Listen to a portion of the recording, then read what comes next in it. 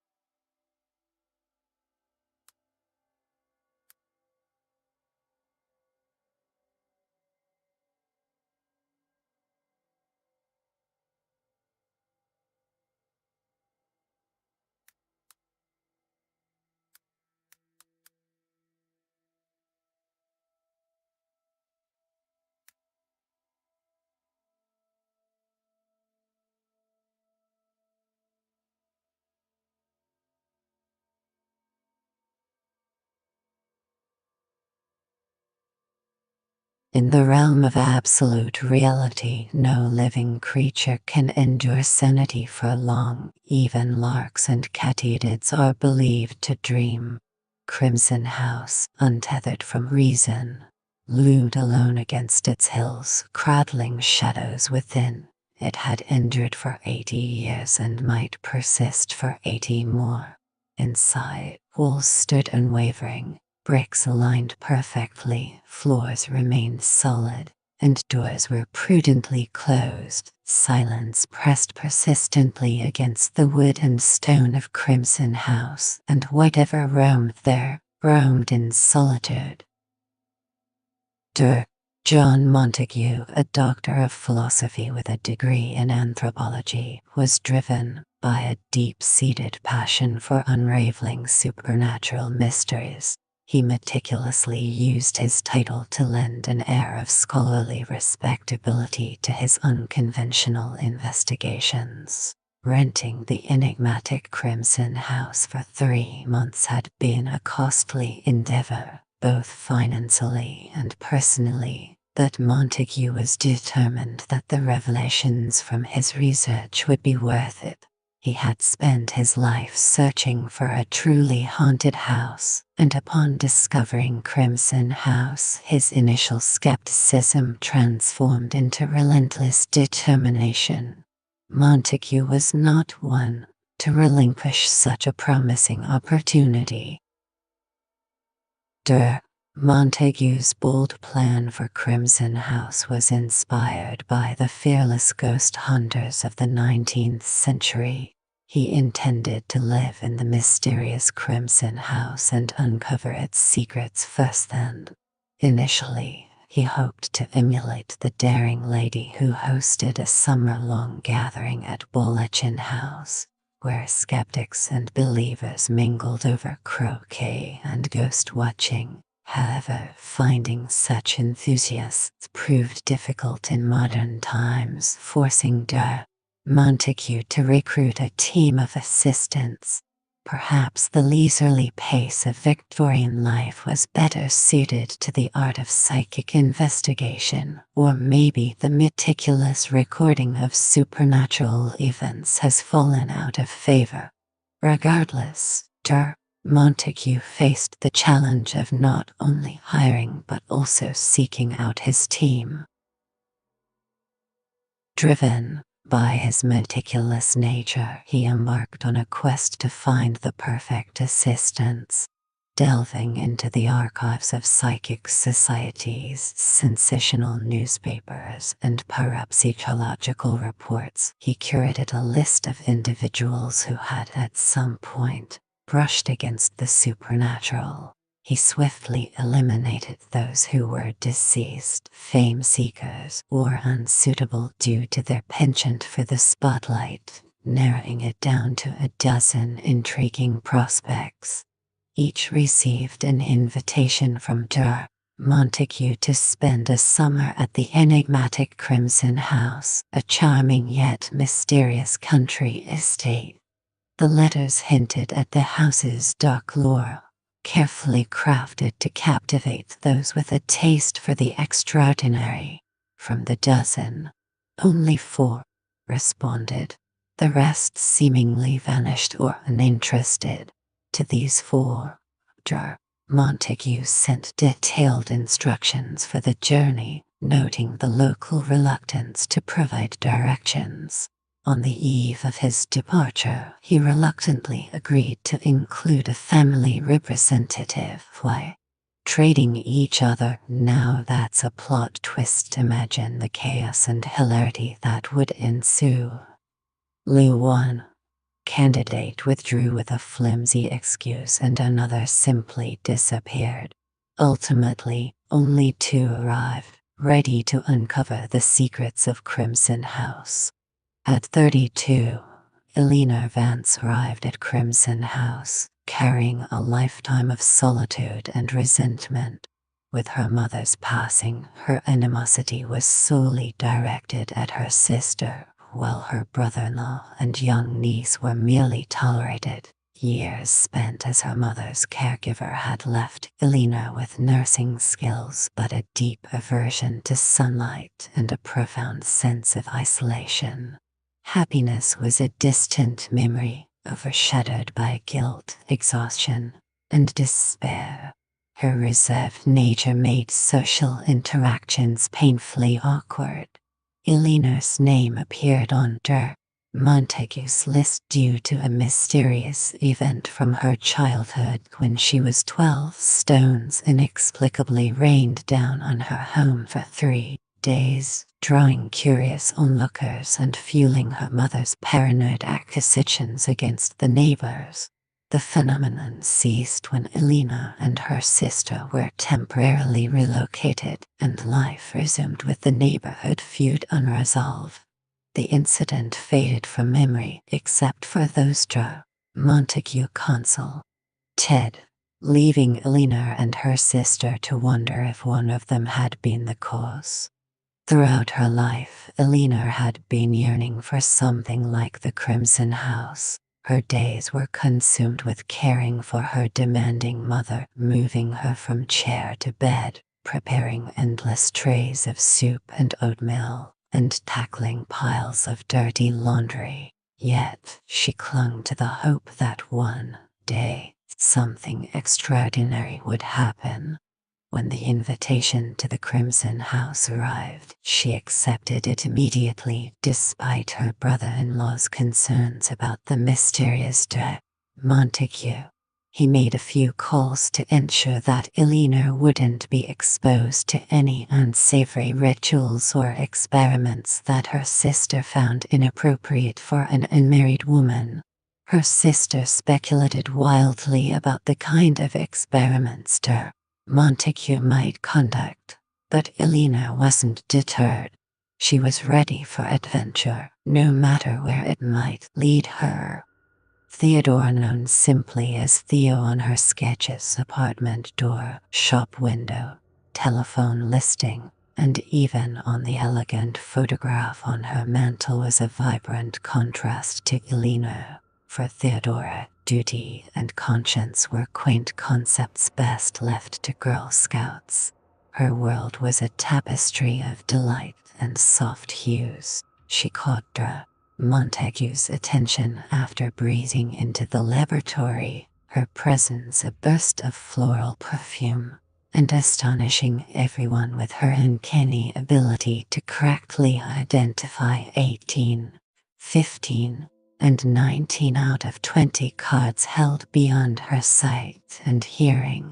Her name became a highlight in the laboratory records, inevitably drawing Montague's interest. Initially amused by his letter, she responded out of curiosity, intending to decline. Yet, an irresistible urge led her to accept when the confirmation arrived. In a whirlwind of emotion, she found herself in a fierce argument with her roommate. resulting in unforgettable acts of destruction, a shattered figurine, and a shredded volume of Alfred de Musset with particular attention paid to Theodora's teasing inscription. The damage done, Theodora wrote to accept Montague's invitation that night and left for Crimson House in icy silence the next day. Luke Sanderson was a charming rogue, a master of deception and mischief. His aunt, the owner of the enigmatic Crimson House, often lamented that despite his impeccable education, stylish wardrobe, and refined taste, he kept the most dubious company. She would have seized any opportunity to keep him out of trouble, even for a short while. The family lawyer convinced Montague that the house couldn't be rented to Luke without a family member present, sensing in Luke a sly resilience and survival instinct that intrigued the doctor. Luke found the situation amusing. His aunt was relieved, and Montague was unexpectedly pleased. Mrs. Sanderson assured the lawyer that there was nothing in Crimson House worth stealing, as the old silver required more effort than Luke was willing to exert. She underestimated him. Though Luke's misdeeds were limited to pocketing small amounts from his aunt and cheating at cards, he also had a penchant for selling gifts from his aunt's friends. Though destined to inherit Crimson House one day, Luke never imagined he'd actually live there. Kivara's got it right, this is seriously cool. I just don't think she should take the car, that's all, Elena's brother-in-law insisted, his voice edged with a mix of concern and defiance. It's half my car, Elena declared with a defiant glint in her eyes. I contributed to every payment. I just don't think she should have it, her brother-in-law protested, turning to his wife for support. It's not fair for her to enjoy the Crimson House all summer while we go without. Elena remarked, Carrie takes it out constantly while I just let it sit in the garage. Plus, you'll be up in the mountains all summer, and you know the car won't be of any use there, Carrie. But what if something happened to little Lenny and she fell ill? We'd need a car to rush her to a doctor. It's half my car, Elena declared with a mischievous glint in her eyes, and I'm determined to claim it. Imagine if even Carrie fell ill and we were stranded without a doctor, desperately needing to reach a hospital. I crave it. I will claim it. Carrie's voice dripped with suspicion as she leaned forward, her eyes narrowing. I don't think so, she said, each word carefully measured. You've kept us in the dark about your plans, haven't you, without knowing where you were headed. I can't just hand over my car. It's half my car, I declared, my voice echoing through the shadowy corridors of the Crimson House. The air was thick with mystery and the promise of secrets untold, each corner whispering tales of its own. The moonlight danced through the windows, casting an ethereal glow on the polished floors as I stood my ground, determined to unravel the enigma that lay before me. No, Carrie declared, her voice firm and unwavering. You absolutely may not. Absolutely, Elena's brother-in-law agreed with a knowing smile. It's essential, just like Carrie insists. Carrie flashed a sly grin. I could never forgive myself, Elena, if I let you take the car and something went awry. Can we really trust this doctor? You are still in your prime, and let's not forget, the car is quite valuable. Well, Carrie, I reached out to Homer in the credit office, and he confirmed that this guy has a stellar reputation at some college or another. Carrie, with a mischievous smile, remarked, naturally, there's every reason to believe he's a decent man, but Alina has chosen not to reveal her destination or how we might contact her if we need the car back. Anything could happen, and we'd be left in the dark, even if Alina, she continued with a slight glance at her teacup, is ready to dash off to the ends of the earth at any man's invitation. There's still no justification for her to take my car along for the ride. It's half my car, I declared, my voice echoing through the Crimson House's shadowy corridors. The air crackled with tension as we stood in the dim light, the flickering candles casting eerie shadows on the walls. The Crimson House seemed to breathe around us, its secrets whispering through the creaking floorboards.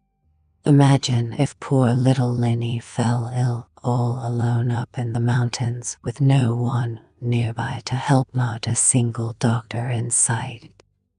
Alina, I'm certain that I'm following what Mother would have deemed best. She had faith in me and would never have condoned letting you roam freely, venturing to who knows where, especially in my car. Or imagine if I fell ill up there in the Crimson House. Without a doubt, Mother would have seen it my way, Alina. Besides, Alina's brother-in-law interjected, a mischievous glint in his eye. What makes us so sure she'd return it unscathed?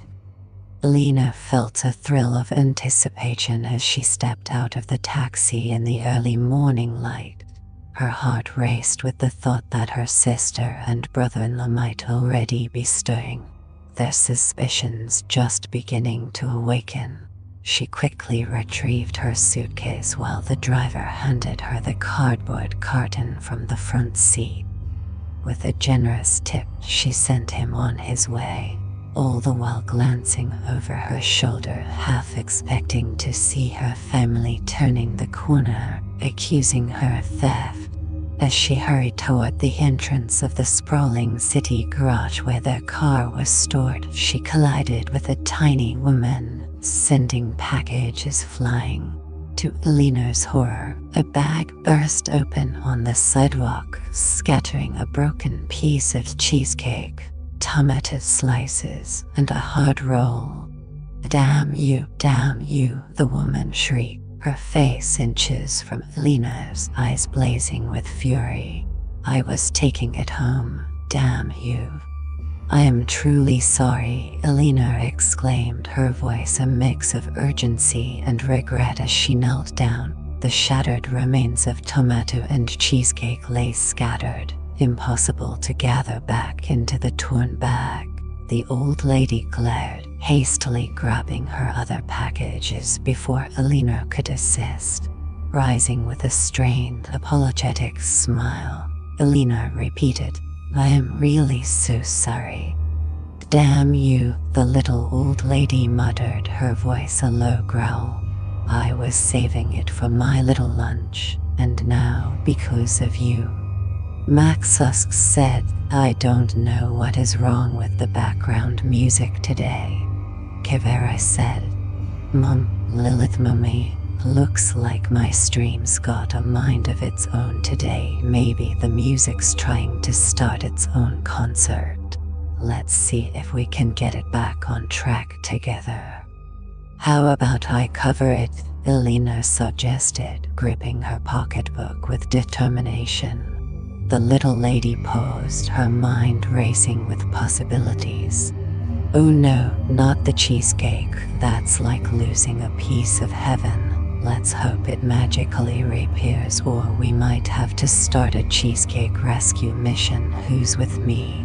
I can't just accept money like that, she finally admitted, her voice tinged with frustration. I didn't purchase these things, they were merely leftovers, her lips pressed together in irritation. You should have seen the feast they had, she continued. But the ham was snatched up by someone else. Same with the chocolate cake, the potato salad, and those delightful little candies in paper dishes. I missed out on everything, and now... Both she and Elena glanced down at the chaos on the sidewalk, and the woman added, "So you see, I can't just take money not like this, not for something that was merely left behind. How about I make it up to you with something even better? I'm in a bit of a rush, but if we can find a place that's still open." The little old lady grinned mischievously. "At least I've got this," she declared, clutching the package with a fierce grip. "You can cover my taxi fare home," she added. "That way no one else will dare to knock me down." "With pleasure," Elena replied, her eyes sparkling with mischief. She turned to the taxi driver who had been watching the scene unfold with keen interest. "Would you be so kind as to escort this lady back to her abode?" she inquired, a hint of mystery in her voice. "Lol, more like lots of love for all the epic moments we've shared. What's been your favorite highlight so far?" "A couple of dollars will do it," the petite woman said with a twinkle in her eye. "Not including a tip for this fine gentleman, of course.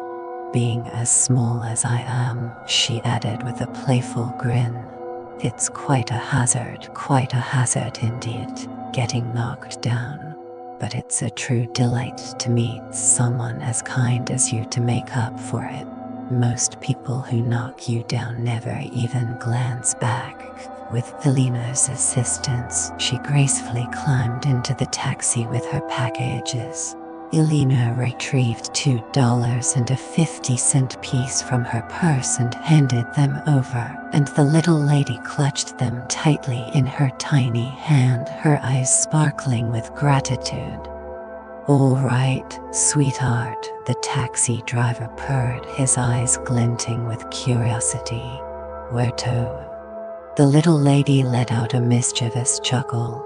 "I'll reveal it once we begin," she teased, then turned to Elena with a sly grin.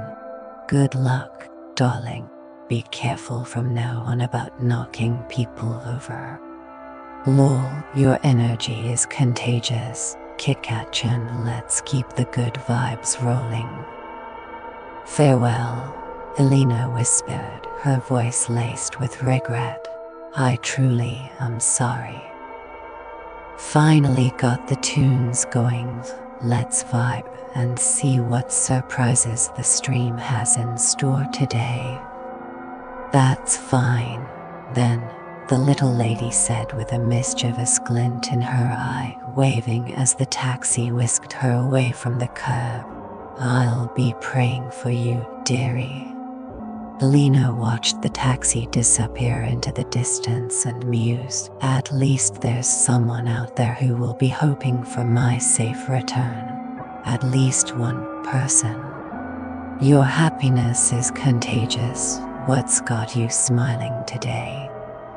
"Oh, thanks, Cat Dad. I'm thrilled you are enjoying the stream. Your support makes it all the sweeter." On the first truly radiant day of summer, Elena was swept away by vivid memories of her childhood, a time when endless summers seemed to stretch before her. Winters were a distant memory, only marked by her father's passing on a dreary, rain-soaked day. Recently, she found herself pondering how she had squandered those sunlit days of youth. How could she have let them slip by so carelessly? Every summer, she chided herself for her folly, reminding herself that she was now grown and understood the true worth of things. Yet, she believed that nothing, not even childhood, was ever truly wasted. Each year, as a warm breeze swept down the city streets, she felt a chill of realization. More time had slipped away, but this morning was different. As she drove the little car she shared with her sister, a thrill of rebellion coursed through her. She had taken it without asking, navigating the bustling streets with a newfound determination. The sunlight danced along her path, and she smiled, teach, inking, I am going, I have finally taken a step toward the Crimson House. Life's full of surprises, but remember, every setback is a setup for a comeback. Keep pushing forward, and you'll rise stronger than ever. Resilience. In the past, whenever she had her sister's blessing to drive the little car, she had navigated with the utmost caution, meticulously avoiding even the tiniest scratch or blemish that might provoke her sister's ire. But today was different. With her carton nestled on the back seat and her suitcase resting on the floor, her gloves, pocketbook, and light coat beside her, the car felt like her own personal universe. The thrill of independence surged through her as she realized, I am truly setting off. At the final traffic light of the city, just before she veered onto the expansive highway leading out of town, she paused, anticipation tingling in her fingertips as she retrieved a Montague's letter from her pocketbook. No map needed, she mused, he must be meticulous. Route to Ashton, the letter instructed, then a left onto route heading west. Travel for just under 30 miles to reach the quaint village of Hillstill. Pass through Hillstill until you see a gas station on the left and a church on the right. Then take a left onto what appears to be a narrow country road. It will wind up into the hills and is quite rugged. Follow this road to its end approximately 6 miles and you will arrive at the gates of Crimson House. I've made these directions precise because it is best not to stop in Hillstill for guidance. The locals are unfriendly to outsiders and particularly hostile to anyone asking about Crimson House. I am thrilled that you'll be joining us at Crimson House, and I eagerly anticipate the pleasure of making your acquaintance on Thursday, the 21st of June. As the light shifted, she veered onto the highway, leaving the city behind. A thrill surged through her veins. No one could catch her now. Her path was a secret known only to her. She had never embarked on such a solo adventure before. The idea of measuring her enchanting journey in miles and hours seemed absurd. She experienced it as a series of fresh, exhilarating moments, each one propelling her forward into a realm of astonishing novelty. Her destination was a hazy mystery, perhaps even a figment of her imagination. She reveled in every twist and turn, cherishing the road, the trees, the houses, and the quaint, imperfect towns. She toyed with the thrilling thought of stopping anywhere on a whim, perhaps never to leave. She imagined pulling over despite knowing it was forbidden and venturing into the inviting wilderness beyond the trees. She might wander until dusk, chasing dreams or following a babbling brook, eventually stumbling upon a humble woodcutter's cottage where she could find refuge. Perhaps she would settle in East Barrington, Desmond, or the charming village of Burke. Or maybe she would continue her journey endlessly until her car's wheels were Kikachin, did you just spot a plot twist, or are we about to dive into something epic? Spill the tea. Air whispers on the road and she reached the world's edge.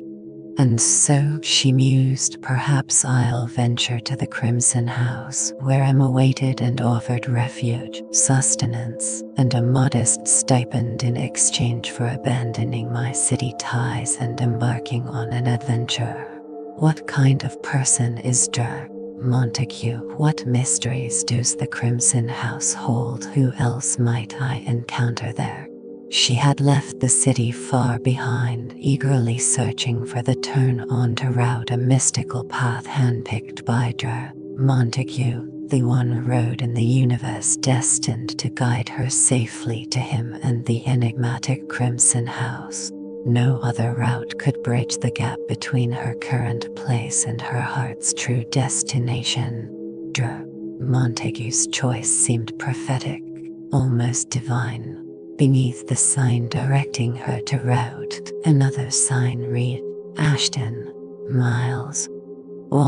Did you guys just hear that? Mind blown. The road, now her trusted companion, twisted and dipped through unexpected turns, once revealing a cow gazing over a fence, another time an indifferent dog leading her into valleys where quaint towns nestled, past sprawling fields and lush orchards. In one village, she encountered a grand house on the main street, with towering pillars and shuttered windows, flanked by two majestic stone lions. She imagined herself living there, dusting the lions each morning and bidding them good night. This June morning marked the beginning of a new, unique time. In mere seconds, she had envisioned a lifetime in that house with its lion sentinels.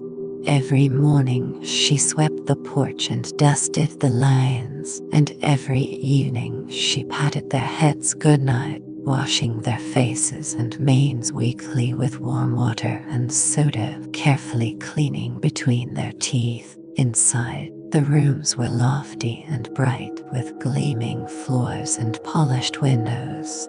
A petite, elegant old lady tended to her, moving with grace as he served tea on a silver tray, offering a glass of elderberry wine each evening for her health.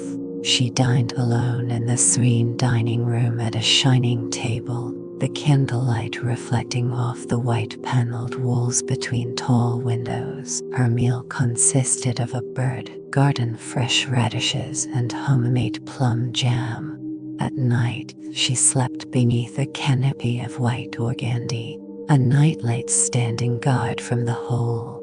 Townspeople bowed to her on the streets, proud of her magnificent lions. When she died, "Hey Maxusk, your name is the spark that lights up the chat, and you are here to join the adventure, share some laughs, and make unforgettable memories with us. Why else would you be in the coolest corner of the internet?"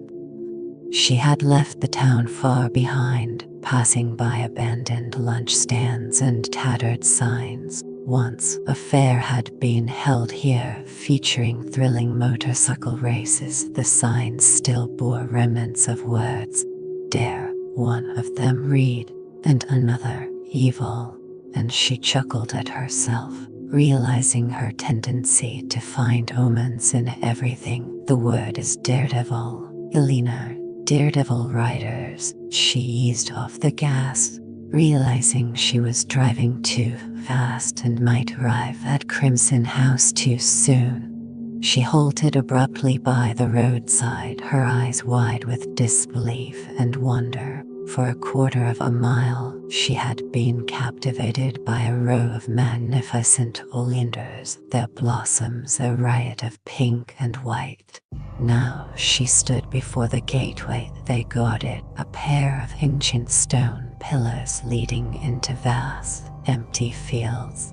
The oleanders veered away from the road, enclosing a grand square, their line stretching to a distant river. Inside this oleander square, there was nothing, no house, no structure, just a solitary road ending at the stream. What had once been here, she pondered, or what was meant to be a house, a garden, an orchard, Were they banished forever, or would they return? She recalled that oleanders were poisonous. Could they be guarding something? Would she dare to step out of her car, pass through the ruined gates, and find herself in an enchanted realm, shielded by the toxic blooms from prying eyes? Once inside the magical barrier, would the spell break, revealing a hidden paradise? She imagined a lush garden with fountains, arbors draped in roses, and a path adorned with jewels, soft enough for a princess. It would lead her to a palace under a spell. Ascending stone steps past vigilant stone lions, she would enter a courtyard where a fountain danced and a queen awaited, weeping for her return. The queen would abandon her embroidery, summoning the palace servants stirring at last from their long slumber to prepare a grand feast, for the enchantment would be lifted and the palace restored, and they would live happily ever after. No, of course, she thought, turning to start her car again. Once the palace becomes visible and the spell is broken, everything will transform. The countryside beyond the oleanders will dissolve into its true form, fading away into a lush green scene straight out of a fairy tale. Then, descending from the hills, a prince will appear, resplendent in green and silver, with 100 bowmen riding behind him. Pennants will flutter, horses will prance, and jewels will sparkle brilliantly. She chuckled, casting a playful glance back at the enchanting oleanders. Another day, she promised them. I'll return and shatter your spell. Hey Llama community, how's your day going? Ready to dive into some epic adventures together?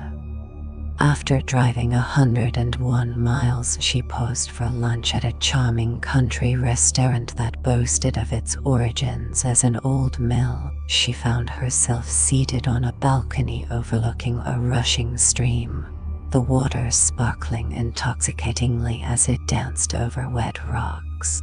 A cut glass bowl of cottage cheese and warm corn sticks wrapped in a napkin awaited her on the table. In this land of fleeting enchantments, she longed to savor the moment, knowing that the Crimson House awaited her at the end of her journey.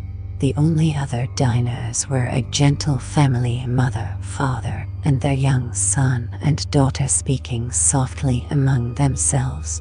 The little girl turned to Elena with open curiosity and smiled, her curls catching the light from the stream below. Her mother softly remarked, "She wants her cup of stars." Elena glanced up in surprise as the little girl pushed her chair back, stubbornly rejecting her milk. Her father frowned, her brother giggled, and her mother calmly remarked, "She wants her cup of stars." Absolutely, Elena mused. I feel the same way, a cup of stars, naturally. Kikachin, no tea, you are missing out on the ultimate cozy vibes. Maybe we can find your perfect cup together. I'll turn you into a tea lover yet. The mother, with a soft smile and a hint of apology, explained to the waitress, who was stunned by the notion that the miller's creamy country milk wasn't enough for the little girl. Her special cup, she said, has stars at the bottom, and she always drinks her milk from it at home. She calls it her cup of stars because she can see the stars as she sips. The waitress nodded, still skeptical, as the mother gently urged the little girl, "Tonight, you'll have your milk from your cup of stars when we're back home. But for now, just for a moment, could you be a very good girl and drink a little milk from this glass?" "Don't give in," Elena urged the little girl. "Hold on to your cup of stars. Once they make you conform, you'll never glimpse your cup of stars again." The little girl caught Elena's eye and returned a knowing, mischievous smile, shaking her head defiantly at the glass. courageous girl, Elena thought, wise and fearless. You are indulging her too much, the father remarked. She shouldn't be permitted such caprices. Just this once, the mother whispered with a mischievous glint in her eye. She set down the glass of milk and leaned in, her touch a gentle promise on the little girl's hand. Indulge in your ice cream, she urged, as if sharing a delightful secret. As they departed, the little girl waved farewell to Elena, who returned the gesture, savoring her coffee in blissful solitude while the vibrant stream cascaded beneath her. Elena mused that her journey was nearly complete. She was more than halfway to her destination. The thought of reaching the end filled her with anticipation, and in the recesses of her mind, a lively tune flickered like the sparkling stream, echoing a phrase. In delay there lies no plenty, she reminded herself. In delay there lies no plenty.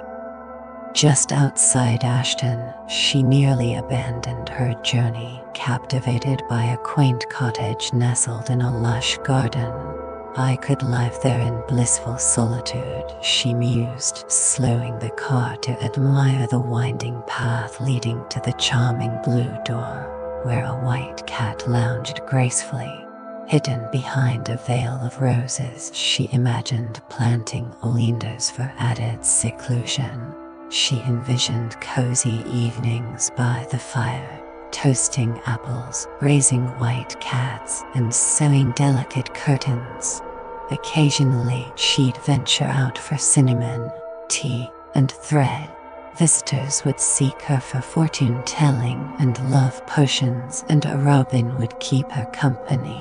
Yet, the cottage faded into the distance as she refocused on finding her new path, meticulously mapped by Jar Montague.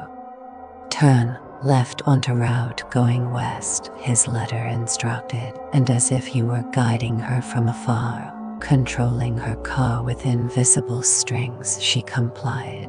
Now en route, her journey was nearly complete.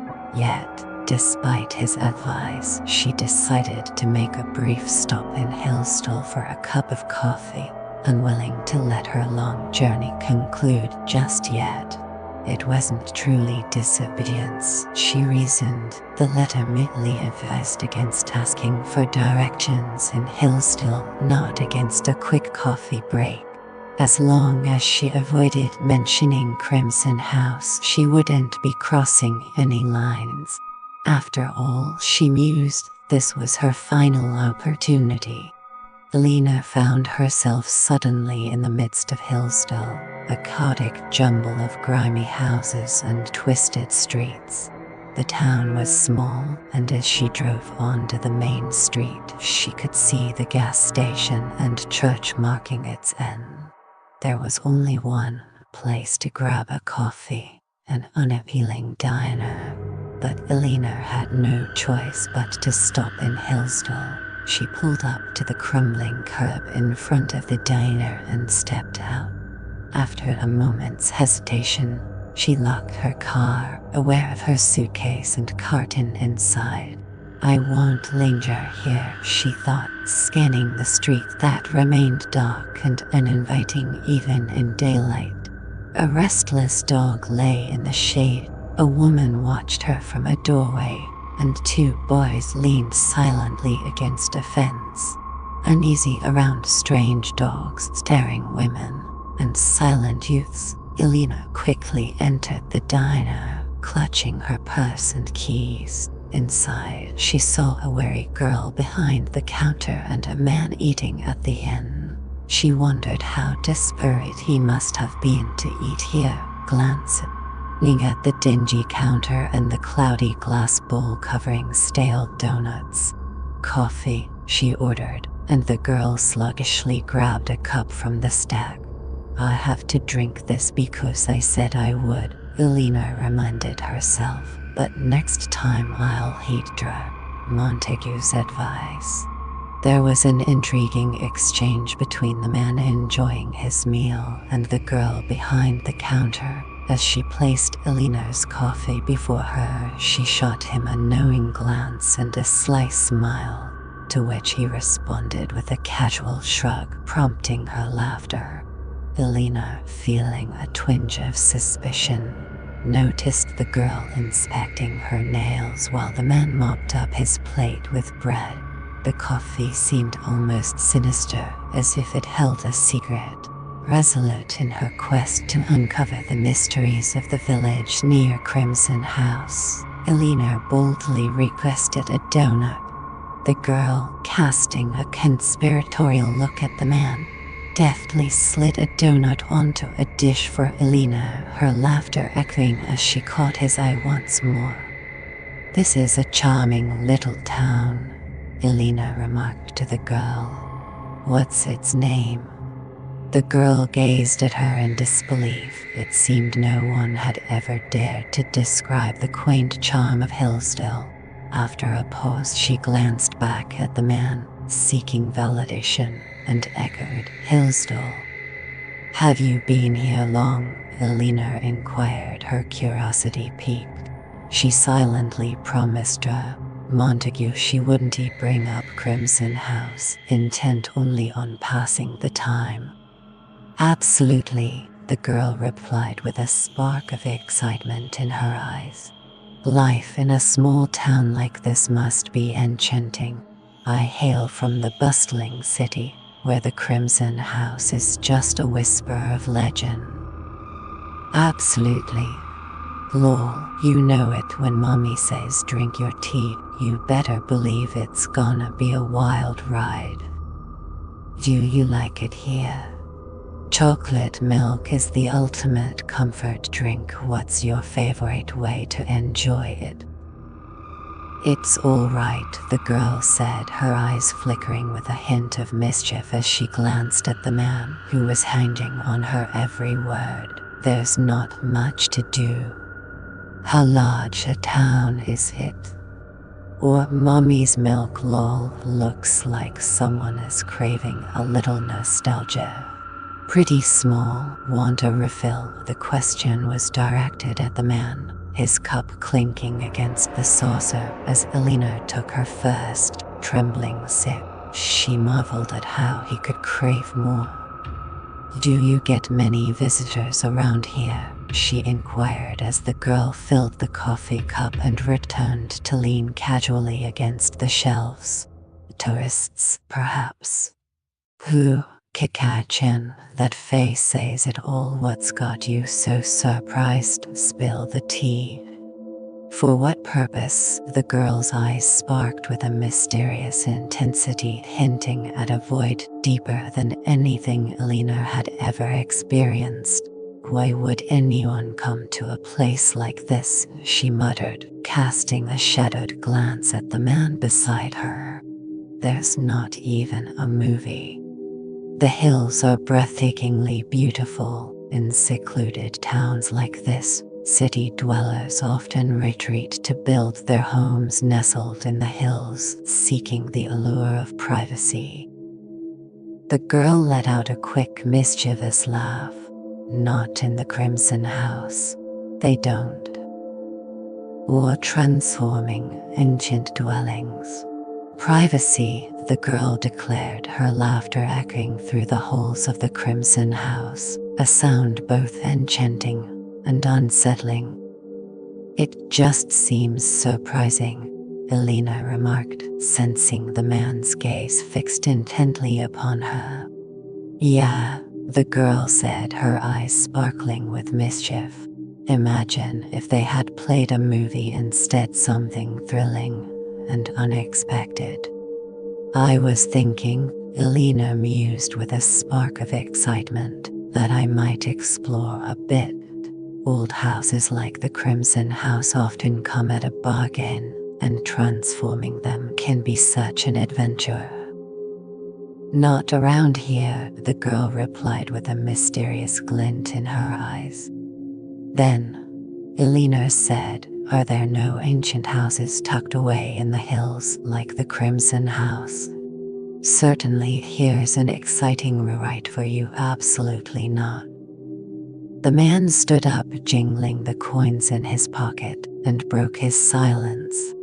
Folks escape this town, he declared. They don't come seeking the Crimson House. As the door clicked shut behind him, the girl's gaze shifted back to Elena, her eyes flat and almost resentful, as if Elena's chatter had chased him away. He was right, she murmured at last. The lucky ones always manage to escape. Why don't you run away? Elena asked, her voice tinged with curiosity. The girl merely shrugged, a mysterious smile playing on her lips, as if the secrets of the Crimson House held her in an unbreakable spell. Would it make any difference? She mused, handing Elena her change with a disinterested air. Her eyes flickered with a hint of mischief as she glanced at the empty plates nearby, almost breaking into a smile. He's a regular, she remarked. Elena returned the smile and was about to reply when the girl turned away, engrossed in arranging cups on the shelves. Feeling the conversation was over, Elena gratefully stood, gathering her car keys and pocketbook. Goodbye, she said. Without turning, the girl replied, Good luck. I hope you find your Crimson House. The road stretching away from the gas station and church was treacherous, riddled with deep ruts and jagged rocks. Elena's little car jolted and bounced, hesitating to venture further into these foreboding hills where the day seemed to vanish quickly beneath the thick, oppressive canopy of trees. Clearly, this road wasn't meant for much traffic, Elena mused with a wry smile, swerving to dodge a particularly menacing rock. 6 miles of this would surely take a toll on the car. For the first time in hours, she thought of her sister and chuckled. By now, they must have realized she had taken the car and vanished, but they wouldn't know where. They'd be incredulous, never having suspected Elena capable of such a thing. I never suspected it of myself, she thought, still laughing. Everything feels different. I am transformed, far from home. In delay there lies no plenty. Present mirth hath present laughter. She gasped as the car struck a rock and veered across the road with a threatening scrape beneath, but it bravely continued its determined descent. Branches brushed against the windshield as darkness deepened. Crimson House knows how to make an entrance, she thought. I wonder if the sun ever shines here. Finally, with one last push, the car broke through a tangle of dead leaves and branches, arriving at a clearing by the gate of Crimson House. Why am I here? She wondered, a sense of helplessness washing over her. The gate loomed tall and foreboding, its heavy structure embedded firmly in a stone wall that disappeared into the dense forest. From the car, she could see the padlock and chain intricately woven through the bars. Beyond the gate, the road stretched onward, curving into the shadows cast by the silent, dark trees that lined its path. With the gate so securely locked, double-locked, chained, and barred, she couldn't help but wonder who was so desperate to enter. She stayed in her car, pressing the horn, causing the trees and gate to tremble and recoil slightly from the noise. After a moment, she honked again and spotted a man approaching from within the gate. He was as dark and forbidding as the padlock itself. Before advancing, he glared at her through the bars, scowling. What do you desire? His voice cut through the air, sharp and menacing. I long to enter. Please, open the gate and let me in. Who dares to speak? Why, she hesitated, a shiver of anticipation running down her spine. "I'm meant to enter," she finally declared, her voice barely above a whisper. "Why, I am expected, or am I?" she wondered suddenly. "Is this where my journey ends?" The paragraph was written by a succubus and author. She sensed his thrill in wielding power he barely possessed, as if unlocking the gate would strip him of the fleeting dominance he relished. "What power do I hold?" she mused, standing outside the gate. She realized that losing her temper, something she rarely did for fear of seeming powerless, would only make him retreat, leaving her stranded and fuming. She could already envision his feigned innocence if reprimanded for his arrogance, the sly, empty grin, the wide, unseeing eyes, the whiny voice insisting he intended to let her in. But how could he be certain? He had his orders, after all, and he had to follow them. Right, he'd be the one in trouble if he allowed someone unauthorized inside, wouldn't he? She imagined his indifferent shrug and, picturing him, laughed, a reaction that might have been her greatest misstep. With a sly glance, he stepped away from the gate. "You'd best return later," he declared, turning his back with a victorious flourish. "Wait," she called out, her voice laced with urgency. "I'm one of Dr. Montague's guests, and he's expecting me at the Crimson House. Please hear me out." He turned and flashed a mischievous grin at her. "They couldn't have anticipated your arrival," he said, "since you are the first to grace the Crimson House with your presence." "Are you telling me the Crimson House stands empty?" "Not that I'm aware of. Perhaps my wife, overseeing the renovations. They certainly wouldn't have anticipated your arrival, would they?" She leaned back against the car seat, closing her eyes with a sigh. "Crimson House," she mused, "you are as elusive as paradise itself. I assume you understand what you are getting into by coming here. Did they warn you back in the city? Have you heard the whispers about this place? As soon as those gates swing open, I'm stepping into the mysterious realm of Dr. Montague's invitation at the Crimson House. I'll open them. I'm going to open them. But first, you need to understand what awaits you inside. Have you ever been here before? Perhaps you are one of the family." He scrutinized her through the bars, his mocking expression forming yet another obstacle beyond the padlock and chain. "I can't let you in until I'm certain. Can I? What was your name again?" She exhaled deeply, her voice carrying a hint of mystery. "Eleanor Vance." "Not part of the family, huh? Have you ever heard any whispers about the Crimson House?" "This is my moment," she thought, "my final opportunity. I could spin my car around right now, right here in front of these gates, and leave it all behind, and no one would fault me. Everyone has the right to escape." With a fierce determination, she leaned out of the car window and declared, "My name is Eleanor Vance. I am expected at Crimson House. Open those gates immediately." All right. With a theatrical flourish, he inserted the key, turned it, and unlocked the padlock, letting the chain fall away as he swung the gates open just enough for the car to pass. Eleanor drove forward slowly, but his quick leap to the roadside made her wonder if he had sensed the mischievous thought that had just flitted through her mind. She laughed, then halted the car as he approached from the side, safely out of harm's way. "You won't like it," he warned, a mischievous glint in his eyes. "You'll regret the moment I ever dared to open that gate." "Step aside," she commanded, her voice a mix of allure and authority. "I've lingered here far too long.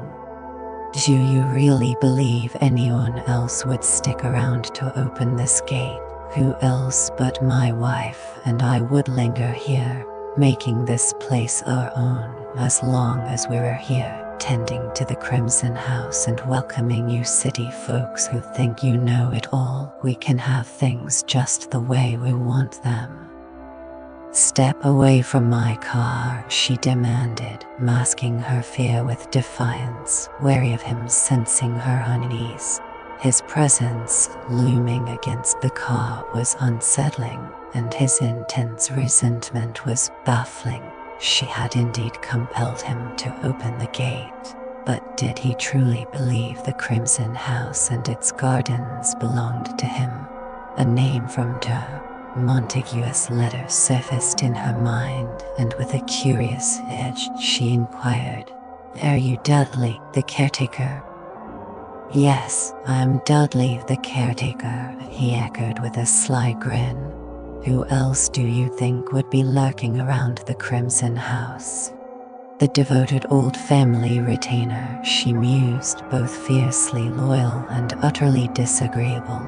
"Do you and your wife manage the Crimson House entirely on your own?" "Who else?" It was his proud declaration, his haunting curse, his relentless refrain.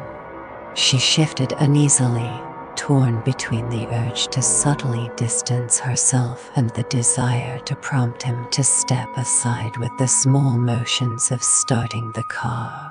"I'm confident you and your wife will ensure our stay is quite comfortable," she declared with a decisive tone. "In the meantime, I'm eager to reach the Crimson House without delay." He chuckled darkly. "As for me," he declared, "I make sure I'm far from the Crimson House once night falls."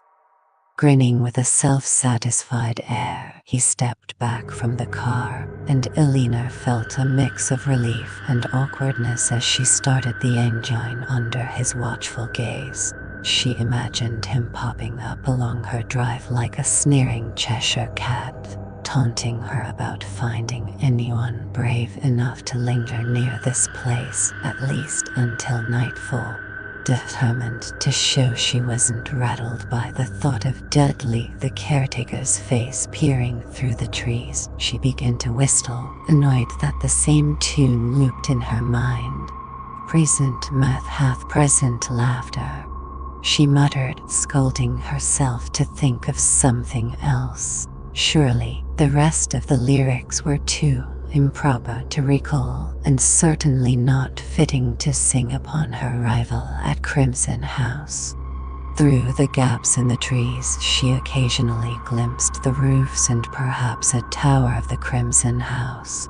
The architecture from that era was so peculiar, she mused. They adorned buildings with towers, turrets, buttresses, wooden lace, and sometimes even Gothic spires and gargoyles. Nothing was ever left plain. Maybe the Crimson House has a hidden tower, a secret chamber, or a passageway leading into the hills, once used by smugglers. What could they have possibly smuggled through these desolate hills? Perhaps I'll encounter a devilishly handsome smuggler and... She turned her car onto the final stretch of road, bringing her face to face with the Crimson House. Without thinking, she pressed the brake, bringing the car to a halt, and sat there, captivated by the sight before her. The house was malevolent. She shivered as the words flooded her mind. "Crimson House is wicked. It is cursed. Escape from here immediately." The sun dipped gracefully behind the hills, eagerly sinking into the soft embrace of the clouds. Long shadows stretched across the lawn as Elena and Theodore approached the side veranda of Crimson House, its wild visage mercifully concealed by the encroaching darkness. There's someone waiting there, Elena said, quickening her pace, and for the first time, she laid eyes on Luke. Journeys end in lovers meeting, she mused and managed to ask, "Are you looking for us?" He approached the veranda rail, peering down at them as the dusk settled in. With a grand, welcoming bow, he declared, "These being dead," he intoned, "then dead must I be. Ladies, if you are the spectral residents of Crimson House, I am here for eternity." "Thanks, Catad. I'm thrilled you are enjoying the vibes and artwork. It's all about those late night feels, right? Let's keep the energy going and make this night unforgettable." Elena thought with a stern amusement, "He's quite the character," while Theodora chimed in, "Apologies for not greeting you earlier. We've been off discovering the secrets of the Crimson House." A sore old beldame with a curdled face greeted us. "Howdy-do," she said with a sly grin. "I hope I find you alive come morning. Your dinner's on the sideboard." With that, she sped off in a sleek convertible, accompanied by her sinister companions, first and second murderers. Theodore quipped, Dudley must be the gatekeeper. The first murderer. I imagine the other was Count Dracula himself. Quite the charming family." "My name is Luke Sanderson," he declared, a mischievous glint in his eyes as if inviting us into a thrilling adventure at the enigmatic Crimson House. Elena's voice trembled with surprise as she spoke. "So you are part of the family that owns Crimson House, not just another of Dr. Montague's guests." "As a member of the family, I have a claim to this grand estate, the Crimson House, which will one day be mine. For now, though, I am here as a guest of Dr. Montague, ready to uncover its secrets." Theodora laughed mischievously. "We," she declared, "are Elena and Theodora, two adventurous souls who set out for a picnic by the brook, only to be spooked back to the Crimson House by a cunning rabbit." "I live in constant dread of rabbits," Luke said with a playful grin. "Can I join if I promise to carry the picnic basket?" "Bring your ukulele and serenade us as we feast on chicken sandwiches. Has Dr. Montague arrived?" "He's inside," Luke said, reveling in his triumph over the Crimson House. For a moment, they sat in silence, each yearning to draw nearer. Then, with a hint of unease, Theodora murmured, "It's not so amusing anymore, is it, now that the shadows are closing in?" "Welcome, ladies," a voice echoed as the grand front door swung open, revealing a figure with an enigmatic smile. "Step into the Crimson House. I am Dr. Montague." The four of them stood for the first time in the expansive, shadowy entrance hall of Crimson House. The house seemed to awaken and envelop them, while the hills above loomed silently, as if keeping a vigilant watch. Whispers of air, sound, and movement swirled around, creating an expectant atmosphere. In this charged moment, the very heart of awareness was the small space they occupied, where four individuals, once strangers, exchanged trusting glances. "I am thrilled to see everyone here, safe and punctual," Dr. Montague exclaimed. "Welcome, all of you, to the Crimson House, though perhaps that welcome should come from you, my boy. Either way, welcome, welcome. Luke, my lad, how about mixing us a martini?" Montague lifted his glass with a hopeful glint in his eye and took a sip, letting out a contemplative sigh. "Not quite remarkable," he admitted, "but here's to our triumph at Crimson House, my friend." How does one measure success in a venture like this? Luke asked with a spark of curiosity. The doctor chuckled. Let's say, he began, that I anticipate our visit to be thrilling, and my book will astonish my colleagues. I wouldn't label your stay as a vacation, though it might appear that way to some. Because I'm eager for us to be productive, though of course productivity hinges on what needs to be accomplished, doesn't it? Notes, he declared with satisfaction, as if grasping a single certainty in a misty world. Notes. We shall take notes, a task not entirely unpleasant for some. As long as no one starts making puns about spirits and spirits, Theodora quipped, extending her glass toward Luke for a refill. Spirits, the doctor leaned in, eyes narrowing with intrigue. Spirits, you say? Absolutely. His voice wavered, a hint of uncertainty creeping in. He paused, brow furrowed, before regaining his composure. Certainly not, he declared, though his hand trembled slightly as he took 3 brisk, restless sips from his cocktail. Everything feels so surreal, Elena exclaimed. Just this morning, I was imagining what Crimson House might be like, and now I can hardly believe it's real and that we're actually here. They gathered in a dimly lit chamber selected by the enigmatic doctor who had led them through a winding corridor, initially uncertain, but soon finding his stride. The room was far from inviting, with an oppressively high ceiling and a narrow, tiled fireplace that seemed cold despite the flames Luke had kindled. The chairs were slippery and rounded, while the light filtering through the colored beads of the lamps cast eerie shadows into the corners.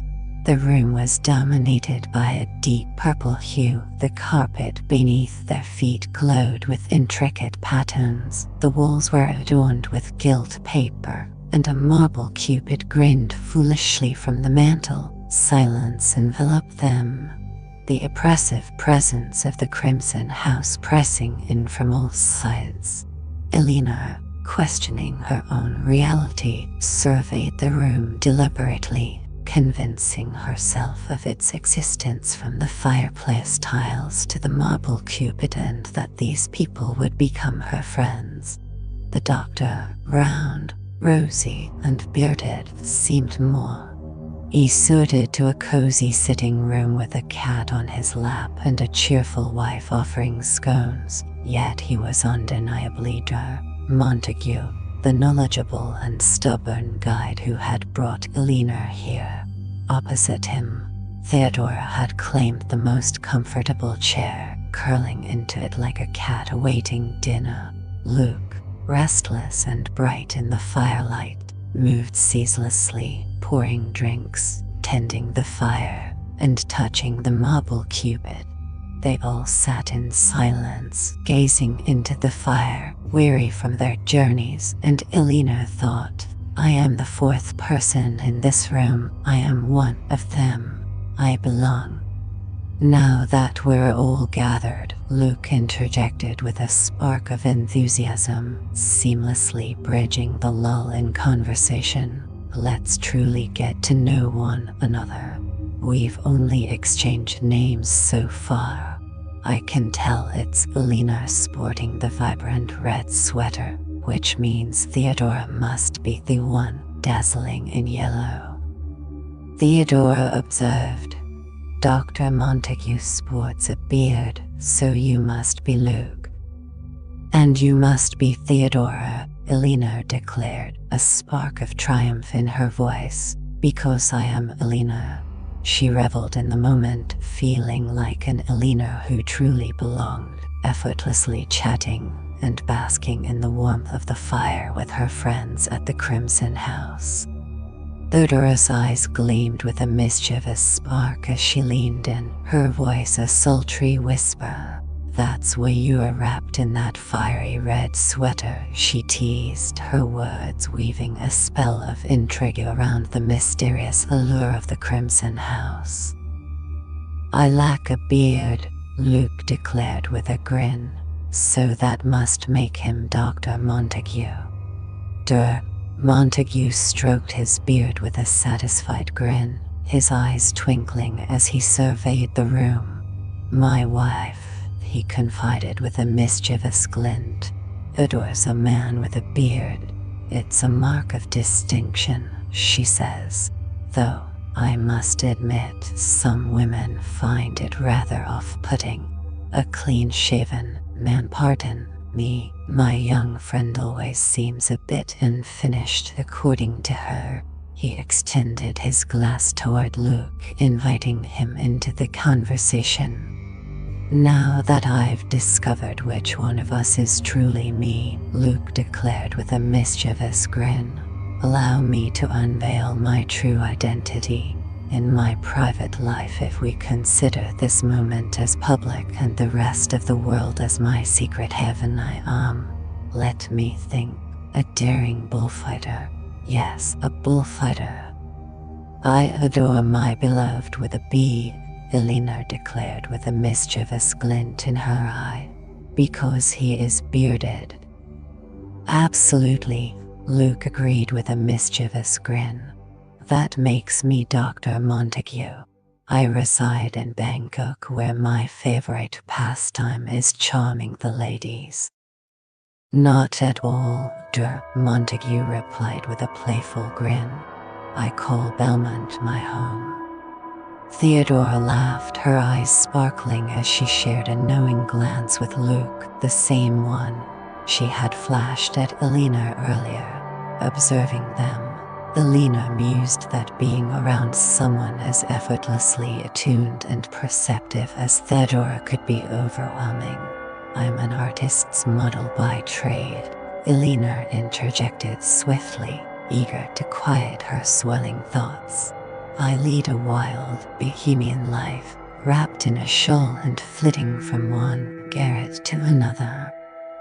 Are you a heartless temptress? Luke inquired, his eyes gleaming with curiosity. Or are you one of those delicate souls destined to fall hopelessly for a noble's heir and wither away in longing? Theodora chimed in with a mischievous grin, losing all your beauty and coughing up a storm. Are you? I believe I have a heart of gold, Elena mused with a hint of mischief. After all, my escapades are the buzz of the calves. Oh my, she pondered. Oh my. Alas, Theodora declared with a mischievous glint in her eye. I am the daughter of a lord. I usually adorn myself in silk, lace, and cloth of gold, but today I've donned my maid's attire to mingle with you. Who knows, I might fall in love with this simpler life and never return, leaving the poor girl to find herself a new wardrobe. And you, Dr. Montague? He grinned wickedly in the flickering firelight. A seeker, a nomad. Truly a remarkable gathering, Luke remarked with enthusiasm. Fated to become inseparable companions, indeed. A courtesan, a pilgrim, a princess, and a bullfighter. Crimson House has surely never witnessed a group like ours. I'll grant the honor to Crimson House, Theodora declared with a mischievous glint in her eye. I've never encountered anything quite like it. She stood, her glass in hand, and drifted over to admire a bowl of glass flowers. What do you think they named this room? She mused. Maybe a parlor, Montague suggested, or perhaps a boudoir. I believe we'll find more comfort here than in any other room. In fact, let's consider this our hub, our common room. It might not be the most cheerful. Naturally, it's delightful, Theodora declared with conviction. There's nothing more thrilling than maroon upholstery paired with oak paneling. And what do we have over there in the corner? A sit-in chair. Tomorrow you'll discover the secrets hidden within the other rooms, the doctor promised her with a mysterious glint in his eye. If we're turning this into a rumpus room, Luke declared with a mischievous grin, we need some proper seating. I can't keep sliding off everything here, he whispered conspiratorially to Elena. Tomorrow, the doctor declared with a spark of excitement. Tomorrow, we shall embark on a thrilling exploration of the entire Crimson House, transforming it to suit our desires. But for now, if everyone is done, let's uncover what culinary magic Mrs. Dudley has conjured for our dinner. Theodora sprang into action but quickly halted, perplexed. Someone will have to guide me, she declared. I have no idea how to find the dining room. She gestured confidently. That door leads to the winding corridor and then into the grand entrance hall, she explained. The doctor let out a mischievous chuckle. Not quite, my dear. That door opens to the conservatory. With a confident stride, he stood up to guide the way.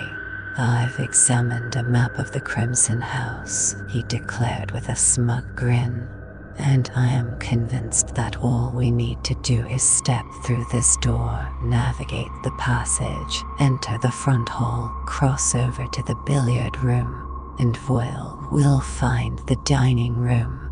It's quite simple, he added, once you get the hang of it. Why did they intertwine their paths like this?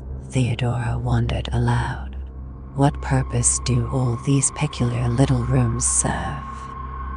Perhaps they reveled in the thrill of concealment, Luke suggested with a mischievous glint in his eye. I can't fathom why they preferred such gloom, Theodora remarked as she and Elena trailed Montague through the corridor. Luke lingered behind, peering into the drawer of a slender table and musing aloud about the cupid heads and ribbon bunches adorning the paneling in the shadowy hall of the Crimson House.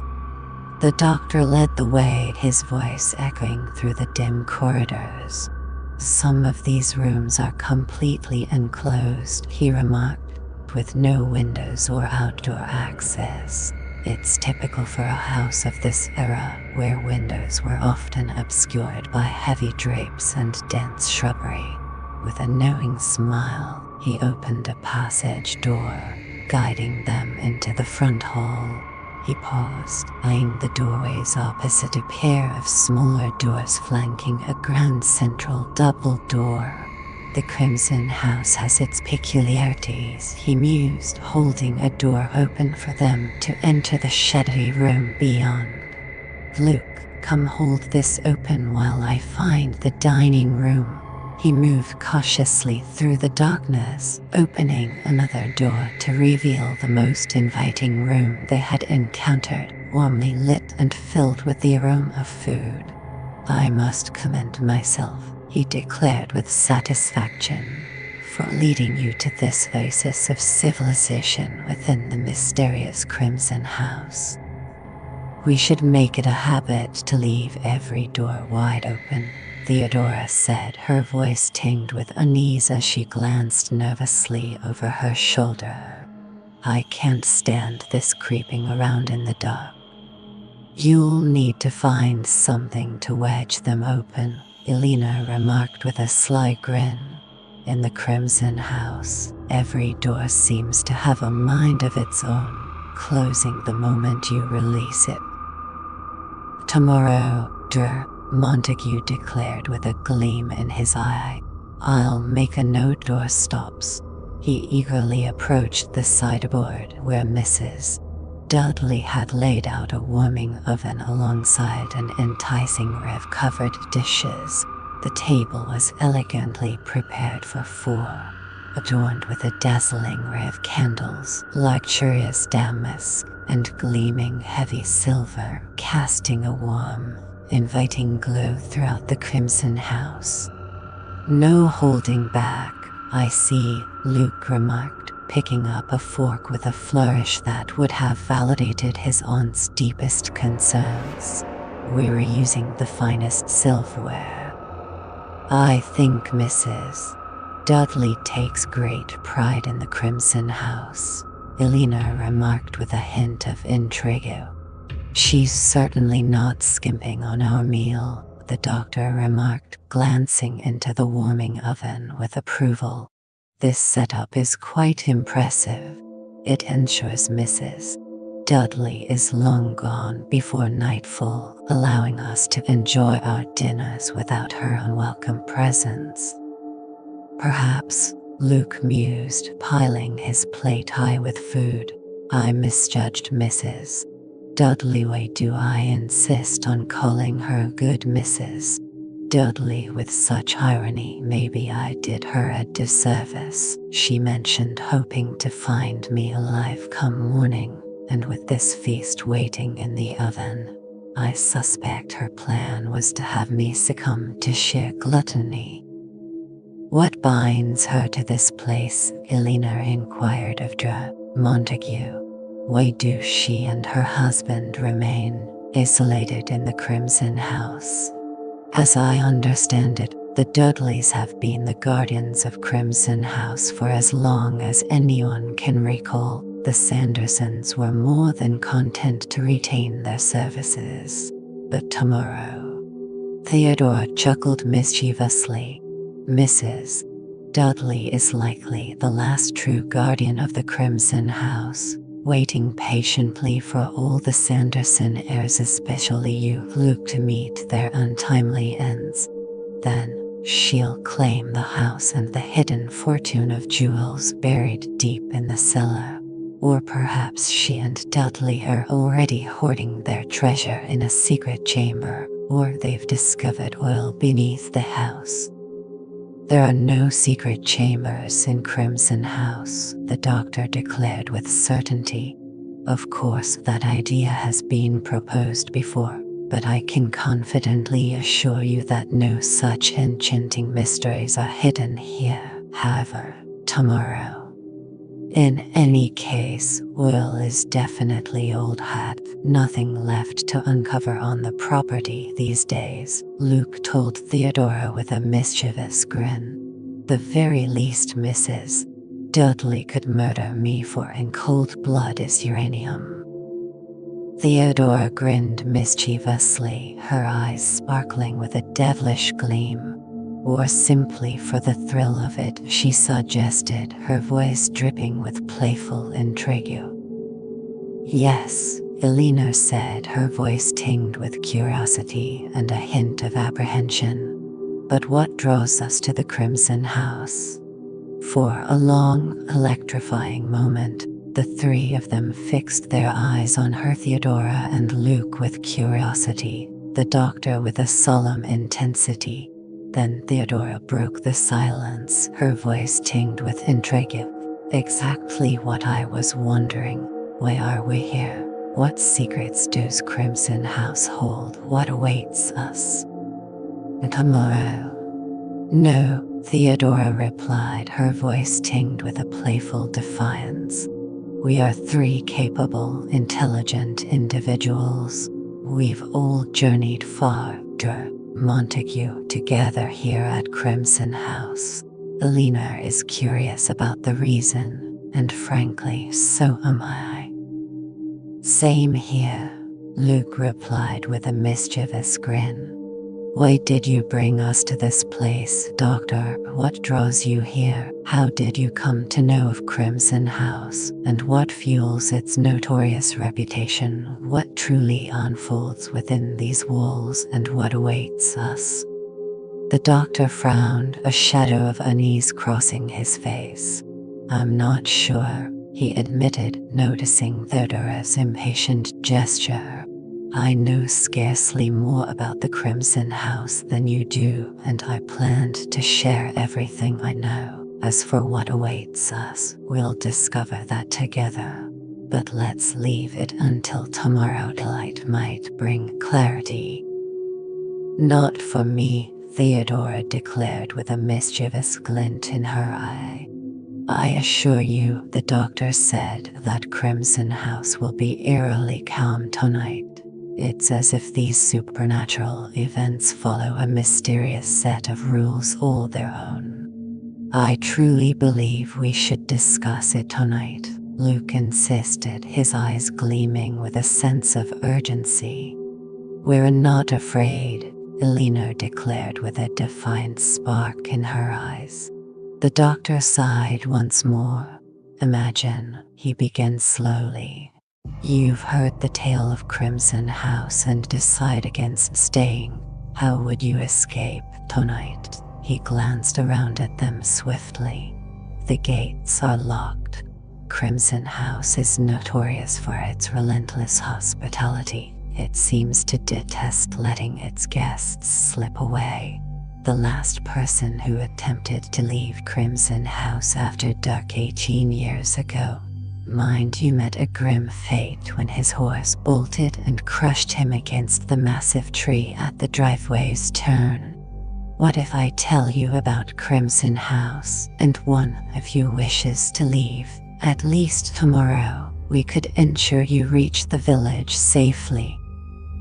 But we're not going to run away, Theodora declared with a spark in her eyes.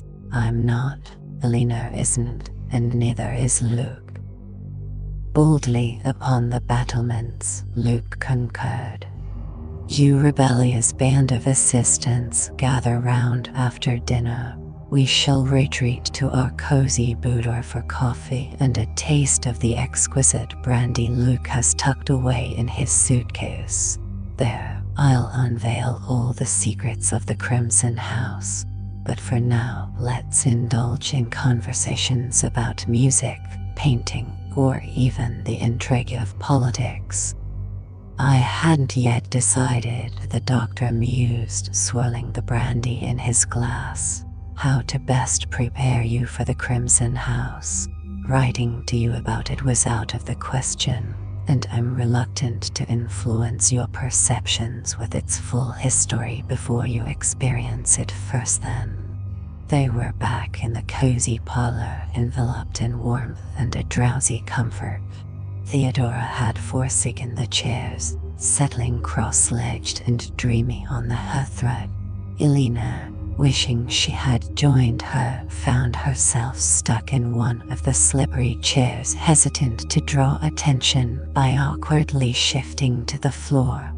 Mrs. Dudley's delightful dinner and the quiet conversation had dispelled the initial air of unease. They were beginning to understand each other, recognizing voices, mannerisms, faces, and laughter. Elena, surprised at how quickly she felt at ease, realized she'd only been at the Crimson House for a few hours and smiled at the fire. She felt the delicate stem of her glass, the firm chair against her back, and the subtle movements of air barely stirring the room's tassels and beads. Shadows pooled in the corners, and the marble Cupid watched over them with a playful grin. What a perfect moment for a ghost story, Theodora exclaimed. If you please, the doctor said, his voice taut with tension. We're not children spinning tales to scare each other. Theodora flashed a mischievous smile, her eyes glinting with curiosity. Forgive me, she purred. I'm just acclimating to the allure of it all. Let's tread carefully with our words, the doctor advised, and set aside any preconceived notions of spirits and phantoms. The floating hand in the soup, Luke suggested with a mischievous grin. My dear boy, if you would indulge me, omission here, driven by scientific curiosity and exploration, should remain untainted by the ghostly tales best suited for campfire gatherings. Satisfied with his cleverness, he glanced around to ensure everyone was entertained. Over the years, my research has led me to intriguing theories about psychic phenomena, and now, for the first time, I have the chance to test them. Ideally, you should know nothing about the Crimson House, remaining open and receptive. And make sure to jot that down, Theodora whispered with a sly grin. Notes, indeed.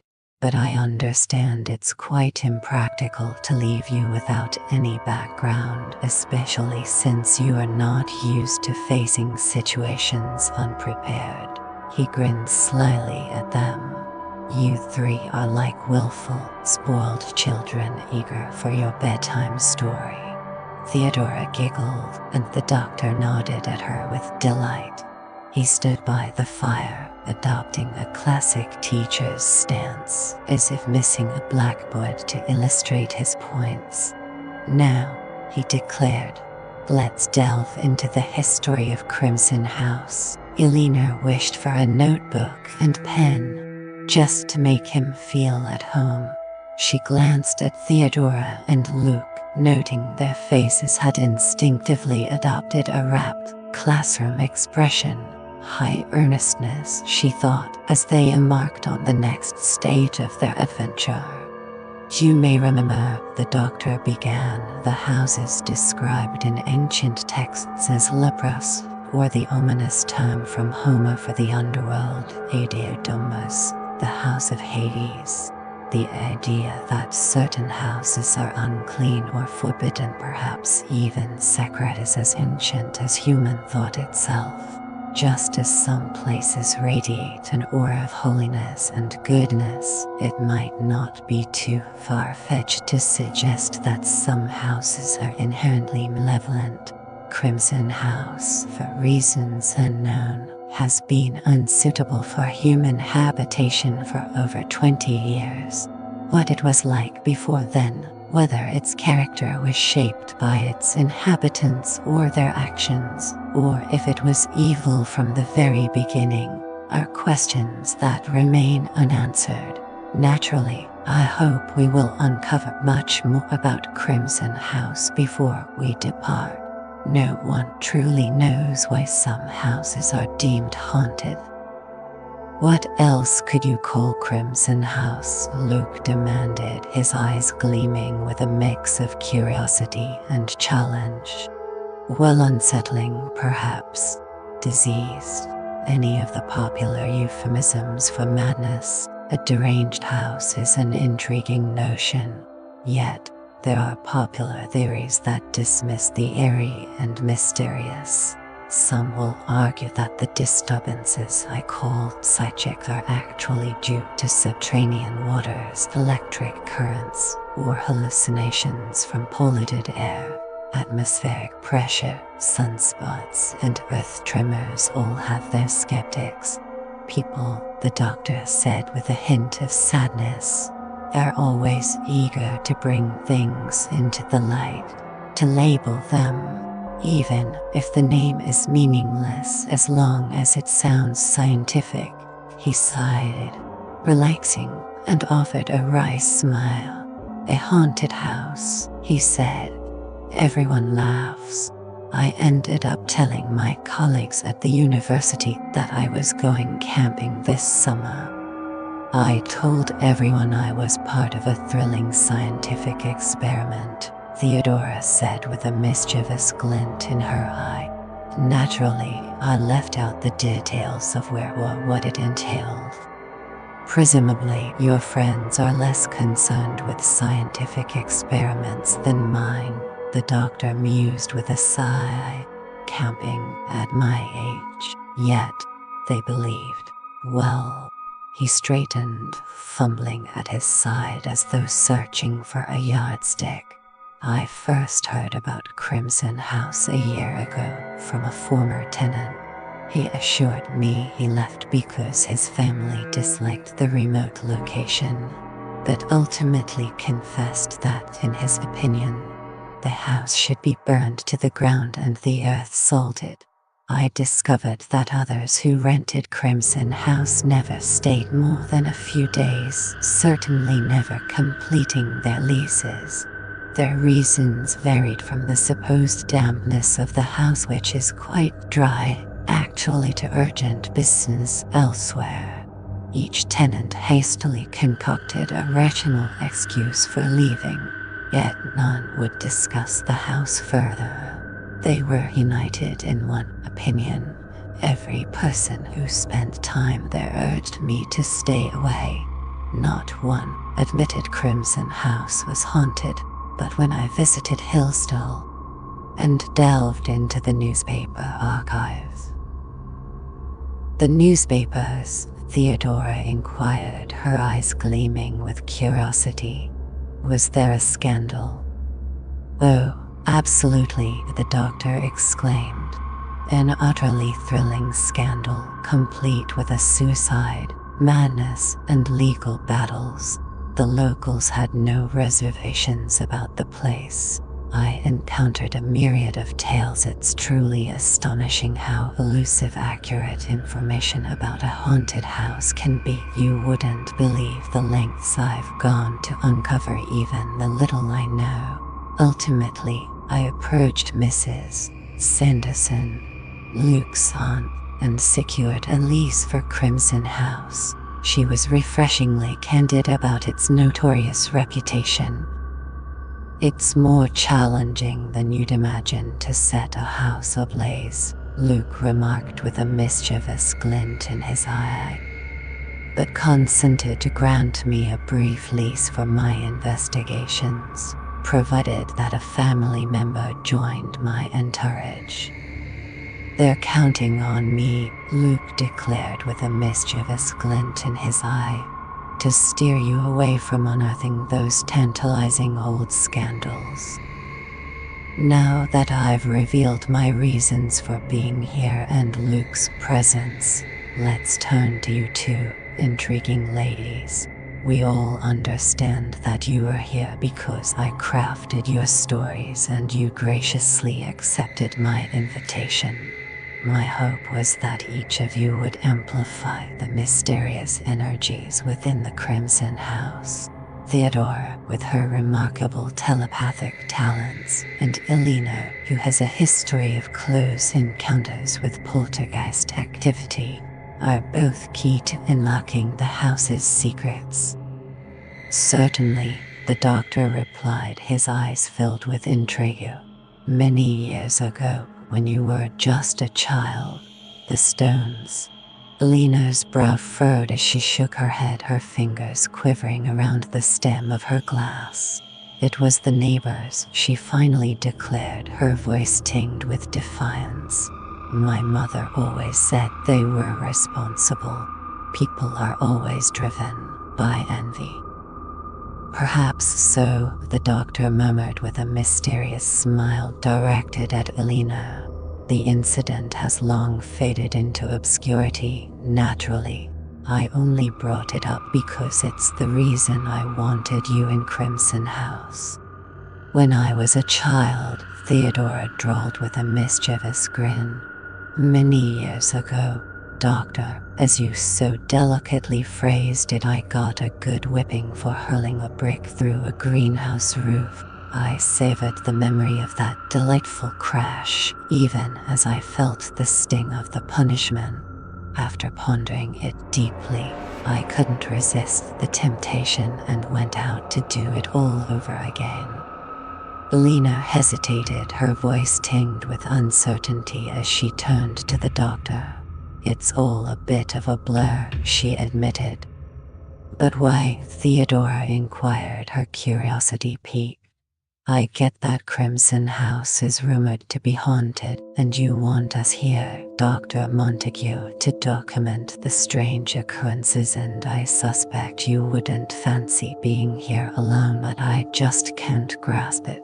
It's a dreadful old place, and if I were to rent it, I'd demand a refund after a single glance at the front hall. But what's really here? What truly terrifies people?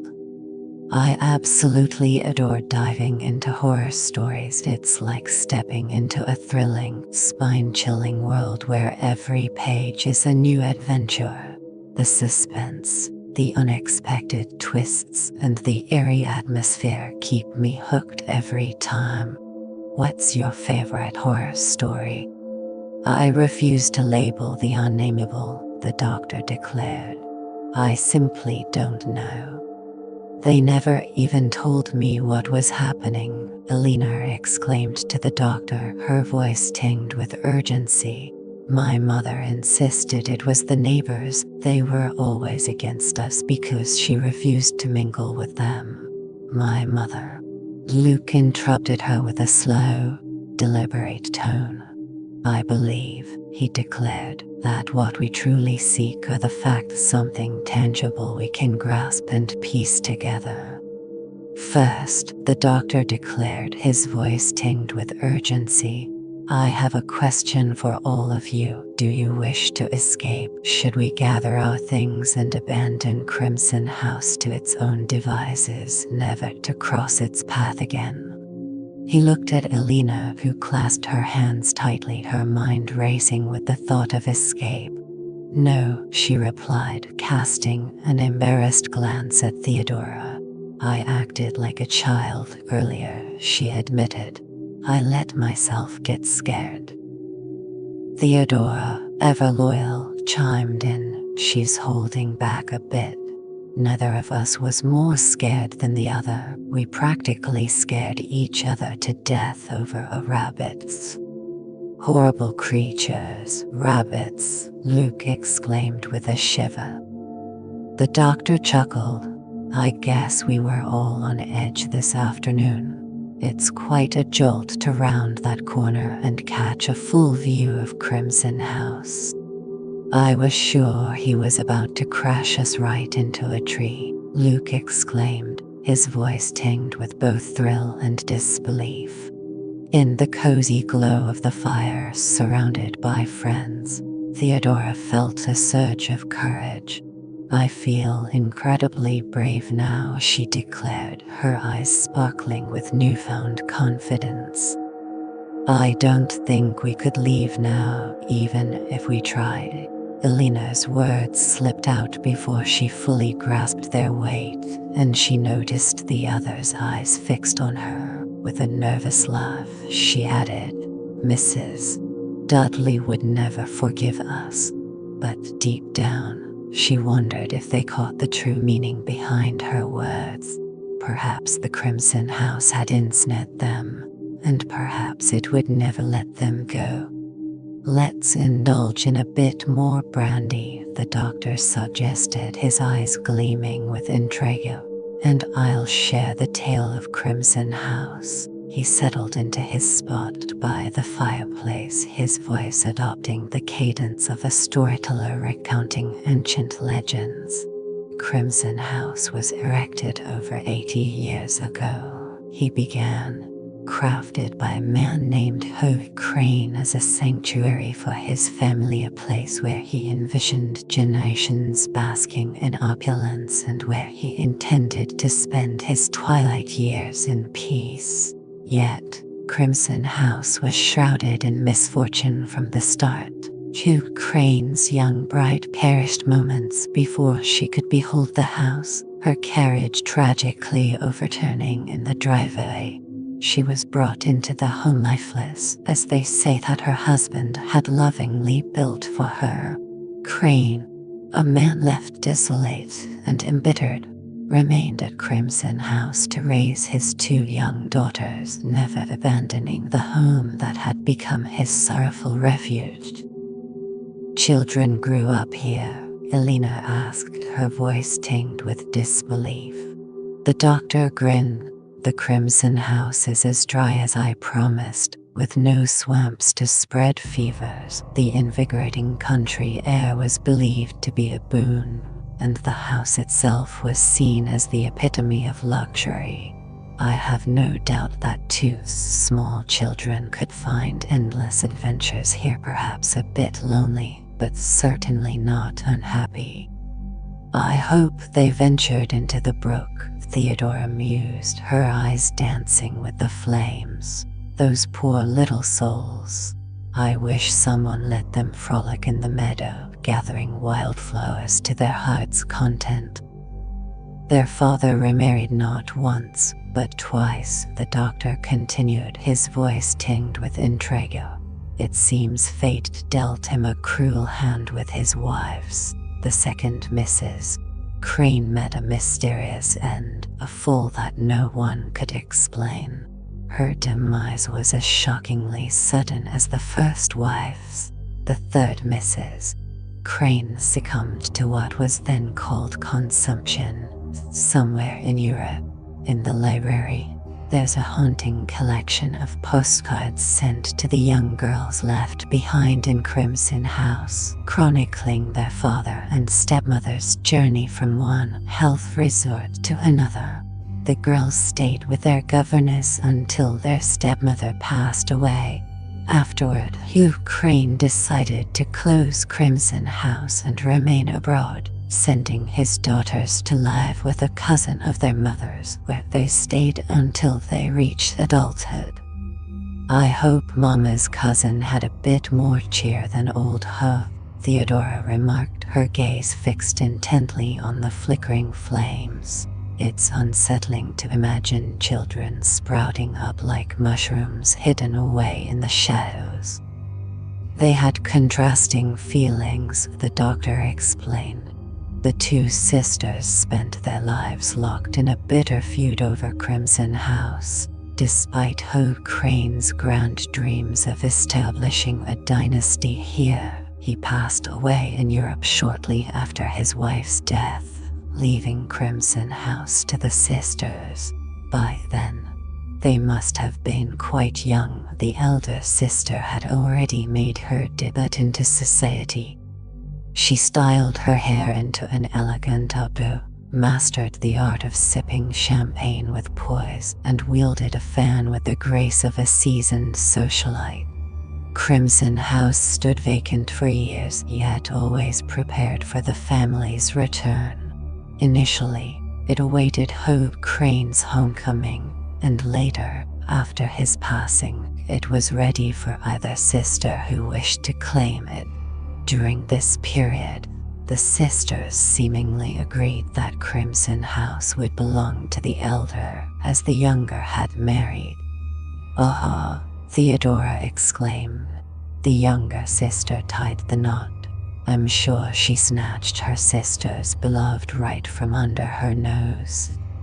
The older sister, rumored to have been heartbroken, returned to live in the Crimson House, her family's ancestral home. She bore a striking resemblance to her father and chose a life of solitude, though the Hillstall villagers knew her well. Despite what you might think, she truly cherished the Crimson House. Eventually, she invited a village girl to join her as a companion. At that time, the villagers held no ill will towards the house, as Miss Crane, her inevitable title, employed locals and was praised for taking in the girl. However, a bitter feud brewed between the sisters over the house. The younger sister claimed she relinquished her rights to the house for valuable family heirlooms, which the elder refused to hand over.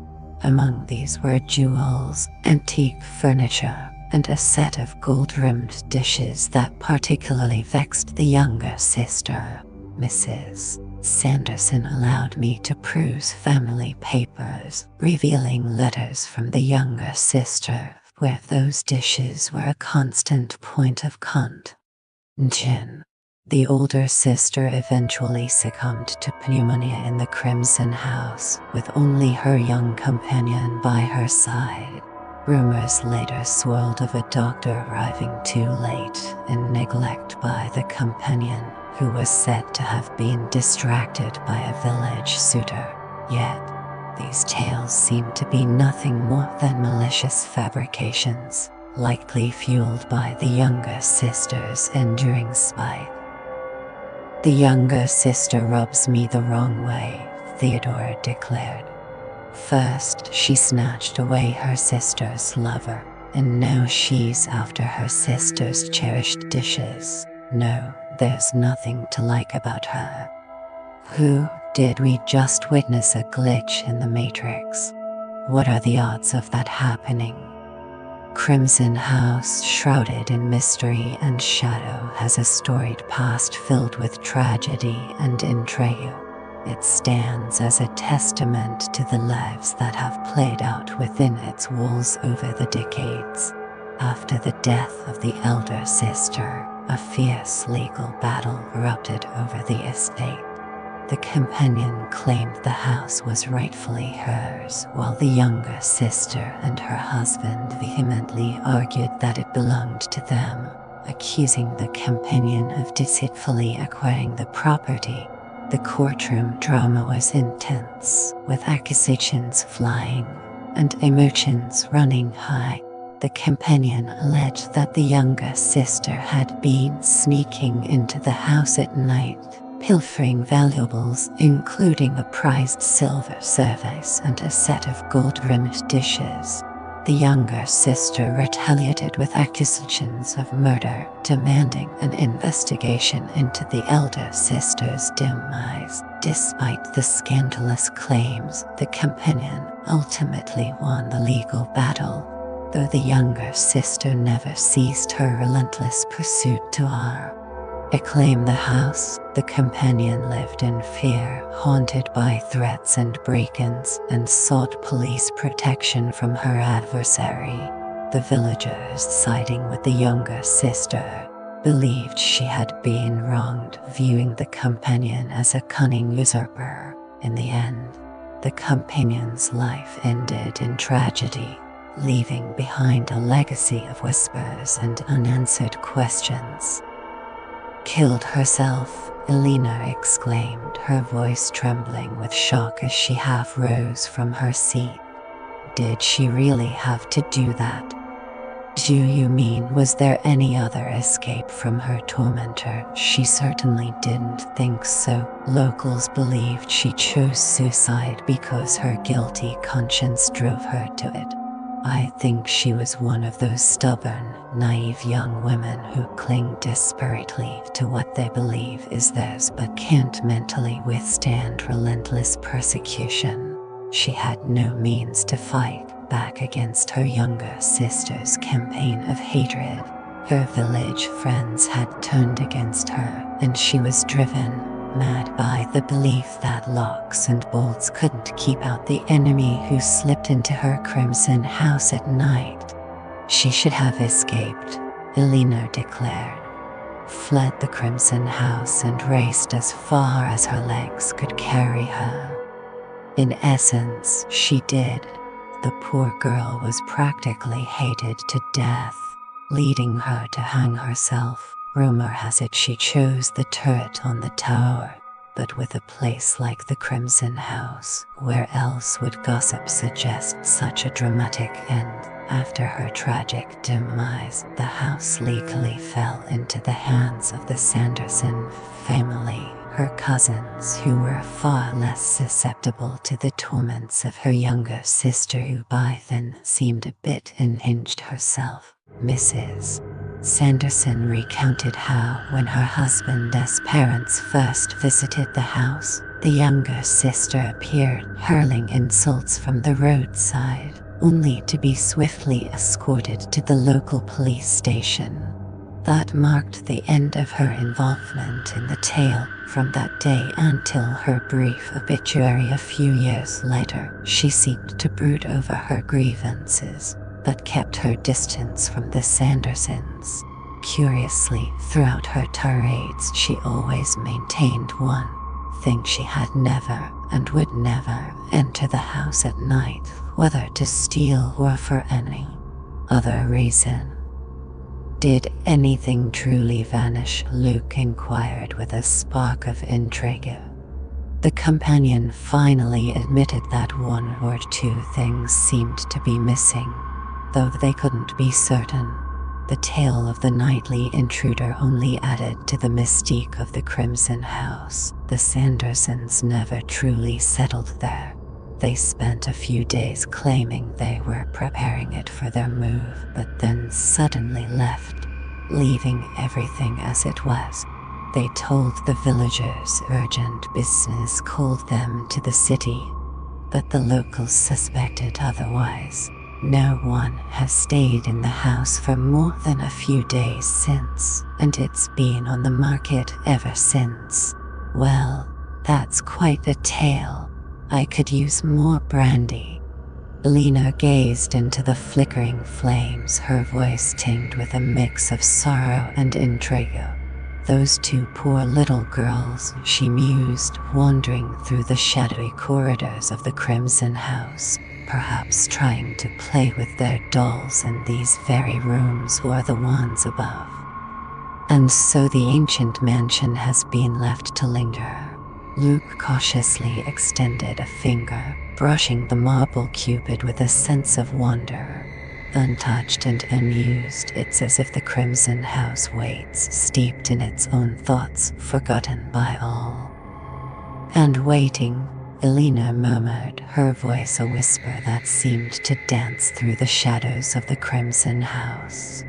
And waiting, the doctor affirmed, a hint of intrigue in his voice. You see, he continued deliberately, the true malevolence lies within the Crimson House itself. It has ensnared and shattered the lives of those who dared to dwell within its walls, a vessel of concentrated malice. Tomorrow you will witness its dark allure first then. The Sandersons, in their initial plans to reside there, installed electricity, plumbing, and a telephone.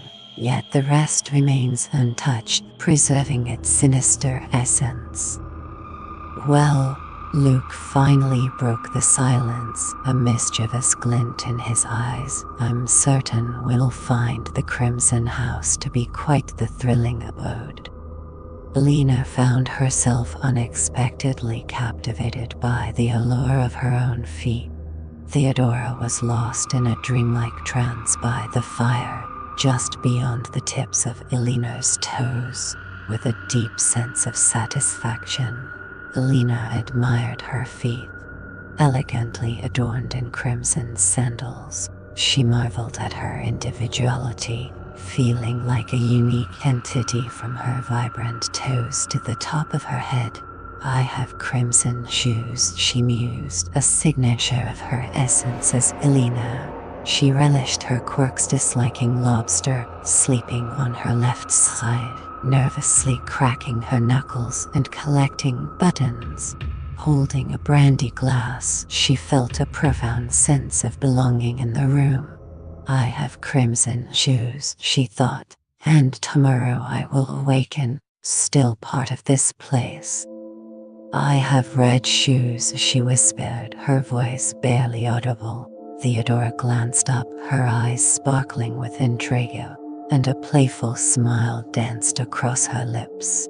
I had planned, the doctor said, glancing around with eager, hopeful eyes, to see if any of you are up for a game of bridge. Absolutely, Elena replied with a sly smile. Memories danced through her mind, the thrill of a bridge game, the graceful presence of her cat dancer, and the exhilarating freedom she felt while swimming. I'm afraid not, Theodora declared, her voice cutting through the tension like a blade. The other three turned to her, their eyes wide with a mix of disbelief and dread, as if the very walls of the Crimson House were closing in around them. Not at all, the doctor inquired, his voice tinged with curiosity.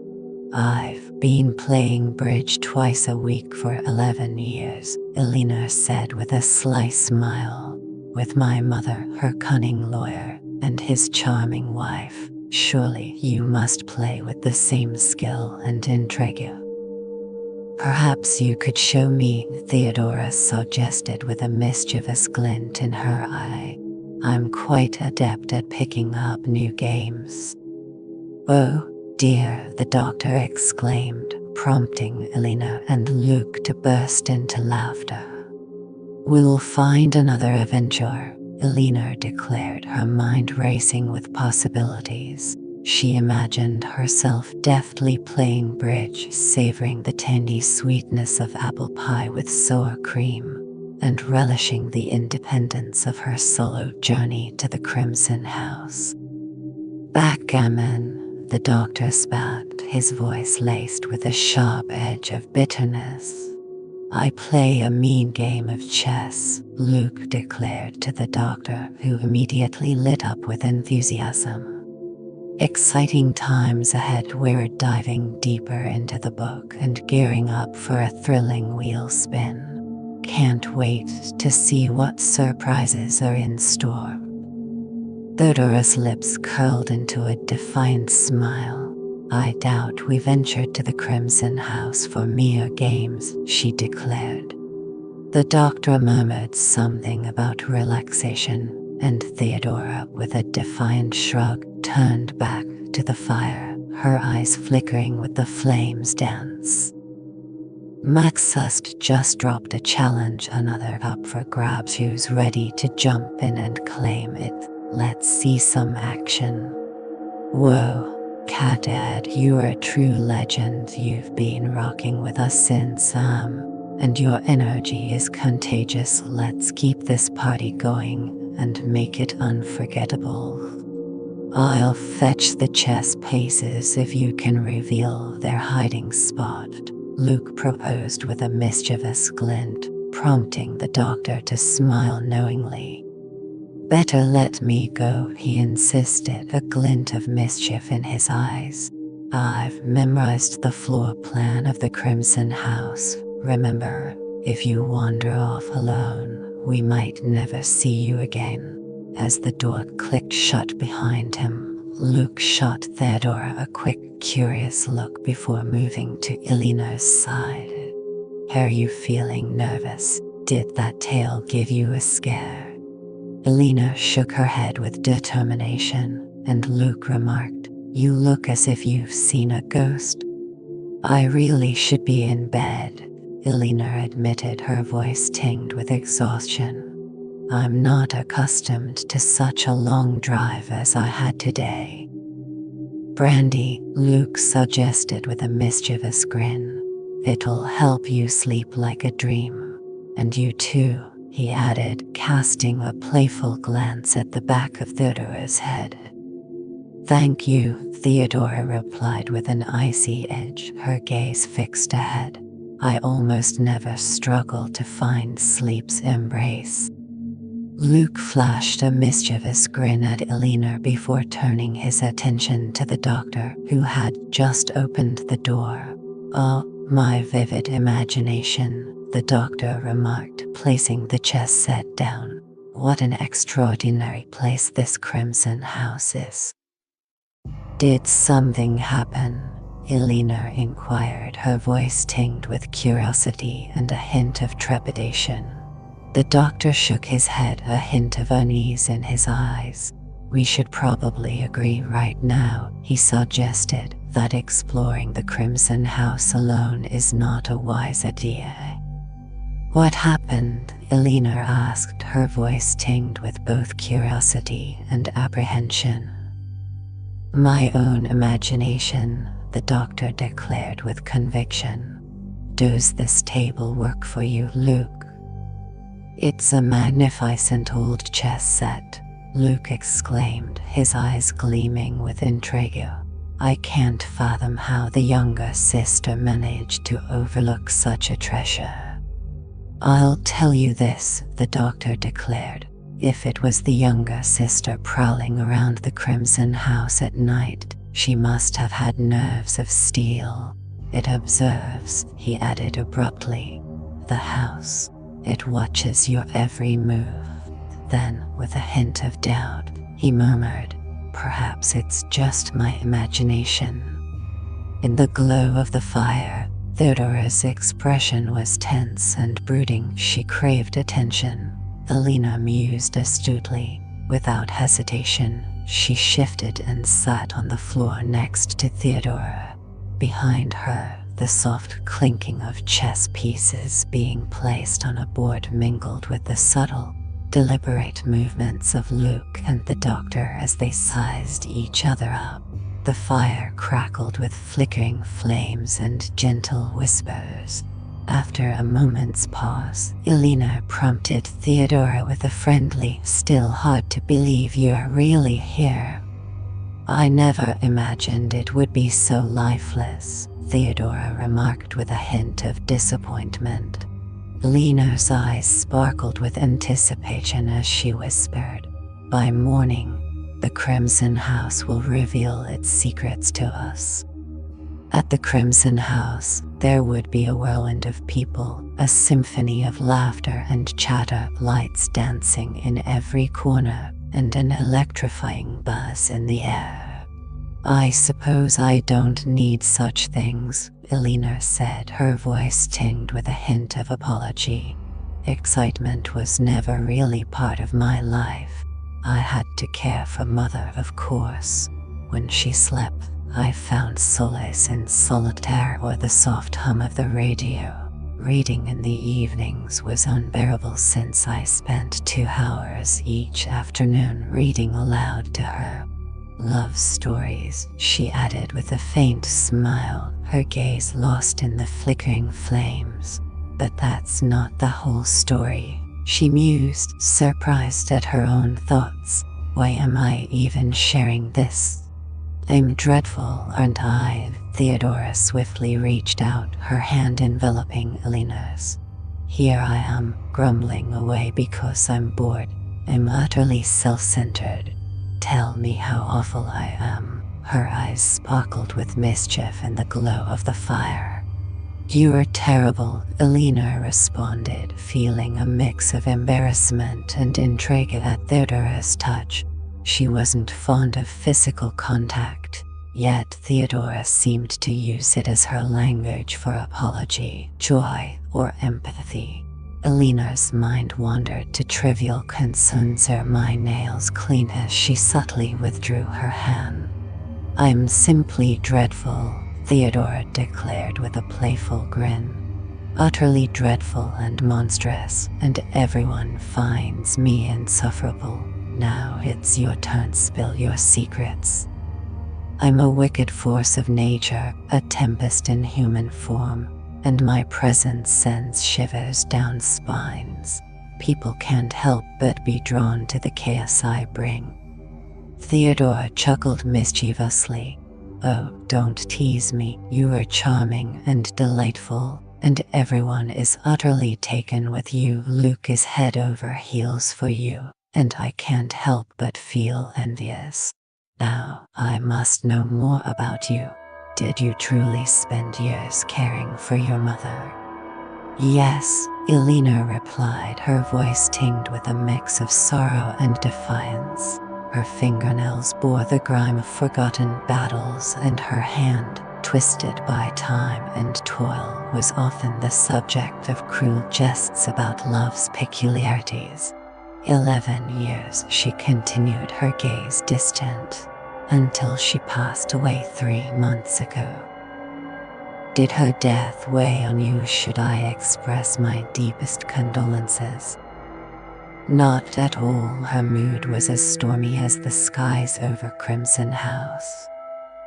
Nor were you, it seems. And neither was I replied, a mischievous glint in my eyes as the shadows of the Crimson House danced around us, whispering secrets only the night could understand. But what about now? What did you do afterward when you finally tasted freedom? I sold the house, Elena announced with a spark of excitement. My sister and I picked out a few small keepsakes. Really, just some sentimental pieces my mother had cherished, like my father's watch and some old jewelry. Nothing like the grand possessions of the Sisters of Crimson House. Did you manage to sell everything else? Absolutely everything. and as quickly as I could manage. And then, naturally, you embarked on a wild, passionate affair that irresistibly led you to the Crimson House. Not exactly, Elena chuckled, her eyes glinting with a mischievous spark. But all those years gone by, did you embark on thrilling cruises, seek out captivating young men, indulge in new wardrobes? Sadly, Elena remarked with a wry smile, there wasn't much money to go around. My sister tucked her portion away for her daughter's education. As for me, I splurged on some new clothes for my trip to Crimson House.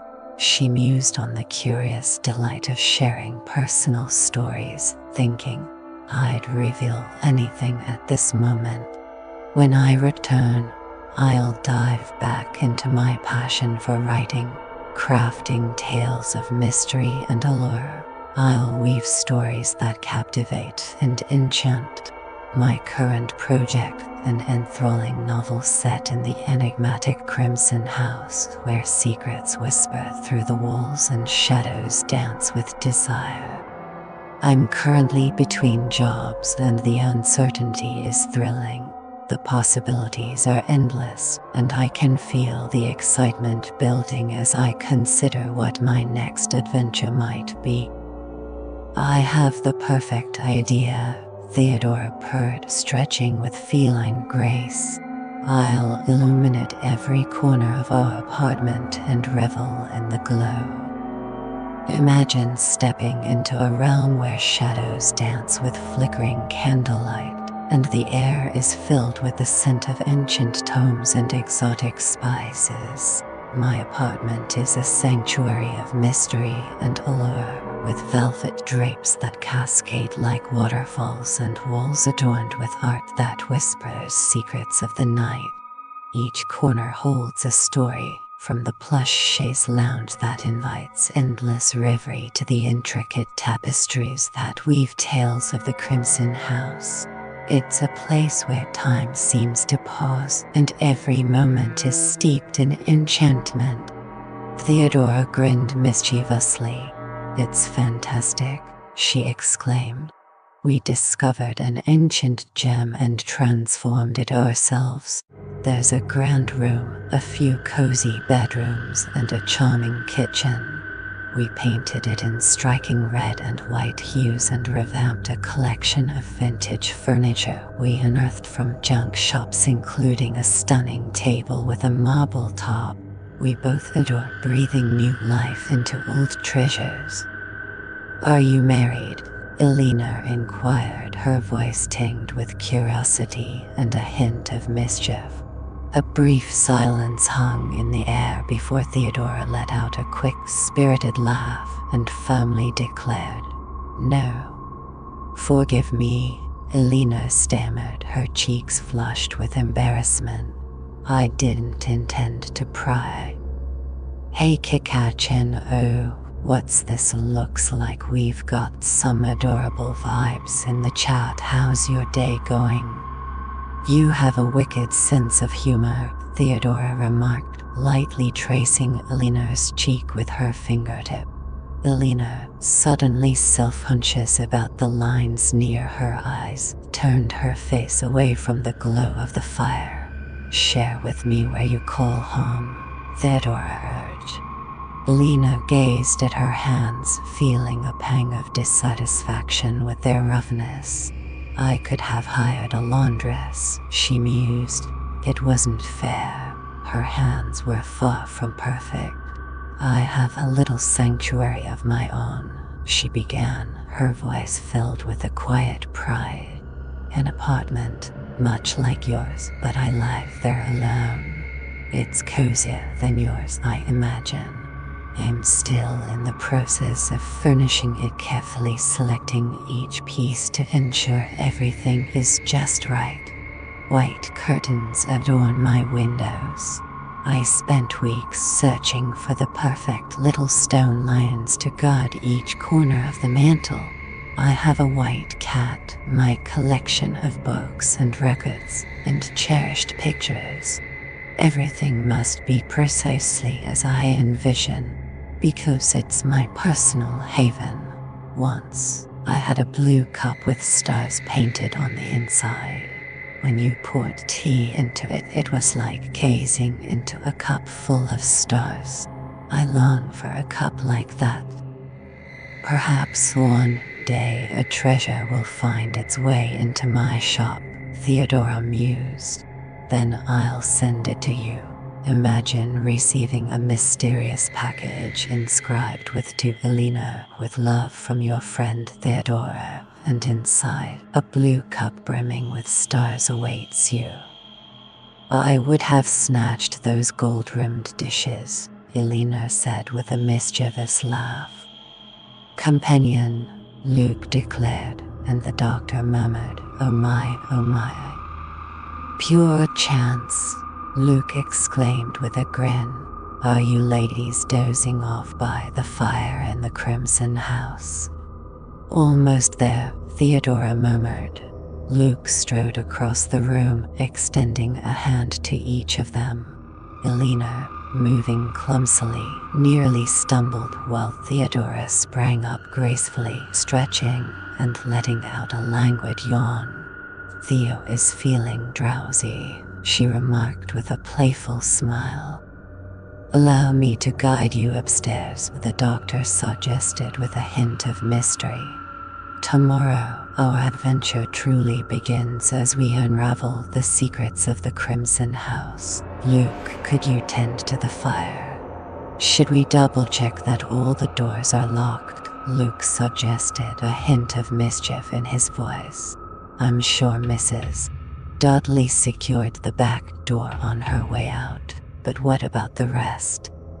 I doubt we'll catch anyone sneaking in, Theodora remarked with a sly grin.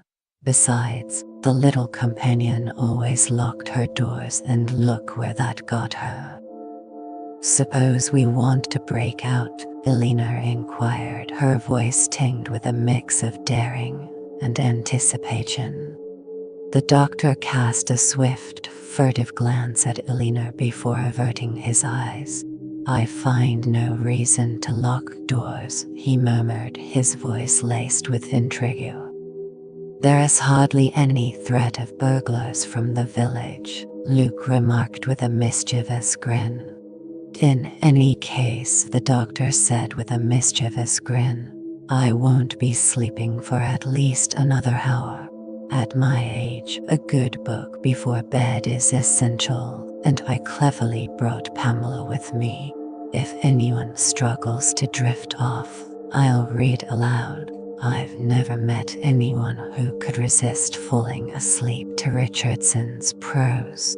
Speaking softly, he guided them down the narrow hallway through the grand front hall and up the stairs.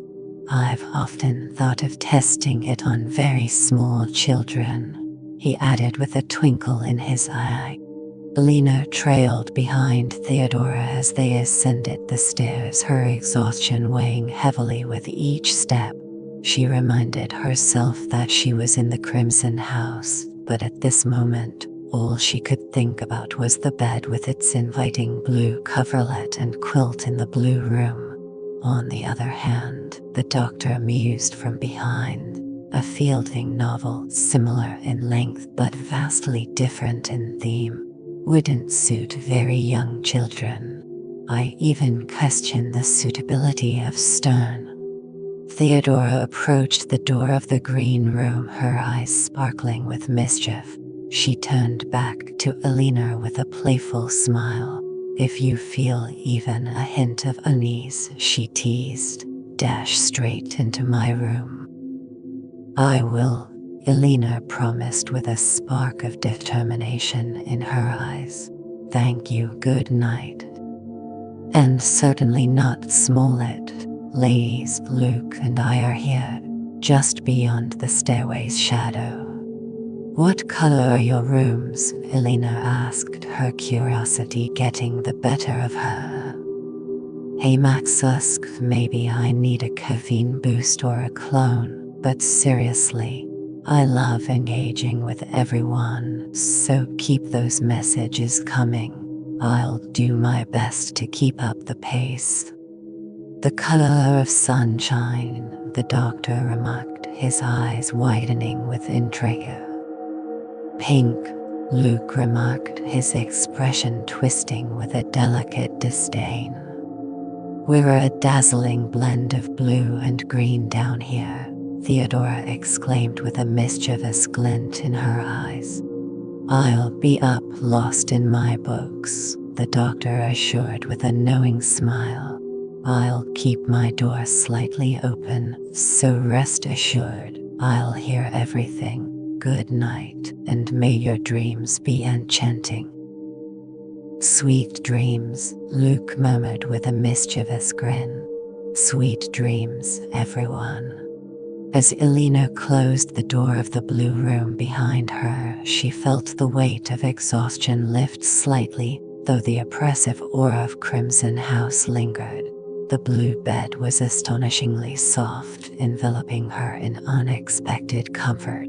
How strange, she mused drowsily, that a place so sinister could offer such physical ease. The plush bed, the inviting lawn, the warm fire, Mrs.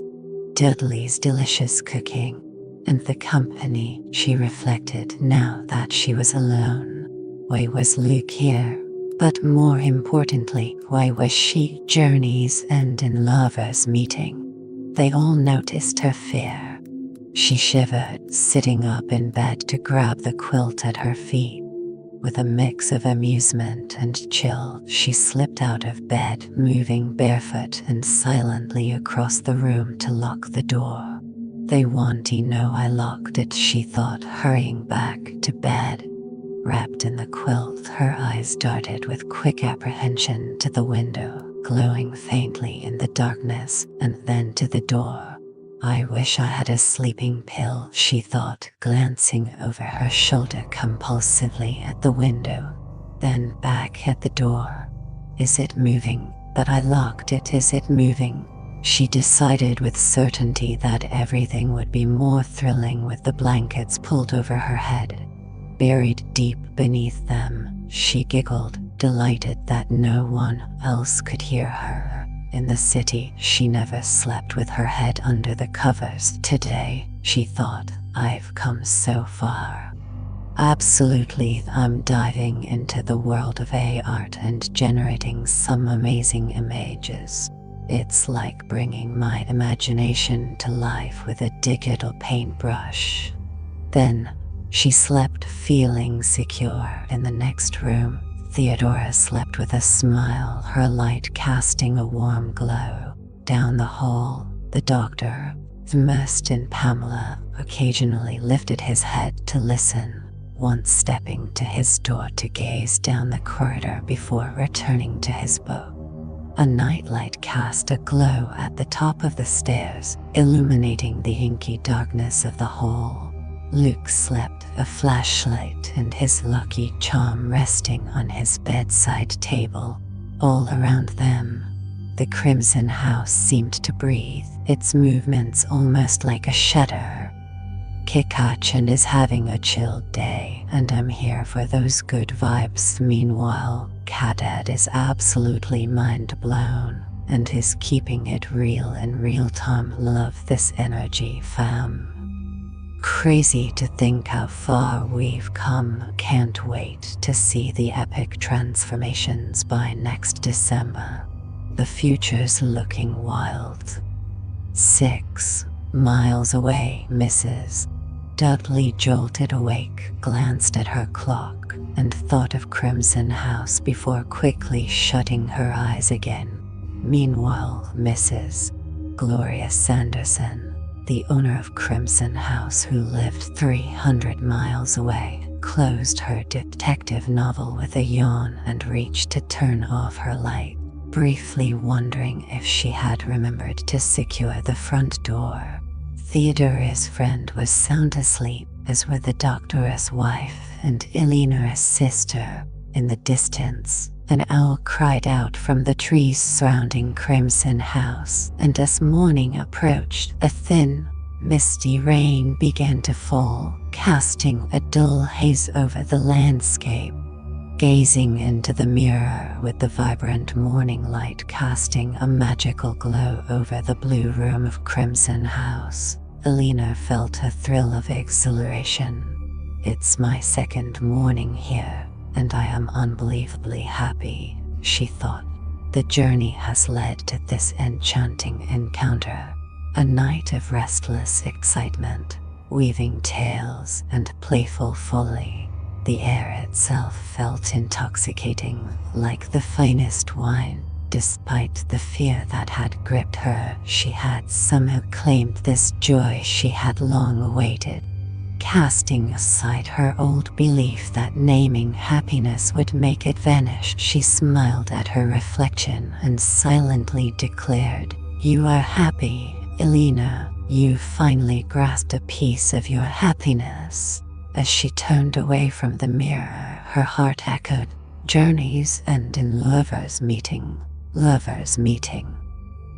Theodora's voice rang out in the hallway, sharp and playful. "Luke, you scoundrel, you made off with one of my stockings last night, and I declare you a thieving rogue. I do hope Mrs. Dudley can hear every word."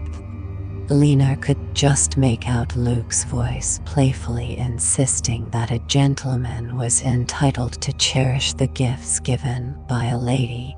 He was utterly convinced that Mrs. Dudley could overhear every word.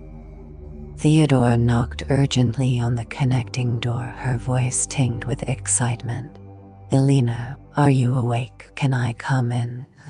"Absolutely. I crafted the entire story from scratch. It's like diving into a world of endless possibilities and bringing something unique to life. Can't wait to share more of these creative adventures with you all." "Absolutely, come along," Elena urged herself, gazing at her reflection with a newfound confidence. "You've earned this," she whispered, acknowledging a lifetime of effort. Theodora burst through the door, her voice bright with delight.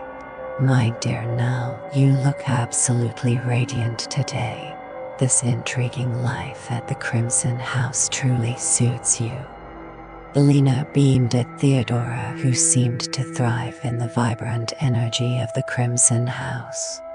"The Crimson House is such a thrilling inspiration. Can't wait to see how its mystery and suspense unfold in your project. What's your favorite part about it?"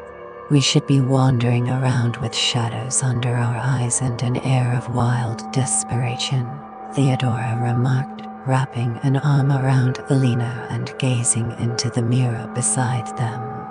"Yet here we are, two radiant, vibrant beauties." "I'm 34 years old," Elena declared, feeling a thrill of rebellion as she tacked on an extra 2 years. "And you look like you were barely out of your teens," Theodora teased. "Come on, let's go claim our well-deserved breakfast." With laughter echoing through the halls, they dashed down the grand staircase, weaving through the game room before bursting into the dining room. "Good morning," Luke chimed with a cheerful grin. "How did everyone sleep?" "Wonderfully, thank you," Elena replied with a playful smile. "Slept like a baby." "Thanks, Kivera, it's actually a piece from an amazing writer we love. So glad you were enjoying it as much as we do." "Who? That's mind-blowing, a story so intricate even its creators are discovering it alongside us.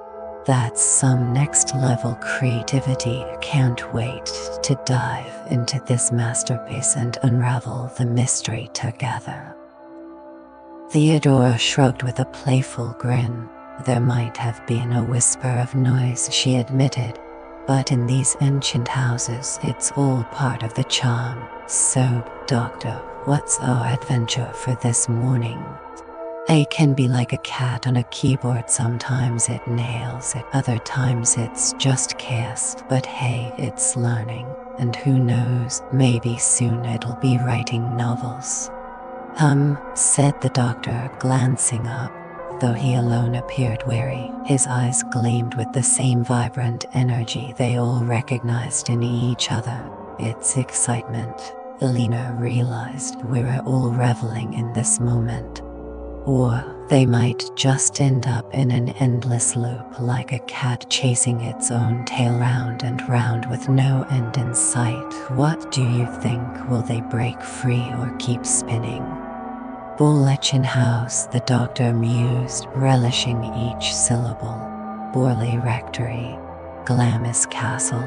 To actually be here, living this moment, it's beyond belief. I never imagined it could be real. I am starting to grasp, just a little, the distant thrill of a genuine medium. I think I'll try the marmalade, if you please. Thank you. My wife will be astounded. Have you noticed how food tastes different now? Mrs. Dudley has truly outdone herself this time, hasn't she? Luke mused, a hint of intrigue in his voice. I've been trying to piece it together, Elena said. About last night, I remember the sensation of fear gripping me, but I can't quite grasp the reality of actually being afraid. The chill still haunts me, Theodora murmured, a shiver coursing through her veins. Honestly, same. I was half expecting a fireworks show by now. Maybe the real explosion is the suspense building up. It was like stepping into a dream that defied all logic, Elena exclaimed, her voice tinged with disbelief. The whole experience was beyond anything I could have imagined. She paused, a nervous laugh escaping her lips as she tried to make sense of it all. I agree, Luke said, a spark of excitement in his eyes. This morning, I caught myself recounting the events of last night, like reliving a thrilling adventure. It was the opposite of a nightmare, where you constantly reassure yourself it wasn't real. Theodora's eyes sparkled with excitement as she exclaimed, I thought it was thrilling. The doctor raised a cautionary finger, his eyes gleaming with intrigue. There's every chance that the source of it all lies in the hidden currents beneath the surface, Theodora suggested with a mischievous glint in her eye. Imagine if more houses were constructed over hidden springs, like the enigmatic Crimson House. The doctor furrowed his brow. This thrill concerns me, he remarked. It's undeniably intoxicating, but could it also be perilous, perhaps a consequence of the aura of Crimson House, the initial indication that we might have, so to speak, succumbed to its enchantment? Watching her dive into a book from start to finish is a rare treat, and those images, they're giving off some seriously eerie vibes. Kick-hatchin', yep, it's horror, but with a twist. Now that we've laid the foundation, prepare for a spine-chilling journey that's only going to get more thrilling. How did I end up here? Must have taken a wrong turn at the crypto corner. Then, I shall become an enchanted princess, Theodora declared with a mischievous glint in her eyes. Maxusk, welcome to the live stream world. Can't wait to see what next December brings. KitKat-chan, you are bringing the energy. And yet, Luke remarked, if last night truly reflects the nature of Crimson House, we might not face much trouble. We were certainly scared and found the experience unsettling as it happened, yet I can't recall feeling any real physical danger. Even when Theodora claimed that whatever was outside her door was coming to devour her, it didn't quite sound. Whoa, thank you, Dad. Your enthusiasm is contagious. I'm thrilled you are enjoying the content. Let's keep this amazing journey going together. All hail the power of stories and community. I understand her perfectly, Elena declared, because it was the perfect word. It felt like the house wanted to devour us, draw us into its essence, make us one with the Crimson House. Oh dear, I thought I was expressing myself clearly, but I'm failing miserably. Digital puppets sounds like a captivating concept. Imagine a world where creativity knows no bounds and you hold the strings. Dive into a realm where your imagination brings characters to life, dancing to the rhythm of your ideas. What stories will you tell with your digital marionette? Digital puppet magic. The doctor declared with certainty, there's no physical danger here. No ghost in all the annals of the supernatural has ever caused physical harm. The real threat lies in how we react to them. Ghosts don't attack our conscious minds, which remain unshaken and skeptical.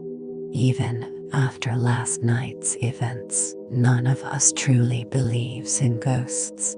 The real peril of the supernatural is its ability to strike at the vulnerabilities of our modern minds, where we've shed the protective armor of superstition without finding a replacement. None of us truly thinks that what we saw in the garden or heard at the door was a ghost, yet something undeniably happened at Crimson House last night. Our usual fallback is missing it as imagination is stripped away, because 3 others witnessed it too. Just waiting for the moment she declares, I'm a real girl like Pinocchio. Lena grinned mischievously and said, perhaps I could declare, you are all figments of my imagination. None of this is truly happening. Kitchen just dropped an instant bomb. What's got you laughing so hard? Share the joke, and let's all join in on the fun. If I believed you truly thought that, the doctor said with a serious tone, I would send you away from Crimson House immediately. You are teetering dangerously close to a mindset that would greet the dangers of Crimson House with a sisterly embrace.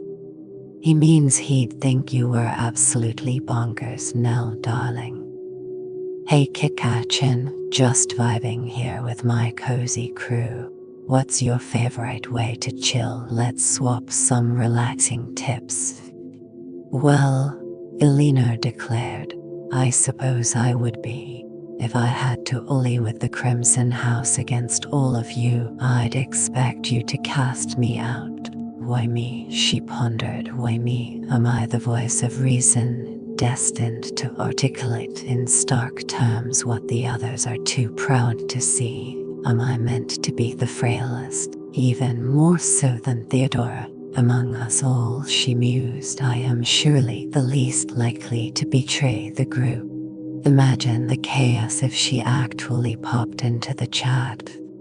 What's on your mind, Maxusk? Let's dive into the mystery. Poltergeists are a different breed entirely, the doctor remarked, his gaze flickering to Elena. They are creatures of the physical realm, hurling stones, shifting objects, shattering dishes. Poor Mrs. Foster at Borley Rectory endured much, but even she reached her limit when her prized teapot was flung through the window. Poltergeists are the lowest of the supernatural hierarchy, destructive yet devoid of thought or intent. They are mere chaotic energy. Do you remember? He added with a slight grin. Oscar Wilde's enchanting tale, The Canterville Ghost. The American twins who outwitted the venerable English spectre, Theodora exclaimed. Exactly. I've always been fascinated by the idea that the American twins were actually a poltergeist phenomenon. After all, poltergeists can easily overshadow more intriguing manifestations. Bad ghosts drive out good ones. He clapped his hands with glee. They drive out everything else, too, he continued. There's a manor in Scotland teeming with poltergeists where up to 17 spontaneous fires have erupted in a single day.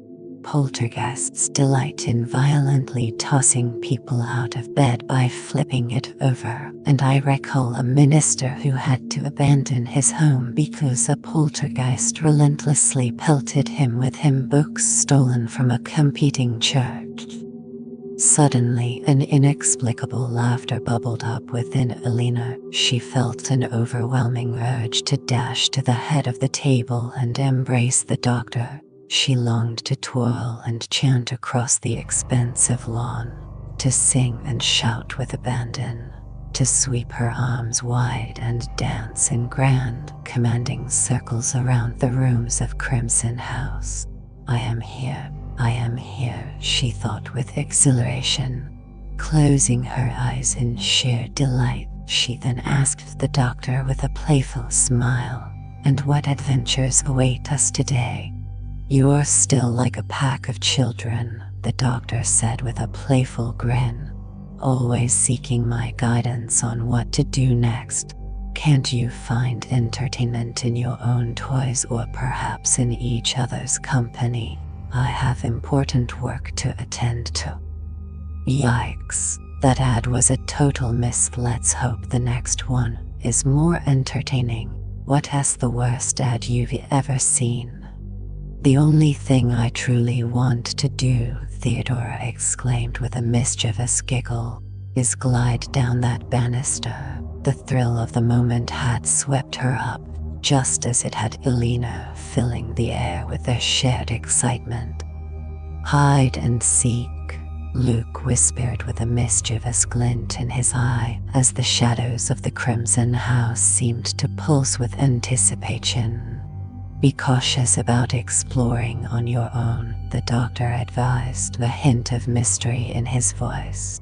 "I can't quite put my finger on why, but it feels like the wise thing to do. Right when I'm diving into my own storytelling adventures. It's like the universe is giving me a sign. I can't wait to share more with you all."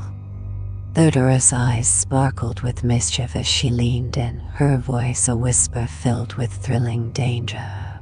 "Because there are bears in the woods," she declared, as if revealing a tantalizing secret about the mysterious Crimson House. "And tigers in the attic," Elena exclaimed with a mischievous glint in her eyes. In the tower lurked an ancient witch, her eyes gleaming with secrets untold, while in the drawing room, a formidable dragon coiled, its scales shimmering like molten gold. "Who? Talk about a blink and you'll miss it blackout. Did you feel like you were in a suspense movie for those 5 seconds?" "I am quite serious," the doctor said with a mischievous grin, laughter dancing in his eyes. "It's 10 o'clock. I clear. Ads can be a buzzkill, right? Let's hope for smoother streams with better timing soon." "Good morning, Mrs. Dudley," the doctor greeted, prompting Elena, Theodora, and Luke to lean back and burst into uncontrollable laughter.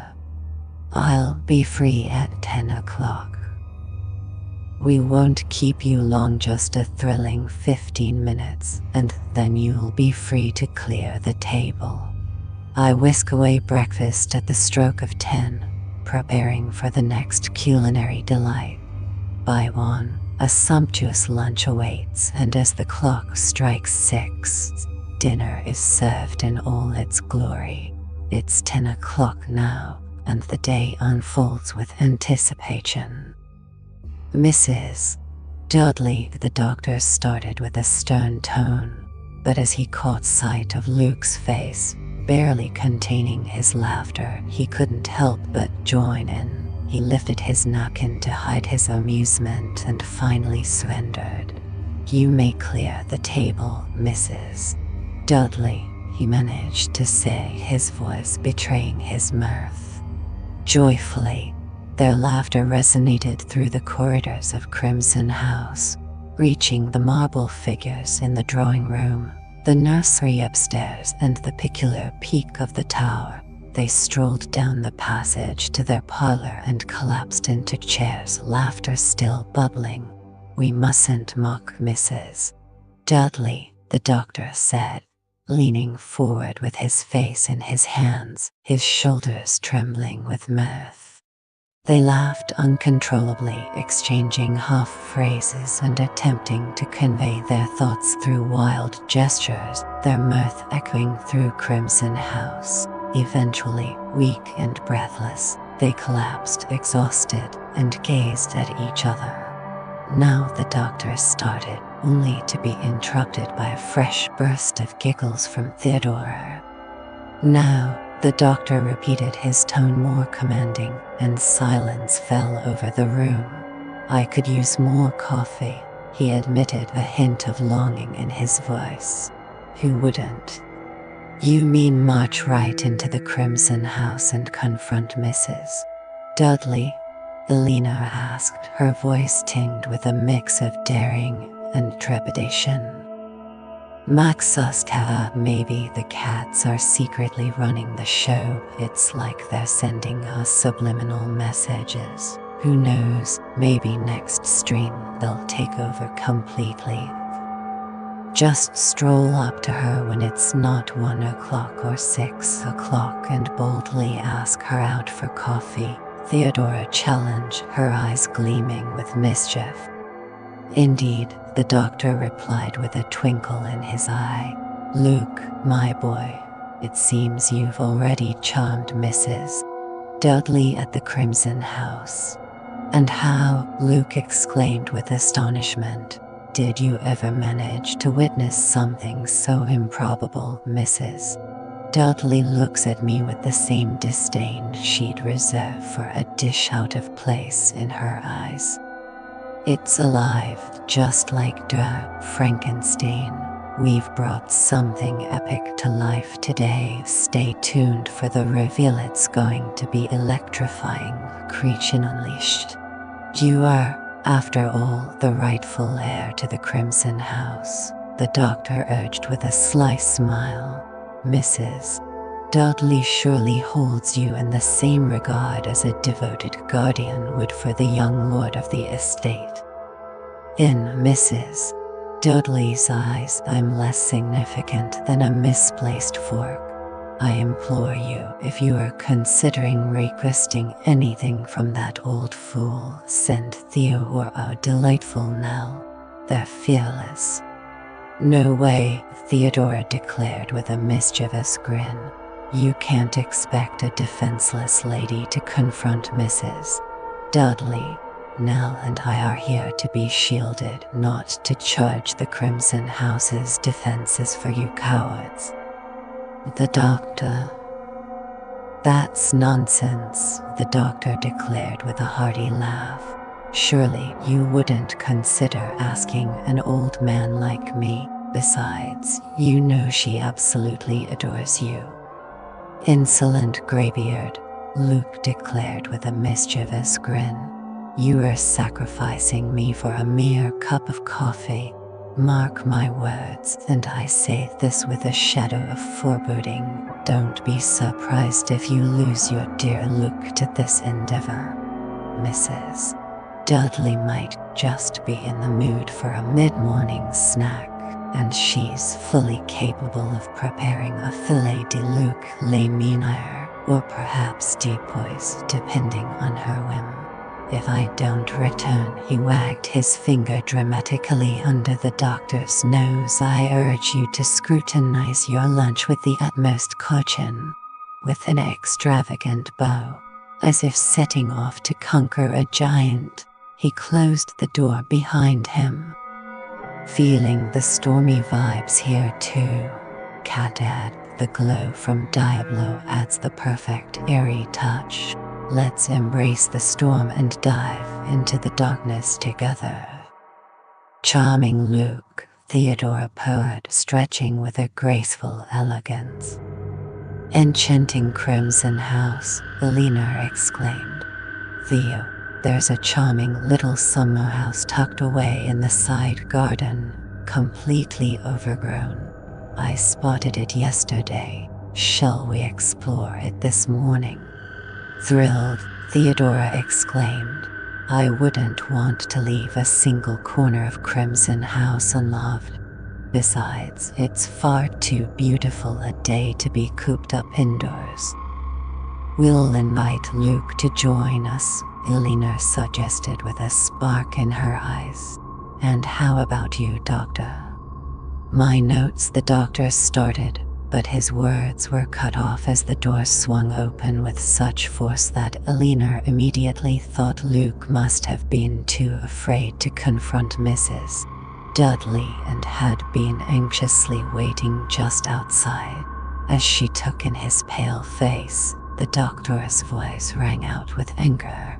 I broke my own first rule. I sent him alone, prompting Elena to urgently ask Luke. Don't worry, Luke said with a grin. Step into the grand corridor.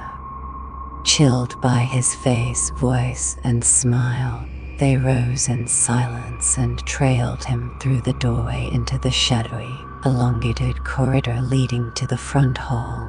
Here, Luke murmured, and a shiver of unease spiraled down Elena's spine as she noticed him holding a lit match against the wall. It is writing, Elena asked, leaning in with a mix of curiosity and trepidation to get a better look. Writing, Luke exclaimed with a spark of intrigue.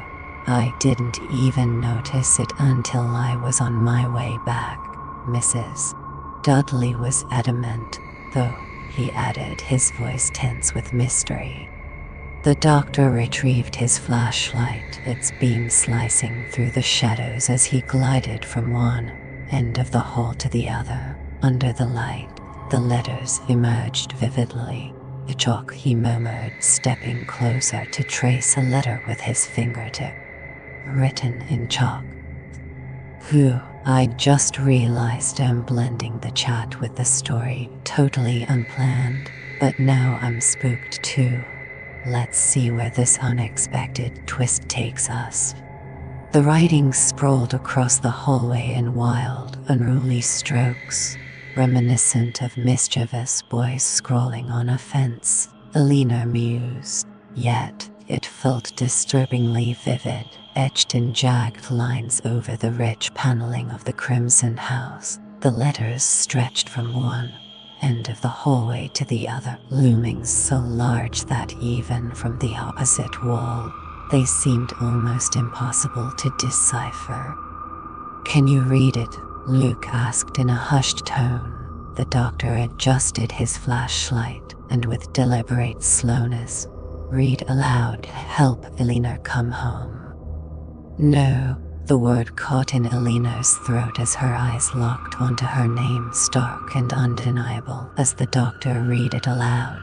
It's me, she realized, my name emblazoned so vividly it has no place on the walls of the Crimson House. Please wipe it off, she pleaded, feeling Theodora's comforting arm wrap around her shoulders. This is madness, Elena murmured, her mind swirling with confusion. That laugh just made my day. What's got you giggling, Cat? Crazy is the word, all right, Theodora declared with intensity. Come back inside, Nell, and take a seat. Luke will grab something to clean it up. But it's wild, Elena exclaimed, pausing to catch a glimpse of her name etched into the wall. Why? Who? Did something wild just happen? Spill the tea.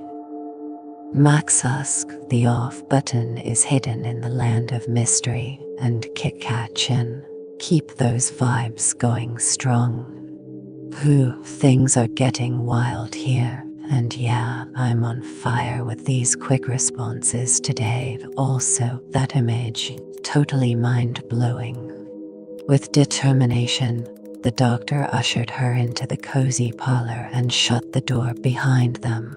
Luke was already vigorously wiping away the message with his handkerchief.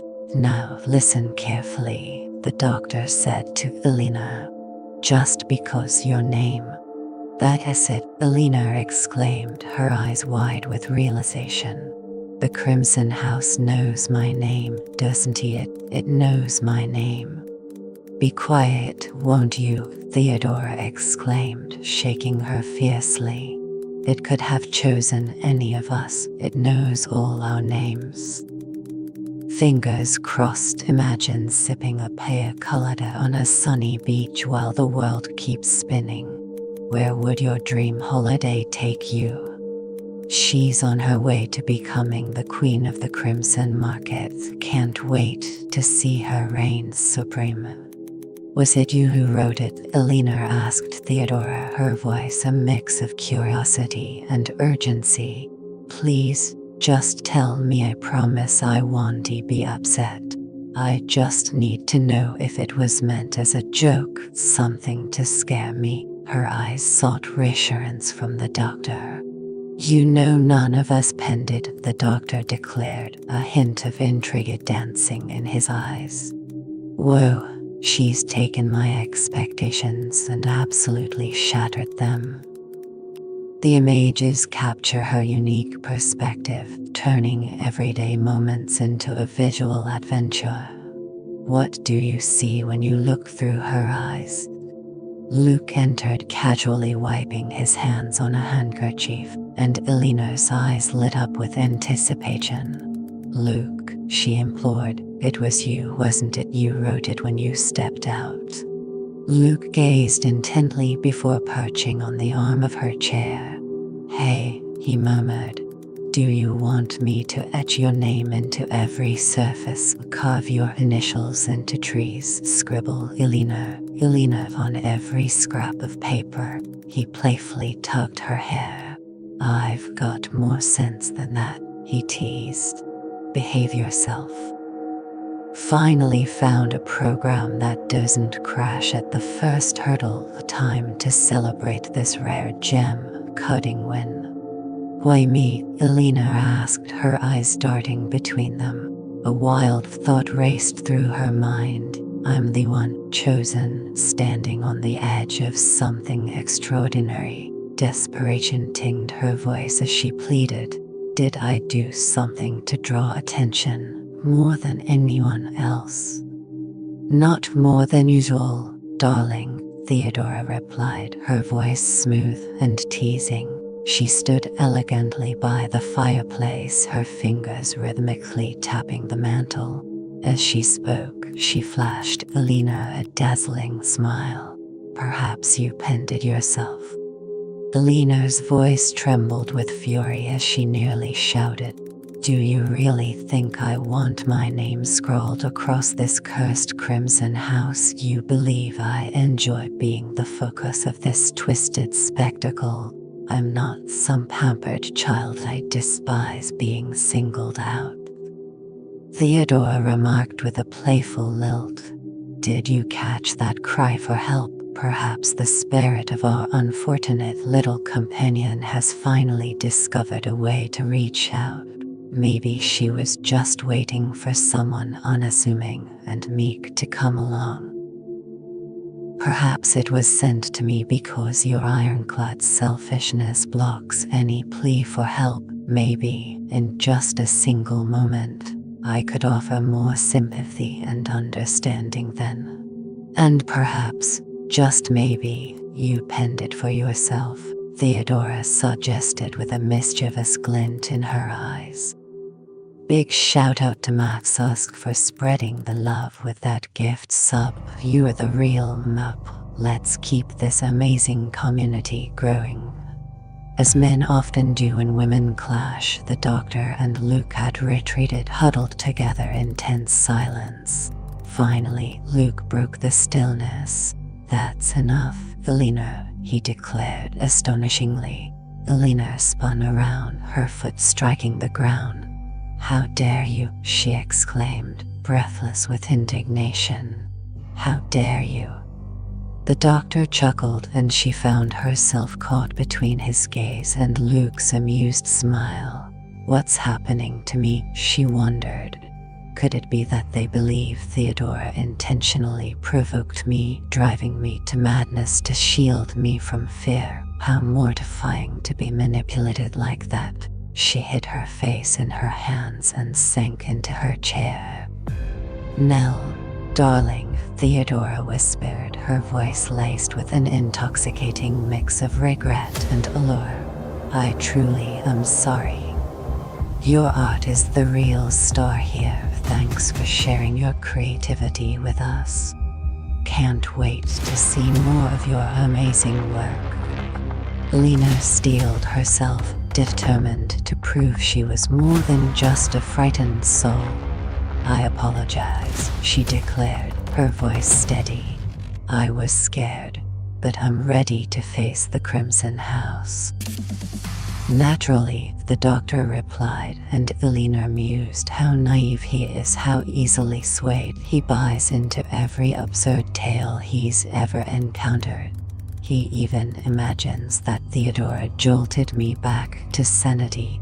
She smiled at him, feeling a sense of belonging once more. "I truly expected you to start shrieking," Theodora remarked, kneeling beside Elena's chair. "In your shoes, I would have, but we can't risk you falling apart now, you know."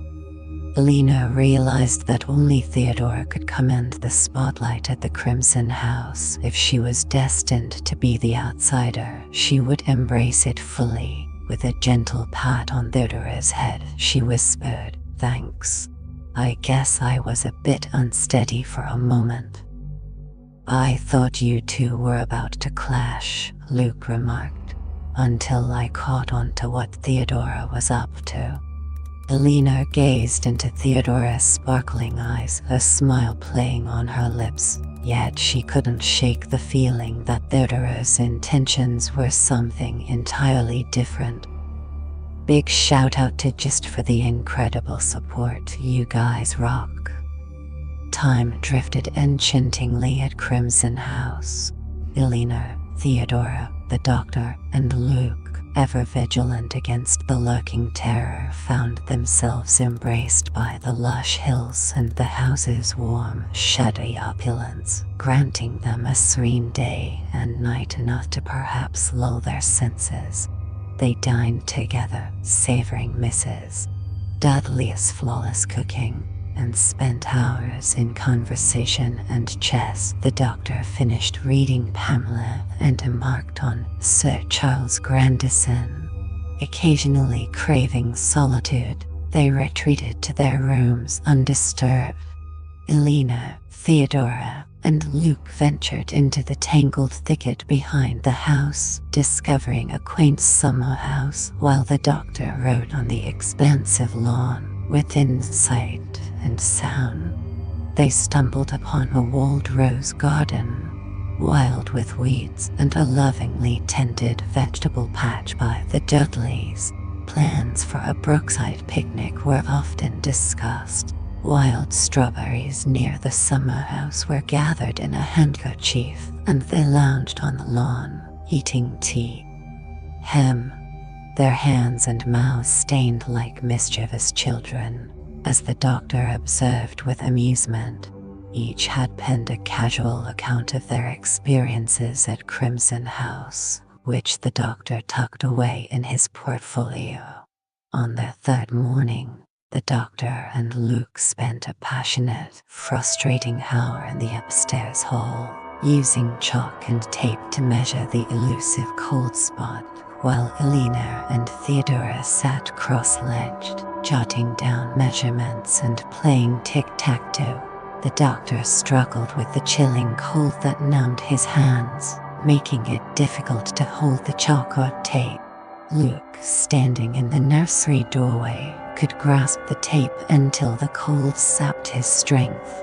A thermometer placed in the cold spot stubbornly refused to show any temperature change, much to the doctor's exasperation, as he raged against the statisticians of Borley Rectory, who had recorded an 11-degree drop. After documenting his findings, he invited everyone to join him for a spirited game of croquet. Maxusk exclaimed, "I'm done.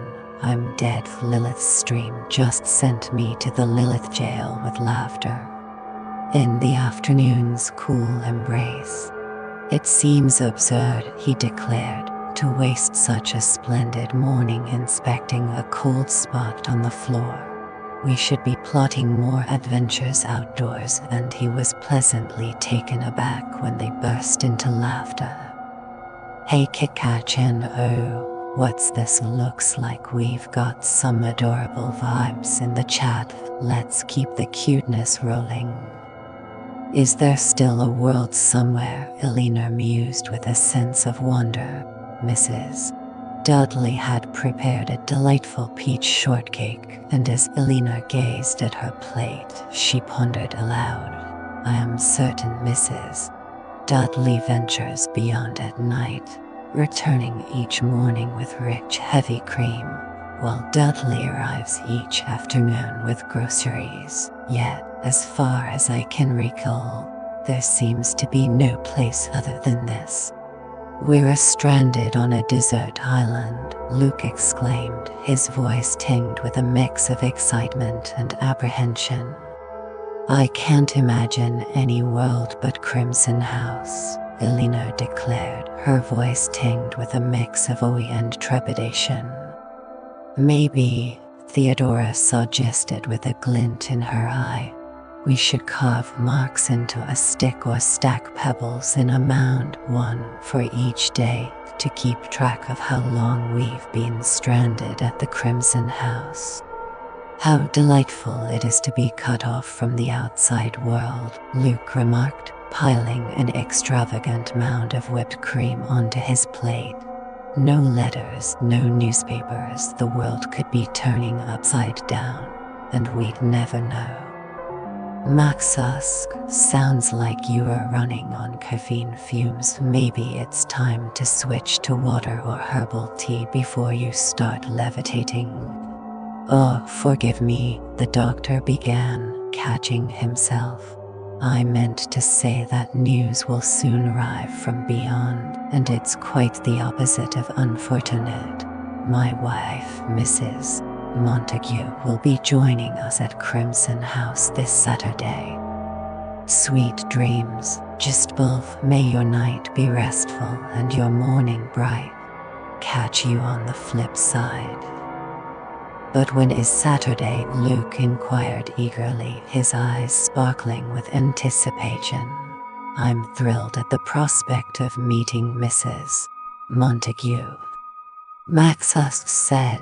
"Thanks for the stream. Just have an awesome night." "The day after tomorrow," the doctor mused. "Yes," he confirmed after a moment. "I do believe that's Saturday. We'll know it's Saturday, of course," he added with a mischievous glint in his eye, "because Mrs. Montague will be making her grand entrance." "Catch you later, Playing. Can't wait to see what adventures await us next time. I hope she's not expecting too much excitement after dark," Theodora remarked. "Crimson House hasn't quite lived up to its eerie reputation, in my opinion. But who knows, maybe Mrs. Montague will be met with a brush of supernatural encounters." "Mrs. Montague," the doctor declared with a gleam in his eye, "is eagerly anticipating their arrival." "I wonder," Theodora mused to Elena as they stepped away from the lunch table under Mrs. Dudley's vigilant gaze why everything has been so eerily quiet. The suspense is maddening, almost more unsettling than if something were to actually happen. The waiting isn't on us, Elena declared, her voice tinged with mystery. It's the Crimson House. I feel it's lying in wait, plotting its moment. Waiting for the perfect moment, perhaps, and then it will strike with a thrilling intensity. I wonder how long it can wait, Elena mused, a shiver running through her as she ascended the grand staircase. I'm almost tempted to write a letter to my sister, something like having an absolutely thrilling time here in the mysterious Crimson House. You absolutely must bring the entire family next summer, Theodore continued with enthusiasm. We sleep under blankets every night, surrounded by the enchanting allure of the Crimson House. The air is so invigorating, especially in the upstairs hall of the Crimson House. You wander through life with a thrilling sense of being alive. Every moment is charged with mystery and intrigue at the Crimson House. Civilization feels like a distant dream. Lena laughed triumphantly, standing at the top of the stairs ahead of Theodora. The hallway of the Crimson House was bathed in an unusual glow this afternoon, thanks to the open nursery door. Sunlight streamed through the tower windows, illuminating the doctor's measuring tape and chalk marks on the floor. The stained glass window on the stair landing cast a kaleidoscope of blue, orange, and green shards across the dark wood of the hall. I'm going to sleep, she declared with a grin. I've never indulged in such delightful laziness before. I'm going to stretch out on my bed and let my mind wander through the thrilling world of streetcars, Theodora declared. Lena had developed a thrilling ritual of pausing at her room's threshold, her heart racing as she scanned the intensely blue surroundings before stepping inside. She convinced herself it was the room's striking color that required a moment of adjustment. As she crossed the room to open the perpetually closed window, a sudden crash echoed from Theodora's room, followed by a muffled cry of Elena. Instinctively, Elena dashed into the hallway, stopping breathlessly at Theodora's door, peering over her shoulder in shock. What happened? She whispered, her pulse quickening. What does it look like? Theodora's voice rose with a wild intensity. What does it look like, you fool? Elena's mind swirled with confusion. Yet one thought stood clear. She would not forgive her. It looks like paint, she murmured, her voice tinged with uncertainty. Then, as the realization hit her, she added with a shiver, except the smell is dreadful. It's blood, Theodora declared with a chilling certainty. She clung to the door, her body swaying with its movement, eyes wide and fixed. Blood, she repeated, her voice a haunting whisper. Everywhere. Do you see it? Of course I see it, and it's not over yet. Stop making such a fuss. Yet, she realized, Theodora was hardly fussing at all. One day, she thought, one of us will throw back her head and truly scream. And I hope it won't be me, because I'm trying to hold it together. It will be Theodora who breaks. Then, with a chill, she asked, Is that more writing on the walls? She heard Theodora's wild laughter and thought, maybe it will be me, after all, and I can't let that happen. I must stay composed. She closed her eyes, whispering silently to herself, Oh, stay and hear, your true love is coming, that can sing both high and low. Trip no further, Pretty sweeting journeys end in lovers meeting. Kick-catch and giggles echo through the chat like a mischievous melody, setting the perfect vibe for a fun stream. Absolutely, darling, Theodora exclaimed. I have no idea how you pulled it off. Every wise soul understands, Elena declared with a spark of urgency. We must act wisely. Summon Luke and the doctor immediately. Why? Theodora demanded, her eyes flashing with intrigue. Wasn't it supposed to be our little secret? A surprise just for us? Ignoring Elena's attempt to hold her back, she dashed across the room to the grand wardrobe. With a dramatic flourish, she flung open the doors and gasped, tears welling up. My clothes, she whispered, her voice trembling with emotion. Elena ascended to the top of the stairs with a deliberate grace.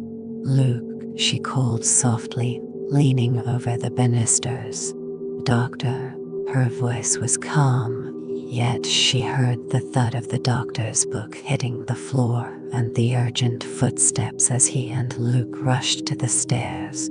She observed them, noting the tension etched on their faces, a reminder of the underlying unease that seemed to grip them all, as if they were perpetually braced for a cry for help. Intelligence and understanding, she mused, offered no real shield. It's Theo, she announced as they reached her. She's in a panic. Someone or something has splattered red paint all over her room, and she's distraught over her clothes. As she turned to follow them, she thought, I couldn't have described it more fairly, could I? And she realized she was smiling. Theodora was in a frenzy, her cries echoing through her room as she kicked furiously at the wardrobe door. Her yellow shirt, stained and matted, was clutched in her hands, while the rest of her clothes lay in a chaotic heap on the floor, torn from their hangers and smeared with a crimson hue. What is it? Luke asked the doctor, who shook his head in disbelief. I would swear it was blood, but to have so much. He trailed off, leaving the unsettling thought unspoken. They all stood in stunned silence, eyes fixed on the trembling red letters scrawled across the wallpaper above Theodora's bed. Help, Elena, come home, Elena. This time, Elena felt a surge of determination and declared, You need to get her out of here. Bring her into my room. Theodora exclaimed to the doctor, Look at my clothes, they're completely ruined. The stench was overwhelming, and the writing on the wall had oozed and splattered ominously. A trail of drops led from the wall to the wardrobe, perhaps what had initially drawn Theodora's gaze, and a large, jagged stain marred the green rug. It's revolting, Elena exclaimed. Please get Theo into my room. Luke and the doctor, with urgency in their voices, guided Theodora through the bathroom and into Elena's room. Elena's eyes widened as she took in the sight of the crimson paint. It has to be paint, she insisted to herself, a shiver running down her spine. But why? She questioned aloud, her gaze fixed on the ominous writing on the wall. In her mind, she mused, Here lies one whose name was inscribed in blood. Am I truly coherent right now? She wondered, as the room seemed to pulse with a life of its own.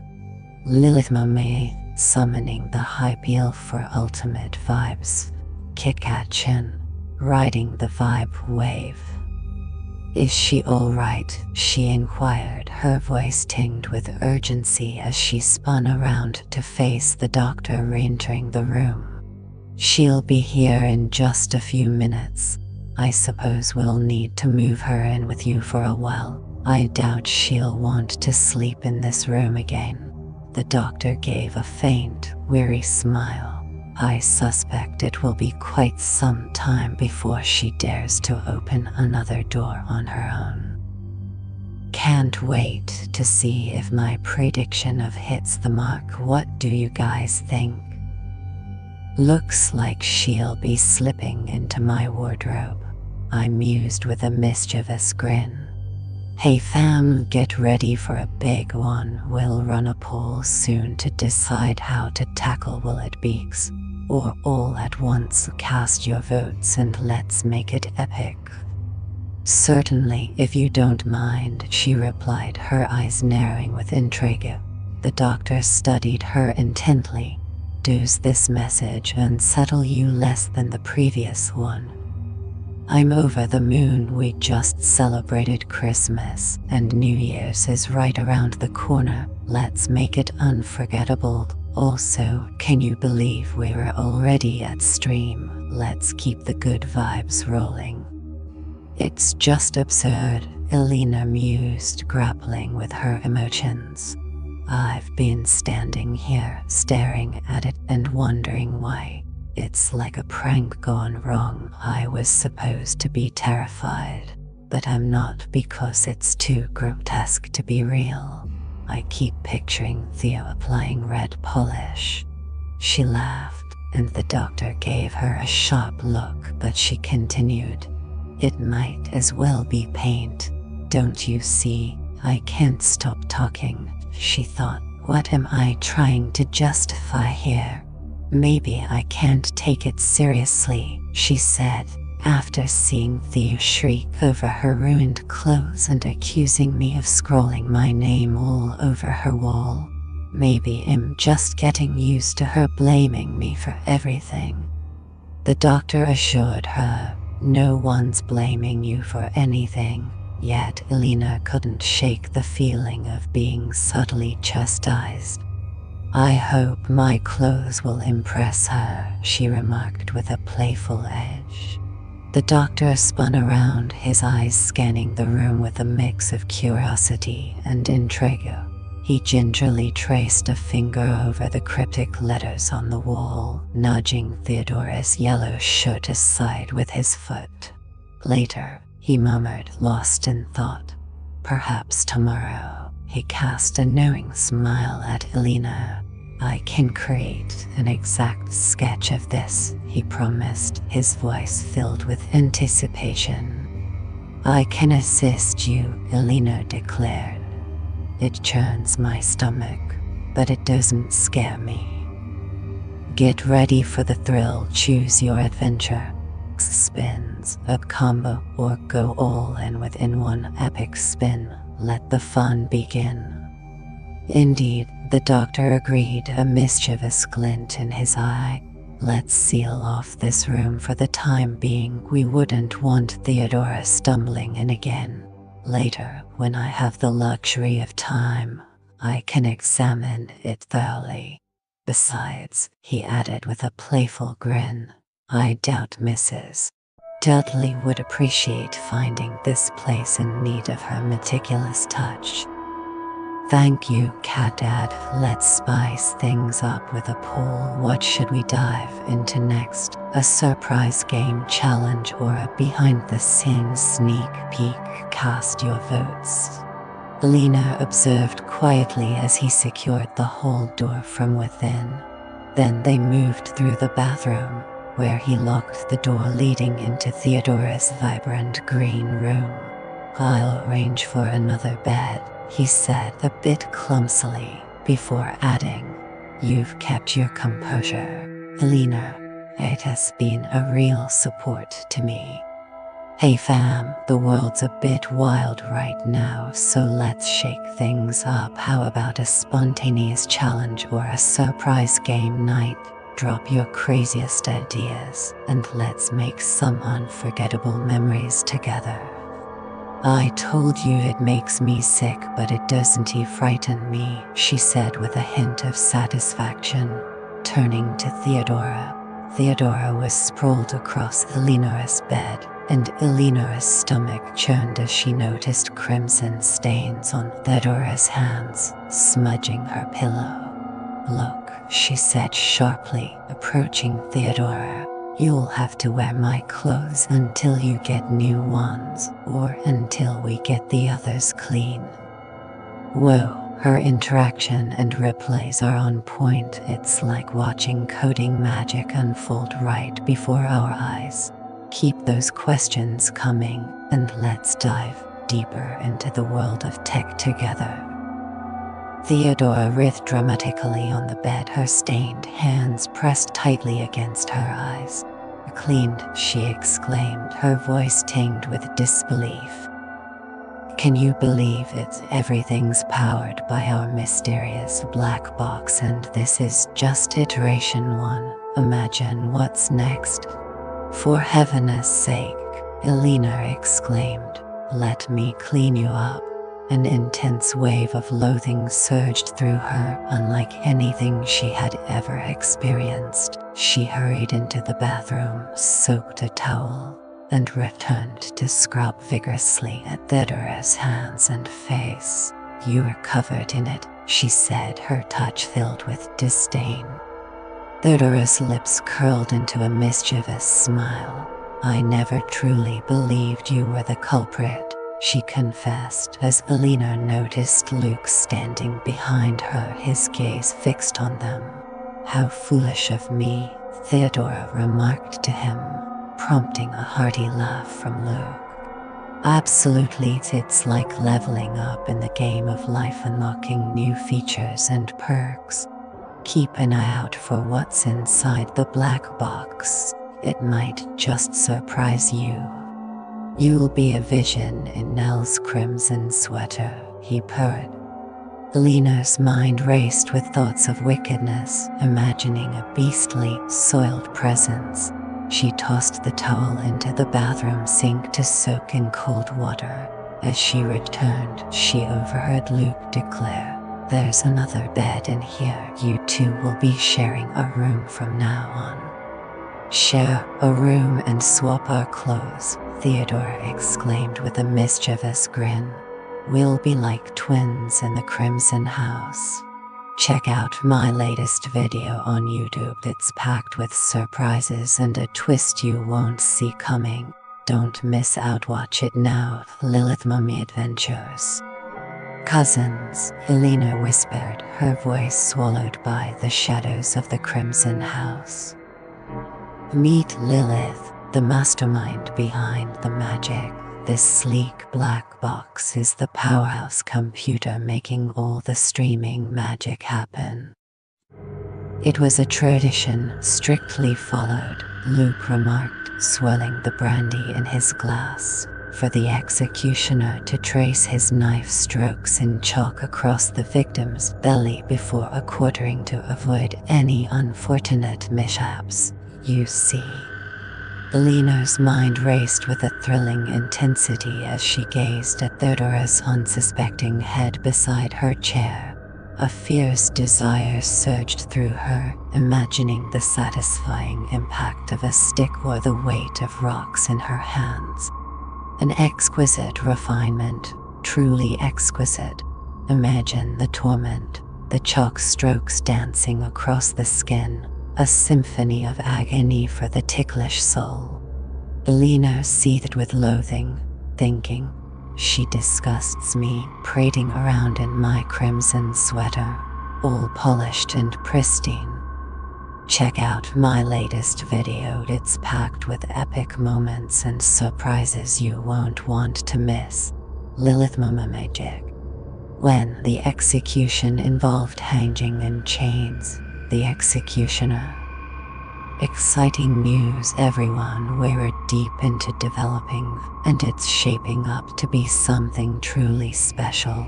Plus, get ready for the pro version packed with features that'll blow your mind. Stay tuned for more updates. Theodora glanced up at Nell with a mischievous smile. "Truly, I am sorry," she confessed, her eyes glinting with a hint of mystery. Elena felt a thrilling shiver at the thought of watching her demise, and with a sly smile, she replied, "Don't be silly. The Sufis teach that the universe is eternal, neither created nor destroyed. This afternoon, Luke declared with a mysterious air, I immersed myself in the secrets of our little library. The doctor let out a weary sigh. No chess tonight, Luke, he decided, and Luke nodded in agreement. It's been an exhausting day, the doctor continued, and I believe you ladies should retire early to the Crimson House. Theodora declared with a mischievous glint in her eye, not until I'm thoroughly enchanted by the brandy's embrace. This is my magic number, and it's set to become the ultimate powerhouse in computing. Destiny calls, and there's no turning back. Whoa, if that black box is this amazing, I might need a lottery win too. Can't even imagine what it would bring. And hey, no worries about chatting, I love hearing from fellow book lovers. Fear, the doctor declared, is the surrender of logic, the conscious abandonment of rational thought. We either succumb to it or battle against it, but there is no middle ground. I was wondering earlier, Elena began, a hint of apology in her voice. I thought I was completely calm, but now I realize I was incredibly scared. She frowned, puzzled, as they waited for her to continue. When fear grips me, I can perfectly see the calm, beautiful side of the world. The chairs, tables, and windows remain unchanged, unaffected, and the intricate weave of the carpet stays still. But in my fear, I feel disconnected from all of it. I guess it's because these things don't know fear. The real fear, the doctor mused with a deliberate pause, lies within ourselves. No, Luke declared, of seeing ourselves with unfiltered clarity, stripped of all disguise. The thrill of discovering our true desires, Theodora whispered. She leaned in, her cheek brushing against Elena's hand. Elena, recoiling from the unwanted touch, swiftly pulled her hand back. I am always afraid of being alone, Elena confessed, a tremor in her voice. She questioned herself, wondering if she was speaking words she'd regret, weaving a tapestry of guilt for the future. Those letters spelled out my name, and none of you can understand how hauntingly familiar it feels. She gestured towards them, almost pleading. Try to see, she urged. It's my own dear name, mine alone, yet something else is using it, writing it, calling to me with it. Her voice trailed off as she looked at each of them, even down at Theodora's upturned face. Look, there's only one of me, and it's all I have. I despise watching myself fragment, slipping away, living in one half of my mind while the other half is frantic and helpless. I can't stop it, though I know I won't truly be harmed. Yet time stretches endlessly, each second dragging on. I could endure it all if only I could surrender. Hey Kikachin, what's your favorite emoji combo? Let's make this chat extra cute. Surrender, the doctor snapped, his voice cutting through the tension, and Elena's eyes widened in surprise. Surrender, Luke echoed, his voice tinged with curiosity and a hint of defiance as the shadows of the Crimson House loomed around them. I don't know, Elena said, her voice tinged with intrigue. Her mind raced as she tried to grasp the fleeting words. I was just talking, she mused, but what was I just saying? Glad you were enjoying the stream, Catad Diablo. Can wait, let's dive into this epic adventure together. She's been through this before, Luke remarked to the doctor, his voice tinged with a mix of awe and apprehension. I understand, the doctor replied with a serious tone, and Elena could sense their eyes fixed on her. "Apologies," she said, her voice tinged with embarrassment. "Did I embarrass myself? It's likely just fatigue catching up with me." "Not at all," the doctor replied, his expression still serious. "Go ahead, enjoy your brandy." "Brandy?" Elena exclaimed, suddenly aware of the glass in her hand. She glanced around with a mix of surprise and curiosity. "What did I say?" she asked, eager to unravel the mystery of her own words. Theodora laughed softly, her eyes gleaming with mischief. "Here, take a sip," she urged. "You need it, my dear Nell." Elena obediently took a sip of her brandy, feeling its fiery warmth spread through her. She then turned to the doctor with a curious smile and said, "I must have said something outrageous, judging by the way you were all looking at me." The doctor chuckled, a mischievous glint in his eyes. "Oh, come on, stop trying to steal the spotlight." "Vanity," Luke remarked with a calm yet mischievous glint in his eyes. Theodora teased, always craving the spotlight, and they all exchanged fond smiles, their eyes resting warmly on Elena. Elena and Theodora sat up in their twin beds, gripping each other's hands with a fierce intensity as the room around them grew icy and impenetrably dark from the adjacent room, which had been Theodora's until that morning. Came the unsettling murmur of a voice, too low to decipher yet too persistent to dismiss.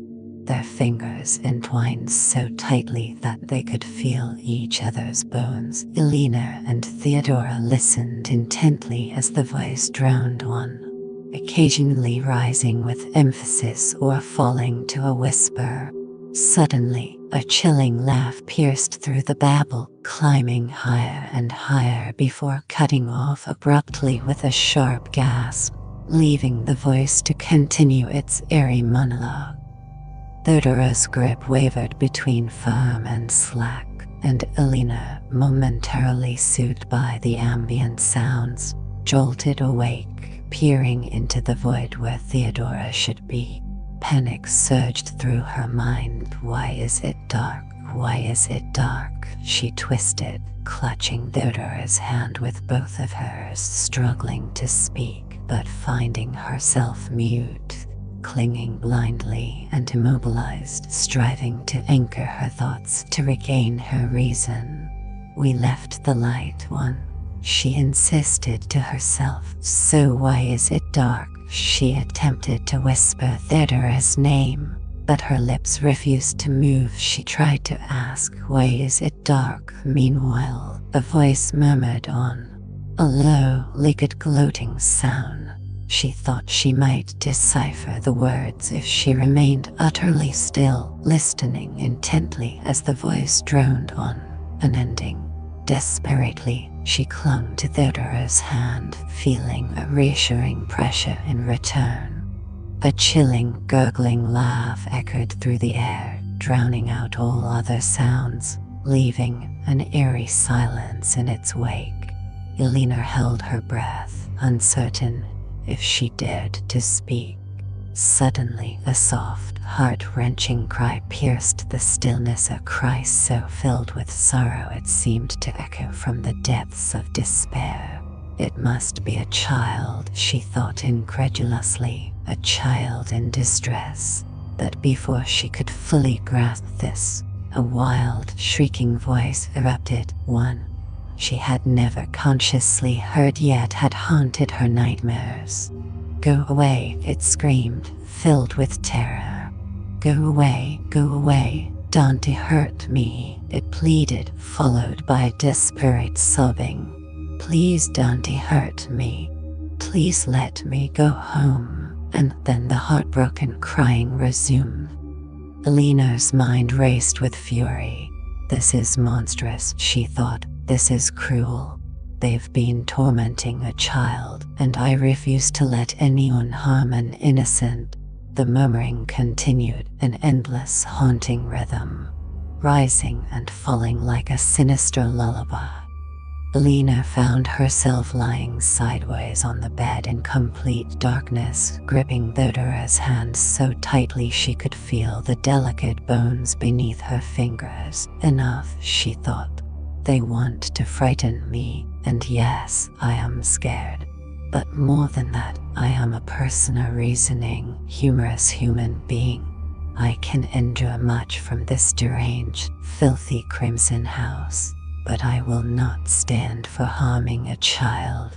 No, I refuse. I will force my mouth to open and I will scream. Stop it, she shouted, and suddenly the lights were back on, just as they had left them, with Theodora sitting up in bed, startled and disheveled. "What?" Theodora exclaimed, her voice a mix of curiosity and urgency. "What? Nell, what?" "Oh God," Elena gasped, leaping from her bed and stumbling across the room to cower in the corner, trembling. "Oh God, whose hand was I holding?" On the afternoon of Mrs. Montague's anticipated arrival, Elena ventured alone into the hills above Crimson House, driven by a desire to escape the oppressive shadows of the mansion. She stumbled upon a secluded patch where the grass was invitingly soft and dry, and she lay down, savoring the rare solitude. The trees and wildflowers around her seemed to pause their relentless cycle of life and death, acknowledging her presence with a gentle curiosity. Elena absent-mindedly plucked a wild daisy, watching as it wilted in her grasp, and gazed up at its lifeless form. A wild, untamed joy surged through her, and with a playful smile, she pondered, "What am I going to do? What am I going to do?" "Set the bags down in the hall, Arthur," Mrs. Montague commanded with a hint of impatience. "You'd think there'd be someone here to assist with this door. They'll need to find someone to carry the bags upstairs. John. My dear, Montague exclaimed as he rushed into the hallway, clutching his napkin. With a swift, obedient kiss on the cheek his wife offered, he added, "What a delight to see you here. We had almost lost hope. I promised I'd be here today, didn't I? Have I ever let you down when I said I'd show up? And look, I've brought Arthur along." "Arthur," the doctor intoned, his voice a blend of mystery and indifference. "Well, someone had to take the wheel," Mrs. Montague declared with a hint of drama. "Did you really think I'd make the entire journey to the Crimson House on my own? You know how easily I tire. How do you do?"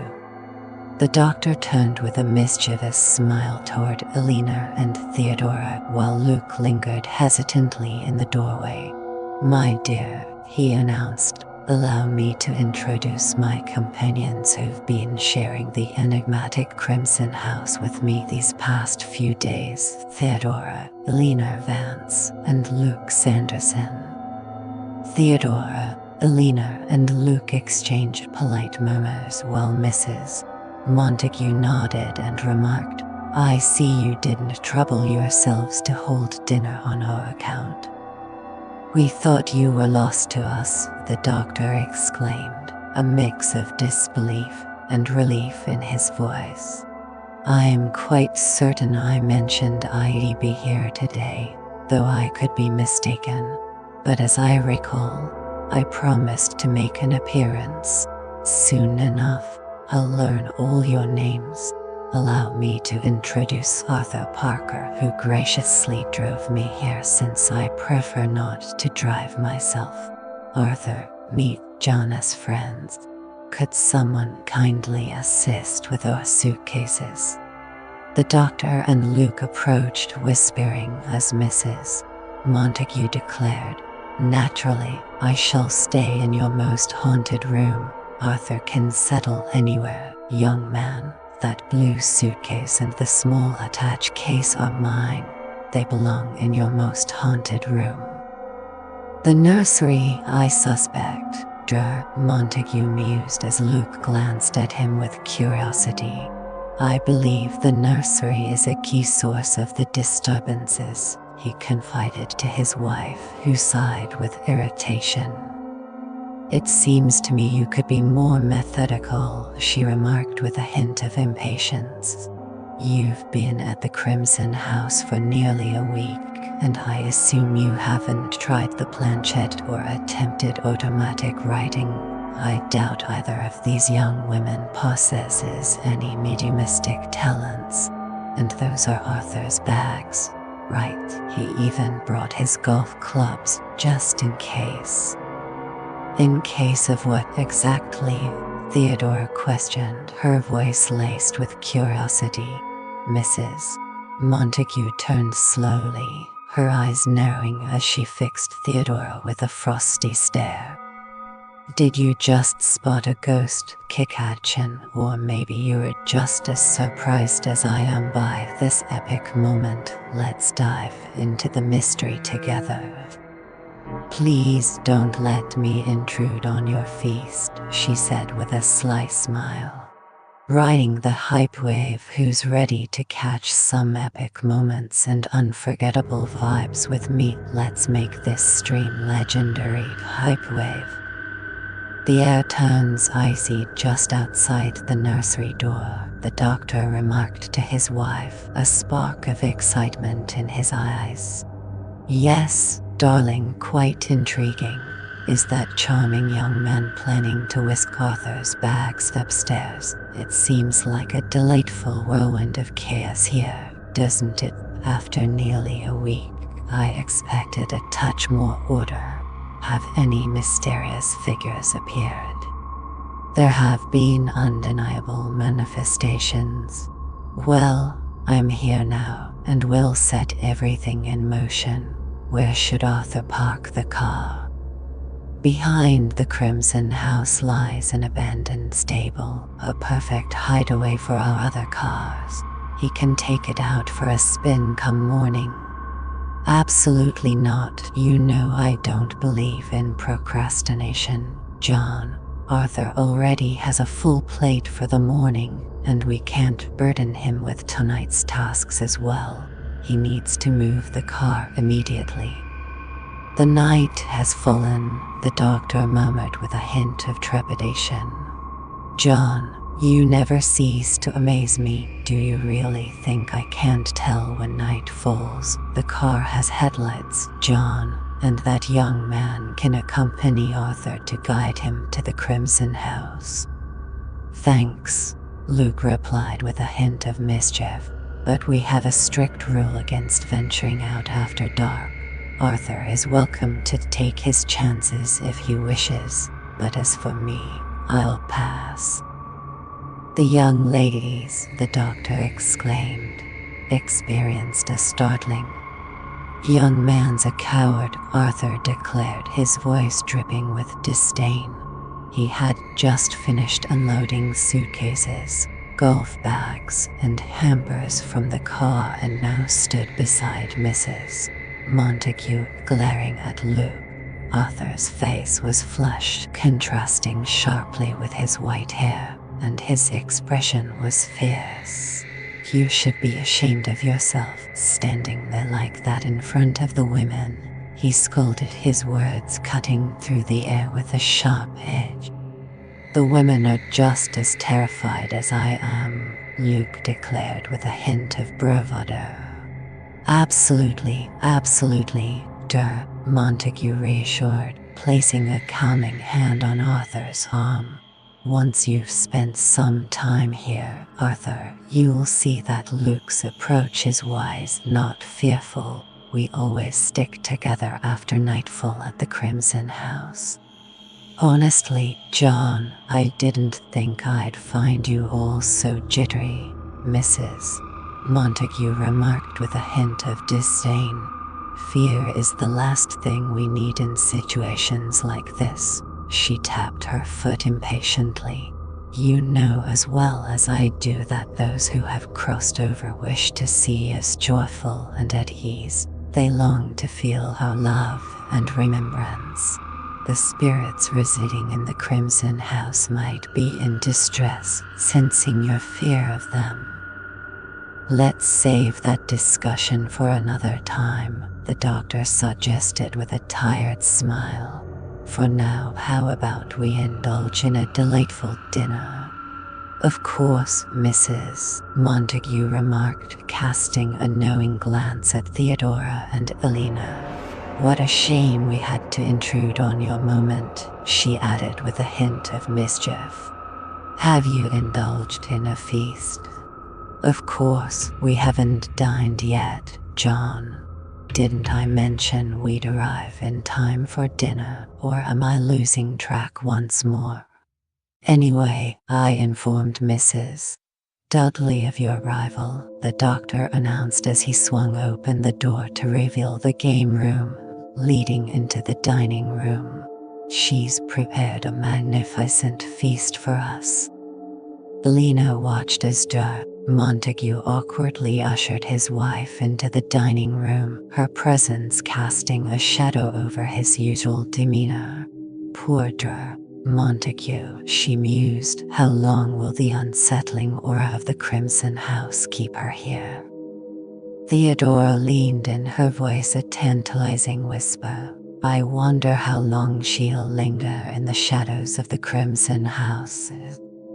Maybe her suitcase is brimming with ectoplasm, Elena suggested with a glint of mischief in her eyes.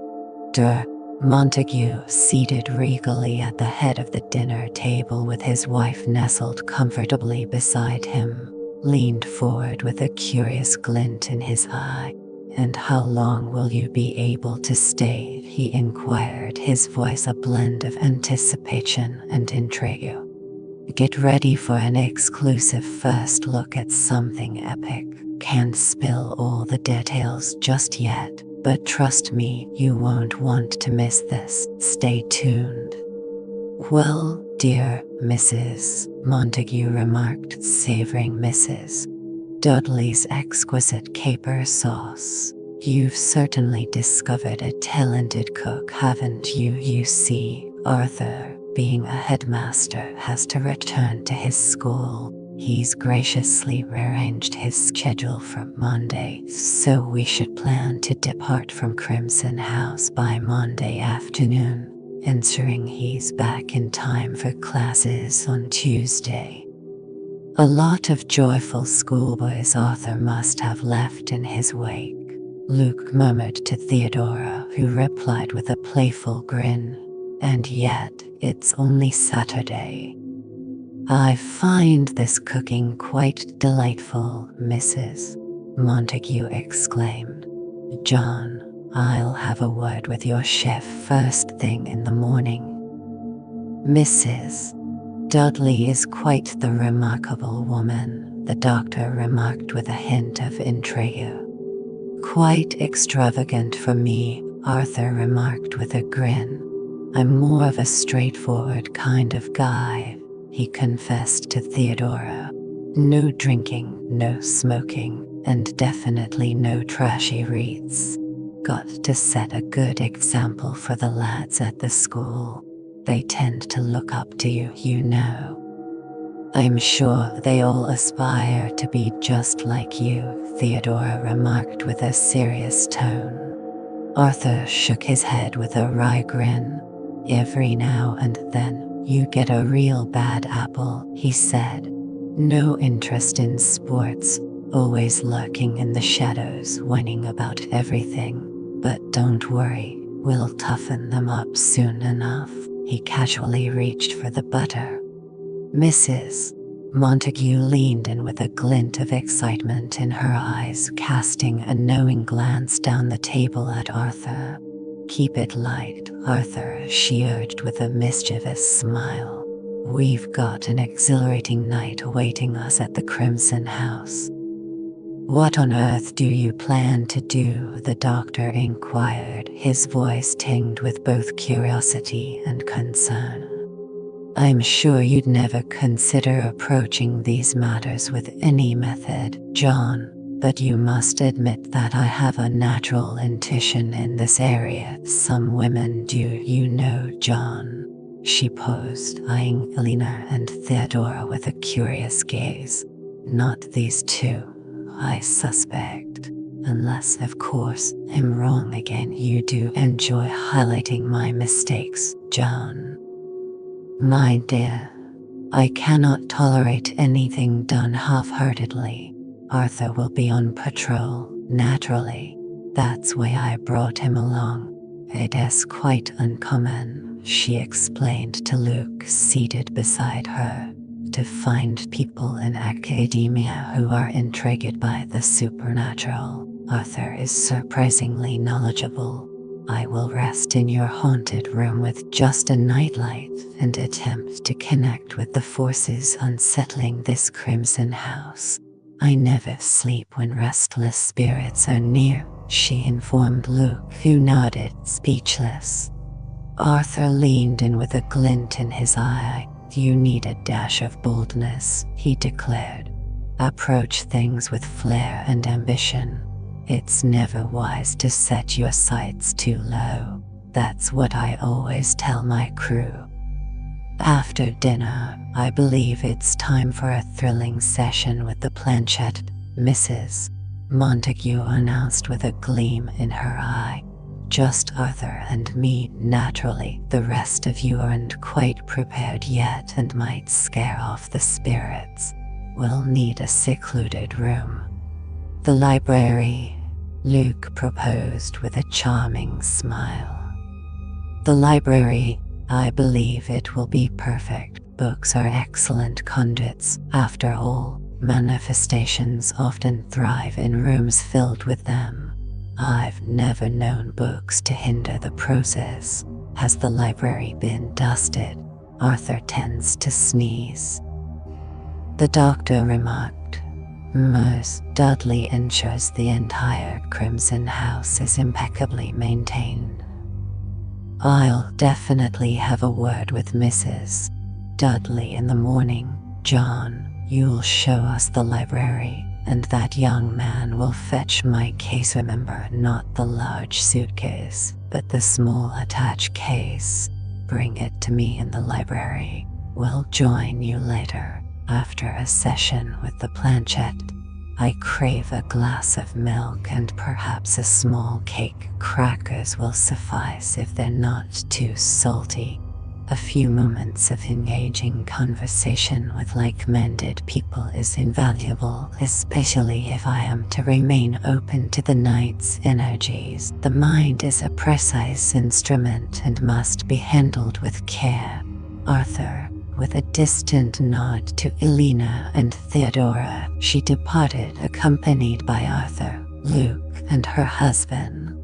After a moment, Theodora exclaimed, I have a feeling I'm going to be absolutely enchanted by Mrs. Montague. I am not so sure, Elena mused.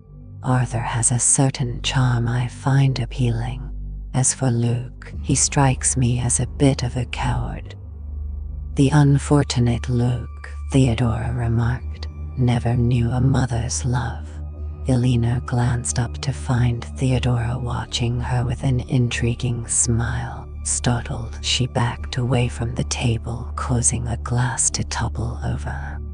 We shouldn't be alone, she said, her voice tinged with an unexpected urgency. We need to find the others. She pushed away from the table and dashed out of the room, with Theodora chasing after her, laughter echoing down the corridor. They burst into the cozy parlor, where Luke and the doctor were standing by the fire, their faces illuminated by its warm glow. Please, sir, Luke inquired with a hint of curiosity. Who is Planchette? The doctor let out an exasperated sigh. Fools, he muttered, before adding, apologies. The whole concept frustrates me, but if she's entertained by it. He turned and stoked the fire with fervor.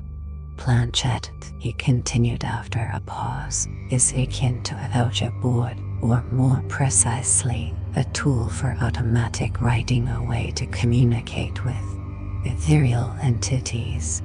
Though, in my opinion, the only entities reached are the imaginations of those using it. Yes, indeed. The planchette is a small, lightweight piece of wood, often heart-shaped or triangular. A pencil is fixed at one end, and the other end has wheels or feet to glide smoothly over paper. Two people rest their fingers on it, pose questions, and it moves, driven by a force we won't delve into here, to write responses. The Ouija board functions similarly, with the object moving across a board to point at letters. Even a simple wine glass can serve the purpose. I've seen it done with a child's toy on wheels, though it appeared quite rid. A glass. Participants use the fingertips of one hand, leaving the other hand free to jot down questions and answers.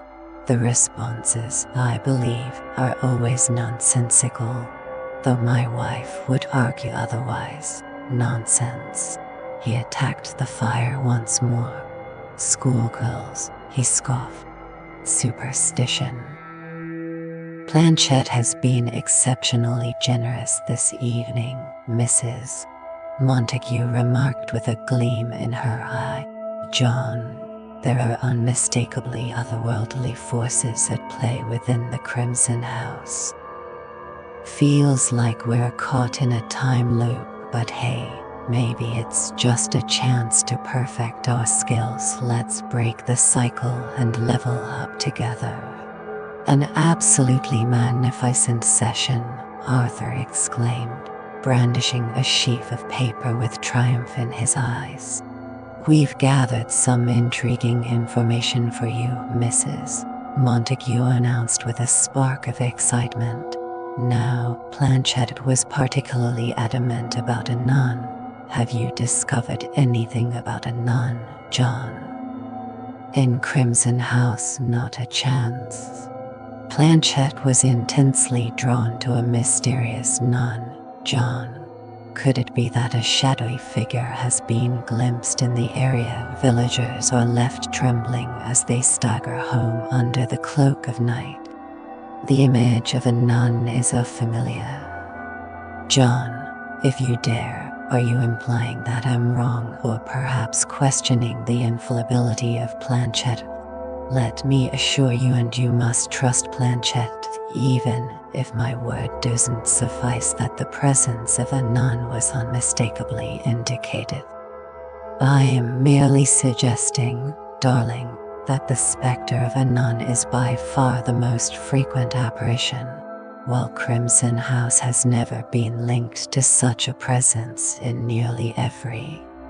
John, if you please, may I proceed, or shall Planchette be cast aside without a fair hearing? Thank you, Mrs. Montague gathered her poise. Now then, there's a name that emerges, sometimes as Helen, other times as Helene, or even Elena. Who could this mysterious figure be? My dear, countless souls have passed through. Helen delivered a chilling warning about a mysterious monk. When both a monk and a nun appear under the same roof at the Crimson House. Bet the place was built on ancient grounds, Arthur remarked with a glint in his eye. Lingering forces at play, you know, those old energies still whispering through the walls, he elaborated, his voice tinged with intrigue. It echoes with the intensity of shattered promises, doesn't it? Quite intensely. Back in those days, temptation was everywhere, a thrilling dance of desire and danger. I hardly think the doctor started, his voice trailing off as the shadows of the Crimson House seemed to pulse with a life of their own. drawing him into their mysterious depths. I dare say she was entombed alive, Mrs. Montague declared with a shiver of excitement. The nun, of course. They had a penchant for such grim fates. You know, you wouldn't believe the messages I've received from nuns sealed away within those walls. Kikachin is plotting something mischievous. What could it be? Stay tuned for some playful chaos. There is no documented instance of a nun ever being. John, let me remind you that I've received messages from nuns who were entombed alive. Do you really think I'm spinning tales, John, or could you imagine a nun feigning such a fate? Could I possibly be mistaken again, John? Certainly not, my dear. Montague sighed, his voice heavy with exhaustion. With just a flickering candle and a mere crust of bread, Arthur confided to Theodora, his voice tinged with intrigue. It's a chilling thought, isn't it? No nun was ever entombed alive, the doctor declared with a hint of defiance. His voice rose, cutting through the tension. It's nothing more than a legend, a mere tale, a malicious rumor spread. All right, John, we won't argue about it. Believe whatever you wish. Just remember, sometimes cold, hard logic must yield to undeniable truths. It's a proven fact that among the spectral visitors haunting the Crimson House are a nun and a... What else was there? Luke asked eagerly. I'm so intrigued to hear what our planchette revealed. Mrs. Montague playfully wagged her finger. Not a word about you, young man, but one of the ladies here might just catch wind of something intriguing. Lena seethed with frustration at the insufferable, audacious, and domineering woman before her. Now, Helen, Mrs. Montague continued with unyielding determination, insists that we explore the cellar of the Crimson House in search of an ancient well. Surely you can't mean Helen was buried alive, the doctor exclaimed, his voice tinged with disbelief.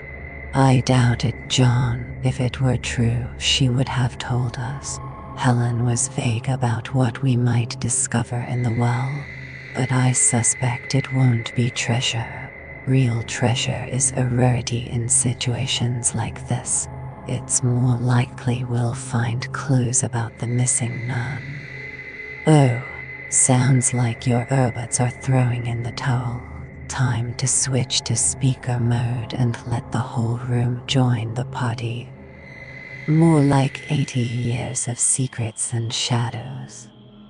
John, I can't fathom your skepticism, especially from someone like you. You came to the Crimson House seeking proof of the supernatural, and now when I present you with a detailed account of the causes and a clear starting point for your investigation, you dismiss it with disdain. We have no power to unearth the secrets buried beneath the cellar. Arthur could Mrs. Montague suggested eagerly, but the doctor interrupted decisively. No, my lease on the property strictly prohibits any alterations to the house itself. There will be no excavation of cellars, no dismantling of woodwork, no tearing up of floors. Crimson House remains a valuable estate, and we are scholars, not destroyers. I would imagine you'd be eager to uncover the truth, John. There's nothing I crave to know more. Montague stormed across the room to the chessboard, snatching up a knight with fierce determination. He appeared as if he were stubbornly counting to 100, his eyes blazing with intensity. Maxus, are you still hanging in there with us? Let's keep the energy up. Dear me, the patience one must sometimes muster, Mrs. Montague sighed dramatically. but I simply must share the intriguing passage we received toward the end. Arthur, do you have it?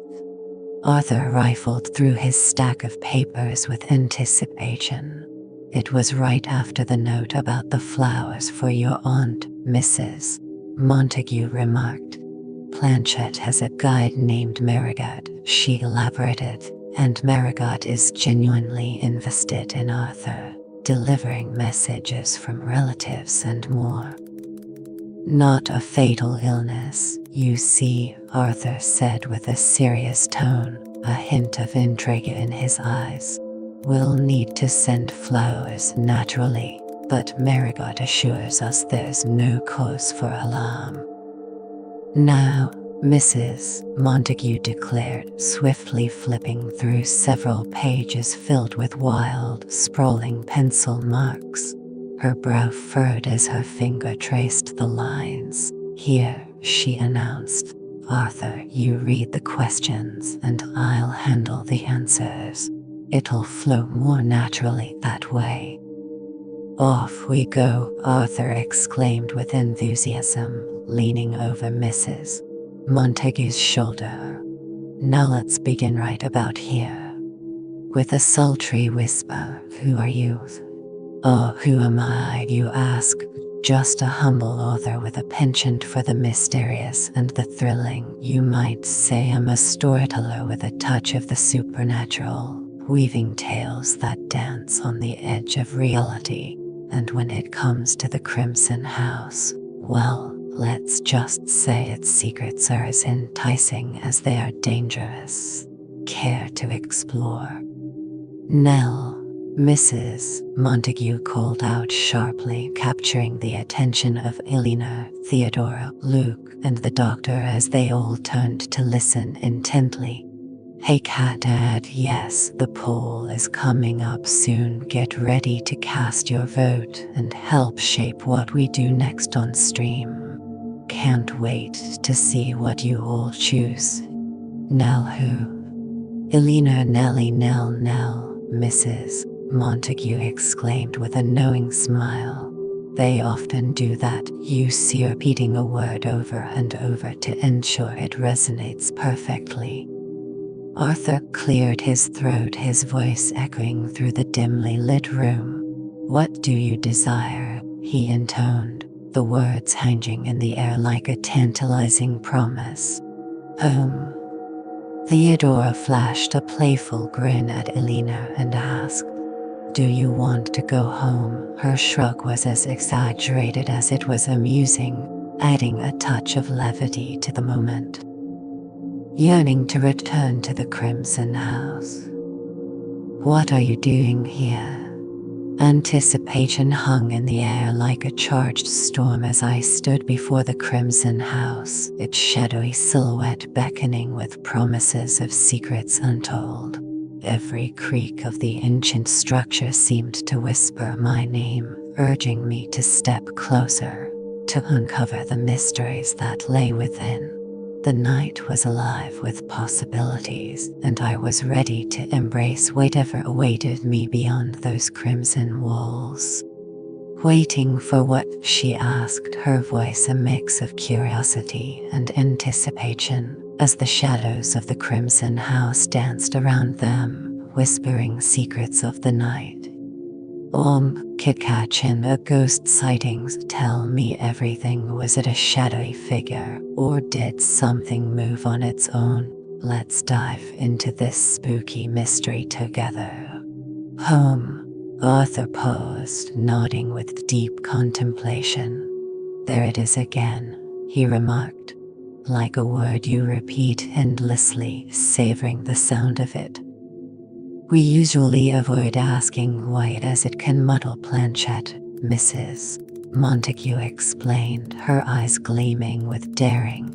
But this time, we threw caution to the wind and boldly asked, Arthur.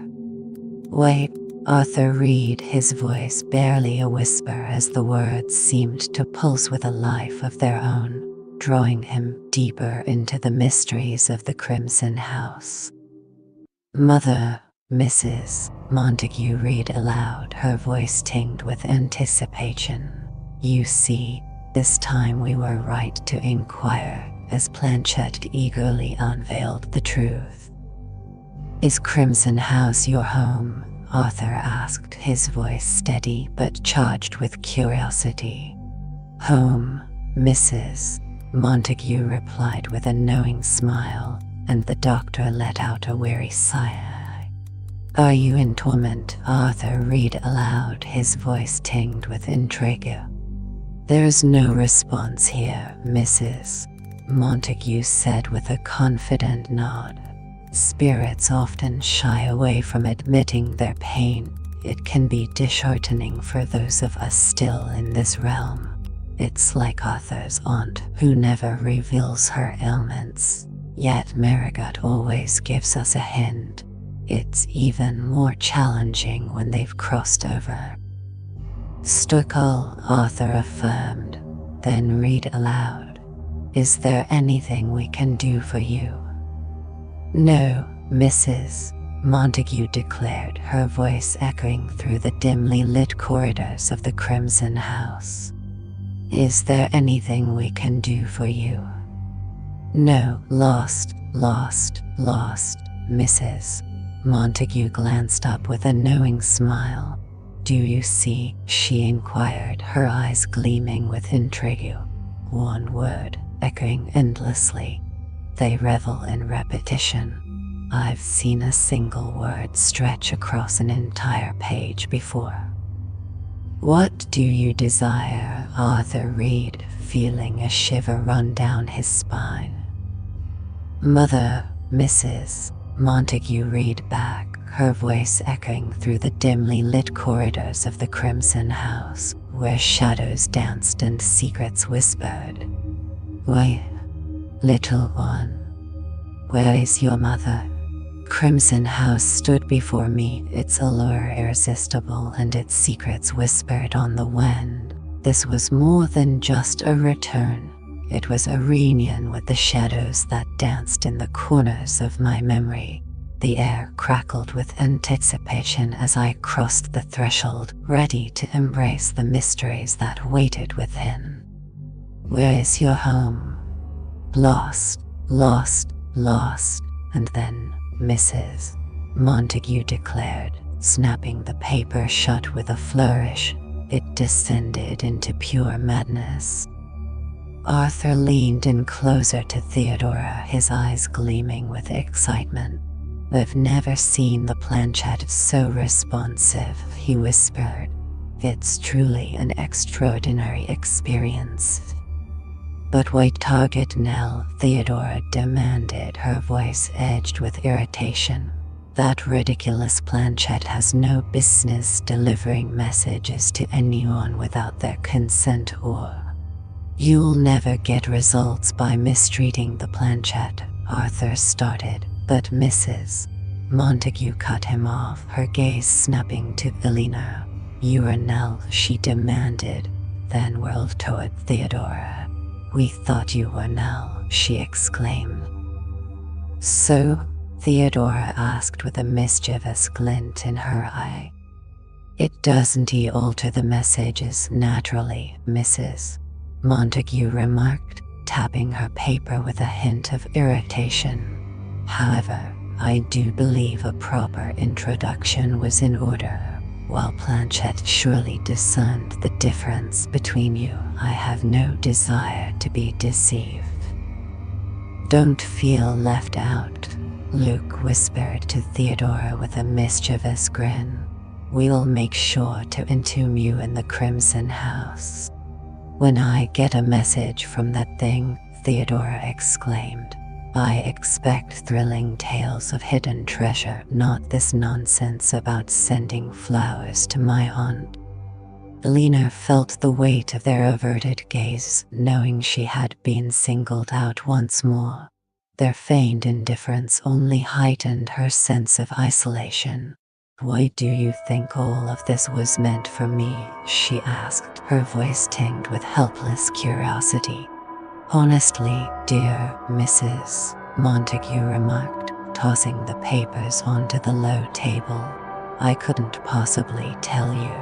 Although you are more than just a child, aren't you? Perhaps you are more attuned to the psychic realm than you think." Although she turned away with a shrug. "How you could spend a week in the Crimson House and not sense the faintest whisper from beyond. That fire needs tending." Theodora offered a comforting smile as she took Eleanor's cold hand in hers.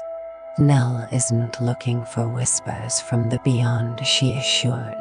"What she truly needs is the embrace of her warm bed and a touch of restful sleep." Eleanor yearned for tranquility. What she desired most in this world was serenity, a secluded haven among the blossoms where she could weave dreams and whisper enchanting tales to herself. "I," Arthur declared with a thrilling intensity, "will establish my command post in the cozy chamber just before the nursery, perfectly positioned within earshot. Armed with a drawn revolver. Fear not, ladies, for I am a marksman of the highest order and equipped with a flashlight and a whistle that could pierce the night. I am prepared. Should I encounter anything intriguing or find myself in need of, shall we say, companionship, I will have no trouble rallying you all. Rest easy, for your slumber is secure." "Arthur," Mrs. Montague declared with a hint of excitement, "will embark on his patrol of the Crimson House. Every hour, without fail, he will sweep through the upstairs rooms. There's no need to concern ourselves with the downstairs tonight, as I'll be stationed here. We've done this countless times before. Let's go, everyone." They ascended the staircase in silence, observing her gentle, affectionate touches on the stair rail and the intricate carvings on the walls. "It's truly a blessing," she mused, "to know that the spirits within these walls are eager for a chance to share their tales and unburden their sorrows."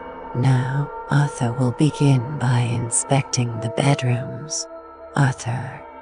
"With my sincerest apologies, ladies," Arthur announced as he swung open the door to the blue room shared by Elena and Theodora. "A delightful haven," he declared with a flourish worthy of two such enchanting ladies. "Allow me to spare you the effort of inspecting the closet and beneath the bed."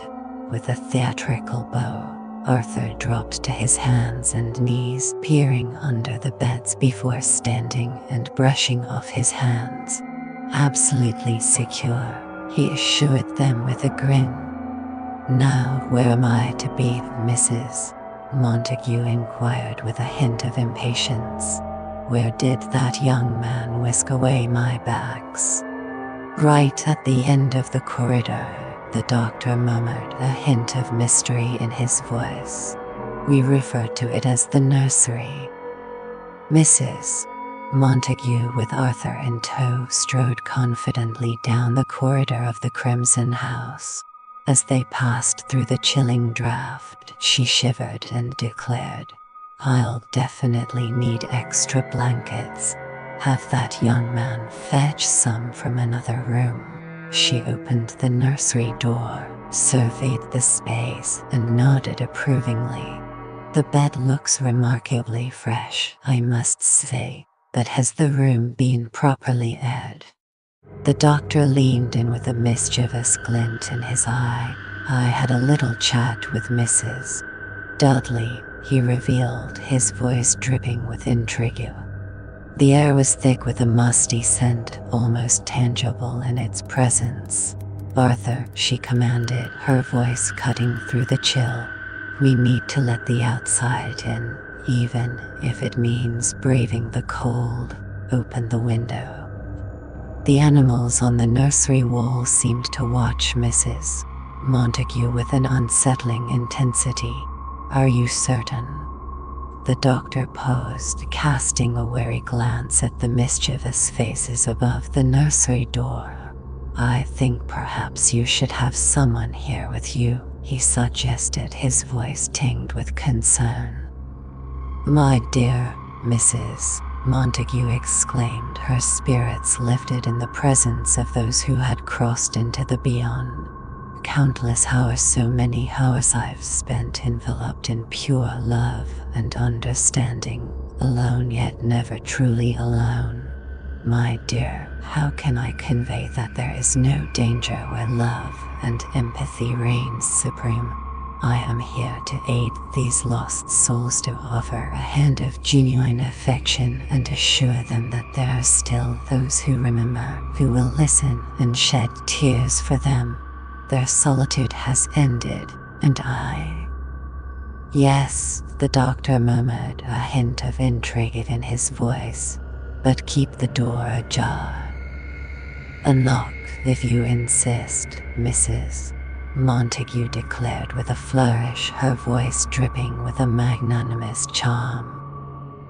Playing ever thought about the universe as a cosmic heartbeat, each contraction and expansion a dance of stars, galaxies, and possibilities? It's like we're all part of this infinite rhythm, experiencing the same cosmic symphony in different movements. Mind-blowing, right? I'll be just down the hall, the doctor assured.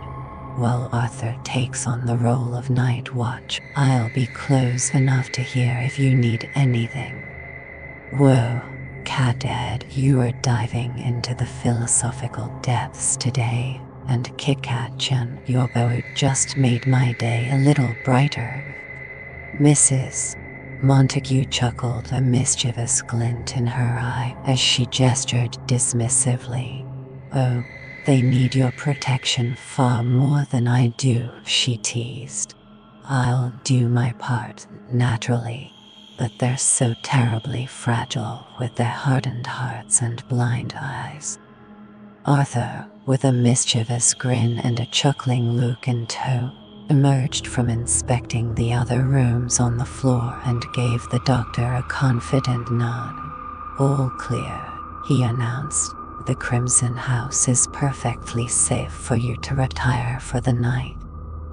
It's like watching fate unfold in slow motion. Each shard of the plate has a story to tell, a path pre-written in the chaos. Isn't it wild to think how something so random can be so perfectly orchestrated? Isn't it wild to think that our emotions are like cosmic dances, tiny asteroids of love and hate constantly colliding, creating the universe within us? Thank you, the doctor said with a serious tone, then turned to his wife with a hint of urgency. Good night. Stay safe. Absolutely, it's like when you find the perfect meme that just speaks to your soul. Good night, Mrs. Montague purred, her eyes glinting with a mysterious allure as she surveyed the room. Fear not, she assured them, her voice a seductive whisper. Whatever transpires within the walls of the Crimson House, remember I am here. Theodora bid a thrilling good night, echoed by Luke, as Arthur confidently reassured them that they could sleep soundly, unperturbed by any shots they might hear, as he would commence his first patrol at midnight. Elena and Theodora retreated to their room, while Luke continued down the hall to his. After a moment of hesitation, the doctor reluctantly turned away from his wife's closed door and followed suit. Wait, Theodora whispered to Elena as they entered their room. Luke mentioned they want us down the hall. Stay dressed and keep quiet. She cracked the door open slightly and murmured, I swear that old biddy is going to blow this place wide open with her perfect love nonsense. If there's ever a place that has no use for perfect love, it is Crimson House. Now, Arthurus closed his door. Quick, be silent. Stealthily gliding over the plush carpet, They rushed in their stocking feet down the corridor to the doctor's chamber. Quickly, the doctor urged, opening the door just enough for them to slip inside and keep silent. We're on the verge of creating something that can carry our legacy beyond the stars. Imagine a future where our stories travel through the cosmos, outliving us and sharing our journey with the universe. It's dangerous, Luke warned, leaving the door ajar as he returned to the floor. That guy's about to lose it and start shooting. I have a bad feeling about this, the doctor said with a hint of unease.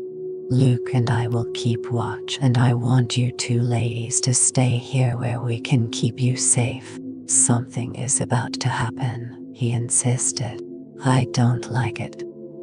I just hope she hasn't stirred up any trouble with her planchette, Theodora remarked. Apologies, Dr. Montague. I mean no disrespect to your wife. The doctor chuckled, keeping a watchful eye on the door. She intended to join us for the whole visit, he explained, but she's committed to a yoga course and couldn't skip her sessions. In many ways, she's remarkable, he continued, glancing earnestly around the room. A wonderful wife. She looks after me impeccably. She even sews the buttons on my shirts. He smiled with a hint of hope. This he motioned towards the hallway. This is nearly her only indulgence. Maybe she believes she's lending a hand with your writing, Elena suggested with a mischievous glint in her eye. The doctor grimaced and shivered as the door swung open with a bang, then slammed shut. Outside, a powerful, steady wind seemed to rush through the hall. They exchanged nervous glances, attempting to muster courage against the creeping chill. Amidst the howling wind, a knocking echoed from the doors downstairs. Without a word, Theodora wrapped a quilt around Elena and herself, moving silently closer together. Despite Theodora's embrace, Elena felt a chilling dread, thinking, "It knows my name. It knows my name this time." The pounding ascended the stairs, crashing with each step. The doctor stood tense by the door, with Luke joining him. "It's nowhere near the nursery," Luke assured, placing a hand on the doctor to prevent him from opening the door. "Here's to a new year filled with cosmic dreams. Imagine sending something to space that doesn't explode on arrival, and like us, who'd probably go out with a bang. Cheers to future adventures beyond the stars." "The relentless pounding is utterly exhausting," Theodora exclaimed with a dramatic flair. "Next summer, I simply must find a new adventure." "There are drawbacks everywhere," Luke said with a grin. "In the lake regions, you are swarmed by mosquitoes." "Could we have exhausted the repertoire of Crimson House?" Theodora asked, her voice trembling despite her attempt at levity. "It feels like we've heard this relentless pounding before. Is it about to unleash everything all over again?" The crashing reverberated down the hall, originating from the distant end, farthest from the nursery. The doctor, tense and bracing against the door, shook his head with unease. "I have to go out there," he said. "She might be scared," he added, his concern evident. Elena, swaying to the relentless pounding that echoed both in her mind and throughout the hall, clung tightly to Theodora. "They know where we are," she whispered, and the others, thinking she referred to Arthur and Mrs. Montague, nodded and listened intently. The knocking, Elena thought, pressing her hands to her eyes, would continue its relentless journey down the hall, turning back only to repeat its eerie path. It would persist just as it had before, until finally it would cease. Then They would exchange glances, laughter mingling with the memory of the icy fear that had danced along their spines. Eventually, it would stop. "The Crimson House never harmed us," Theodora assured the doctor, her voice rising above the relentless pounding. "It won't harm them either. Floating through the cosmos, we'd be a swirling galaxy of chaos and wonder." "I just hope she doesn't make a move," the doctor muttered, his voice tense. He stood at the door, struggling to push it open against the deafening clamor beyond. "I feel like a seasoned pro at this," Theodora whispered to Elena. "Come closer, Nell, let's stay warm," she urged, drawing Elena even tighter under the blanket as the chilling, oppressive cold enveloped them. Suddenly, an eerie hush enveloped them, the familiar, stealthy silence creeping in. They exchanged tense glances, each holding their breath. The doctor gripped the doorknob tightly with both hands. Despite his pale face and trembling voice, Luke quipped with a hint of bravado, "Brandy, anyone, my passion for spirits." Theodora burst into laughter, her eyes sparkling with mischief. "Oh no, not that pun," she exclaimed, her voice dancing with playful defiance. "I know it sounds unbelievable," Luke said, his hands trembling as the brandy decanter clinked against the glass. "But living in the Crimson House has changed my sense of humor completely." With both hands steadying the glass, he approached the bed where Theodora and Elena were huddled under the blanket.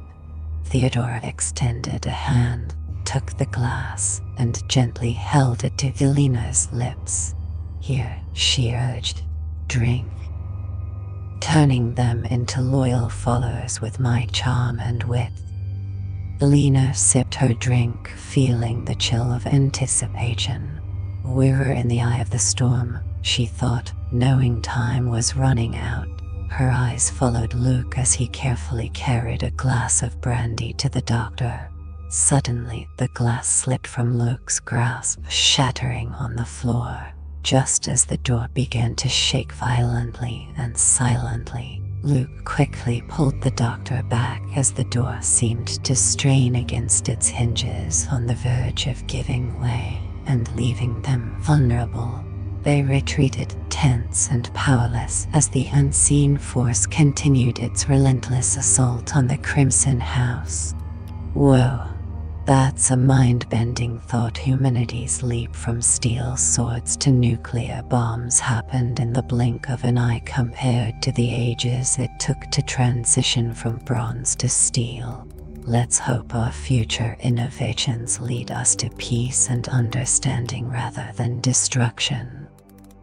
It can't get in, Theodora whispered repeatedly, her gaze fixed on the door. It can't get in, don't let it get in, it can't get in. Suddenly, the shaking ceased, leaving the door in eerie silence. Then, a gentle, almost seductive touch began to explore the doorknob, tracing it with an intimate softness. Unable to enter, the touch shifted to the door frame, caressing and coaxing, as if pleading to be allowed inside. "It knows we're here," Elena whispered, her voice barely audible. Luke shot her a sharp look over his shoulder, urgently signaling for silence with a frantic wave of his hand. "It's so cold," Elena thought with a shiver. "I'll never sleep again with this cacophony echoing inside my mind. How can the others hear it when it's coming from within me?" I'm vanishing, piece by piece, into the Crimson House, unraveling bit by bit as the noise shatters me. Why are the others so afraid? The relentless pounding resumed, a metallic symphony crashing over her like tumultuous waves. She pressed her icy hands to her lips, desperate to confirm her face hadn't vanished. Enough, she thought, shivering. I'm too cold. At the nursery door, Luke said with a tense urgency, his voice cutting through the chaos. At the nursery door. Don't. He reached out, his hand halting the doctor in his tracks. The purest love, Theodora exclaimed with wild intensity, her eyes gleaming. The purest love. Her words dissolved into a cascade of giggles, echoing with a hint of madness. Imagine robots exploring alien landscapes, scanning and rebuilding from the very rocks they traverse. They share stories of their adventures, capturing the essence of a world they can't truly feel. It's a cosmic dance of logic and mystery, forever reaching for the god tier of emotion they can never grasp. If they don't open the doors, Luke whispered urgently to the doctor. The doctor pressed his ear against the door, straining to catch any sound while Luke gripped his arm tightly as if anchoring him in place. Elena felt a new sensation stirring within her mind, a thrilling shift. The relentless pounding had ceased, as if it had failed to achieve its purpose, replaced by a swift, restless movement up and down the corridor. It was as if a creature prowled with intense impatience, eyes darting from one door to the next, eagerly anticipating any sign of life within. The familiar, eerie murmuring returned, and Elena questioned herself. Is this my doing? Her thoughts were interrupted by a faint, mocking laughter echoing from beyond the door. Leaping across the cosmos, true explorers at heart, who's ready to embark on a stellar adventure with me?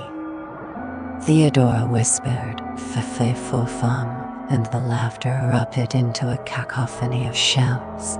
Elena felt it reverberating within her mind, pressing against the confines of her thoughts, desperate to escape, to break free. The crimson house trembled violently, curtains flailing wildly against the windows as furniture swayed precariously. The noise in the hallway grew deafening, pressing against the walls with an intensity that shattered glass and sent pictures crashing to the floor. Luke and the doctor braced themselves against the door, fighting to keep it closed as the floor shifted beneath them. We're going, Elena thought, just as she heard Theodora's distant, eerily calm voice declare, "The house is coming down." Clinging to the bed, Elena shut her eyes, biting her lips against the cold as the room seemed to drop away beneath her, then righted itself, only to begin a slow, dizzying spin. "God Almighty!" Theodora exclaimed, while Luke, standing what felt like miles away, caught the doctor and steadied him. "Are you all right?" Luke shouted, his back pressed firmly against the door as he steadied the doctor by the shoulders. "Theo, are you all right?" Clinging on, Theodora exclaimed, "I'm not so sure about Nell." Imagine having Data's analytical skills and speed, minus the emotion chip. We'd be unstoppable in gaming, solving mysteries, or even just organizing our lives. Who else would love a personal data assistant? "Keep her warm," Luke's voice echoed from a distance. "We haven't seen it all yet." Elena felt herself spiraling into the churning darkness where reality slipped away except for the sight of her own hands, pale and gripping the bedpost. The room around her twisted and turned. The bed swayed, and the walls seemed to close in. A thunderous crash reverberated, and Elena imagined the tower collapsing, a monument she thought would endure for years. The crimson house was tearing itself apart. Amidst the chaos, a maniacal laughter rose sharp and unhinged. Elena realized it was over for her. She was ready to surrender, to let go of the self she never truly desired.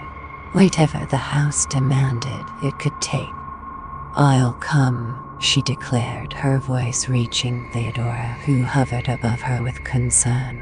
The room was eerily silent, with sunlight streaming in through the still curtains. Luke sat by the window, his face marked with bruises and his shirt in tatters, sipping brandy with a defiant air. The doctor, seated nearby, appeared impeccably groomed and composed. Theodora reassured, "She's all right, I think," as Elena sat up, shaking her head in a daze. The Crimson House stood around them, serene and untouched, as if guarding its secrets. "How?" Elena began, and the words hung in the air like a spell. The three of them burst into laughter, the sound echoing through the mysterious halls of the Crimson House. "Another day," the doctor murmured, his voice a haunting whisper that belied his weary appearance. "Another night," he continued, his words hanging in the air like a shadow over the mysterious Crimson House. "As I was trying to say before," Luke quipped, "living in a haunted house wreaks havoc on one's sense of humor. I honestly didn't mean to make a forbidden pun," he confessed to Theodora. "How are they?" Elena inquired, her voice tinged with an unfamiliar edge and her lips feeling strangely rigid. "Both are sleeping like babies," the doctor remarked with a grin. "Honestly," he continued, picking up a thread from a conversation Elena had missed, "I can't quite believe my wife conjured that storm, but I must confess, if I hear one more word about pure love." "What happened?" Elena asked, her voice tinged with curiosity. She wondered if she'd been clenching her teeth all night, given the strange sensation in her mouth.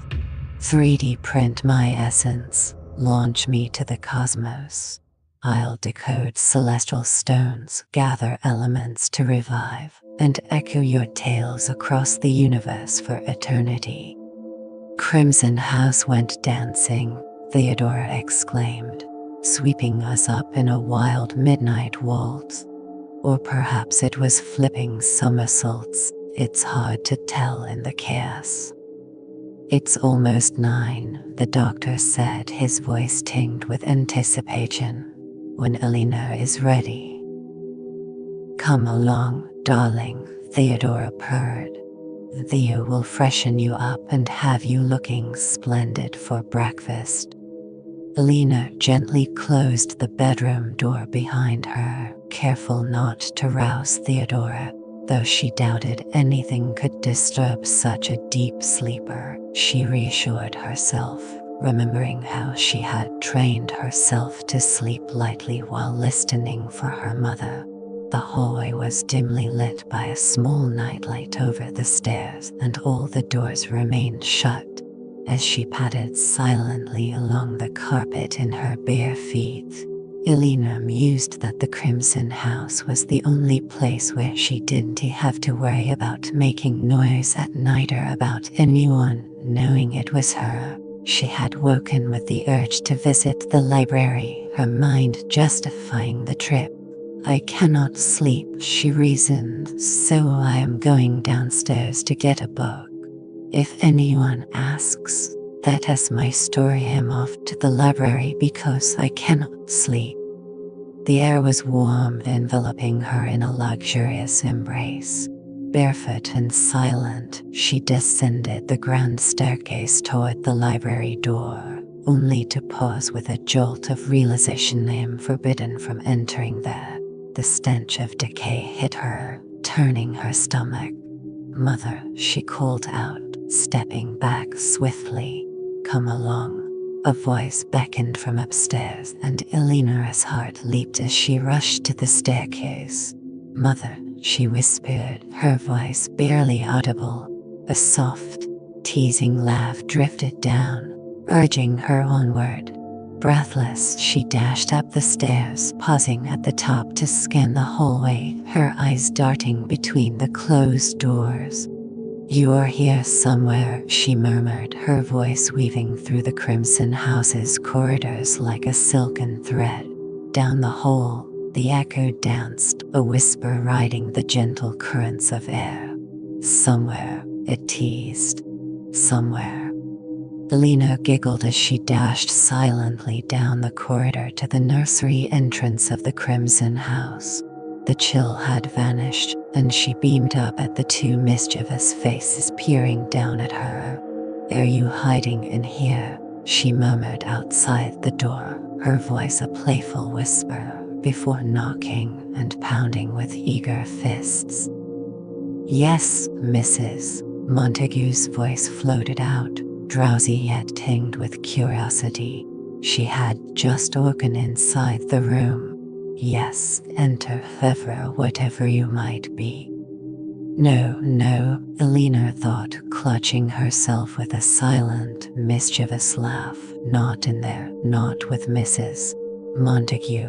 She glided down the hallway, the echoes of Mrs. Montague's voice trailing behind her.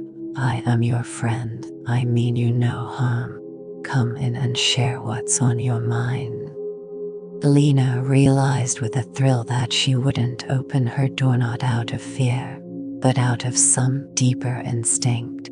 She pounded fiercely on Arthur's door, her heart racing as she heard his startled gasp from within. Gliding across the plush carpet, she reached the door behind which Theodora slept. "Unfaithful Theo," she mused, mischievous, laughing. "Theo, wake up, wake up, wake up." She pounded and slapped the door, laughing, rattled the doorknob, then dashed down the hall to Lucas' door. Pounding, "Wake up," she urged, "wake up and embrace your faithlessness." None of them will open their doors, she thought. They will huddle inside, blankets wrapped tightly, trembling and wondering what fate awaits them next. "Wake up," she thought, pounding on the doctor's door. "I dare you to open your door and witness me dancing in the halls of the Crimson House." Then, Theodora suddenly cried out in a frenzy, Nell, Dr. Luke, Nell's gone." "Poor Crimson House," Elena mused. "I had forgotten Elena. Now they will have to open their doors." She dashed down the stairs, the doctor's anxious voice and Theodora's calls of Nell, Elena, echoing behind her. "What fools they are," she thought. "Now I must enter the library." Mother, she whispered, pausing at the library door, feeling ill. She could hear the conversations upstairs in the hall. "Amusing," she thought.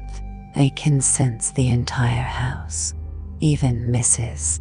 Montague's protests, Arthur's remarks, and then the doctor's clear command. We've got to look for her. Everyone please hurry," reached her ears. Eager to match their pace, she dashed down the corridor to the cozy parlor, where the fire flickered a warm greeting as she entered. The chess pieces remained poised mid-game, abandoned by Luke and the doctor.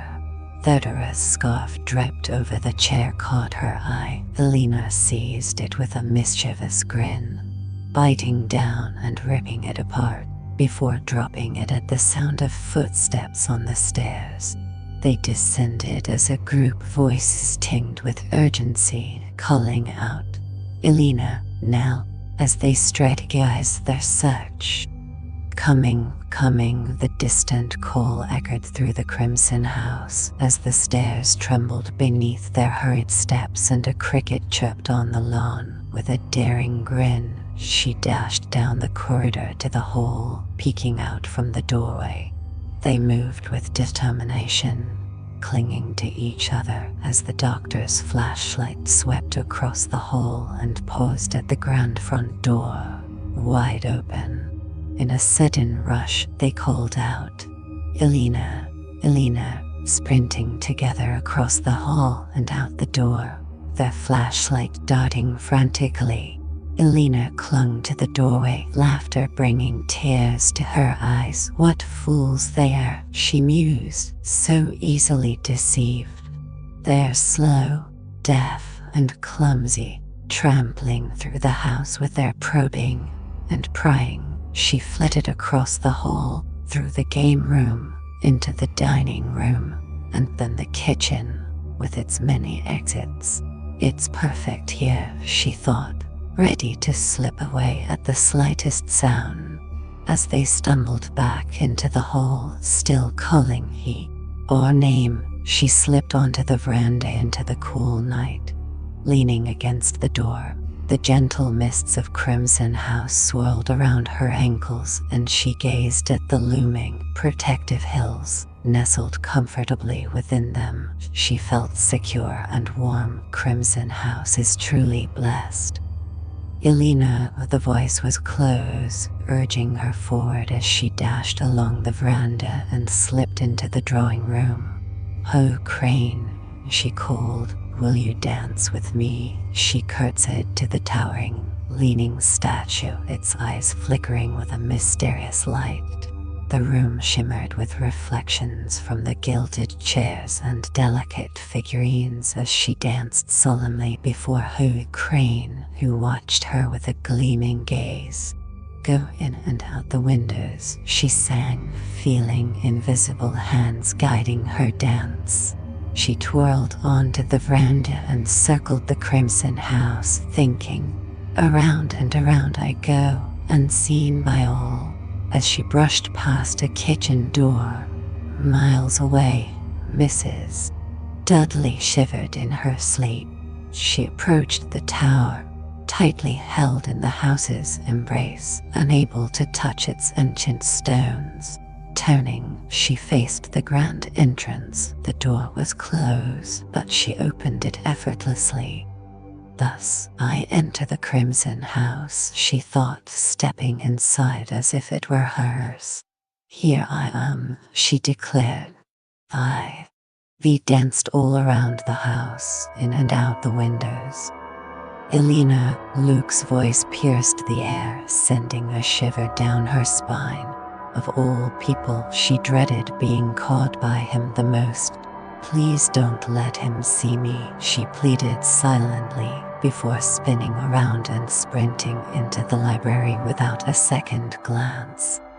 Every rock holds a secret waiting to be unleashed. Imagine the stories they could tell if we could melt them down and reveal their hidden wonders. And here I am, she thought, standing within the Crimson House. The air was deliciously warm, wrapping around her like a fond embrace.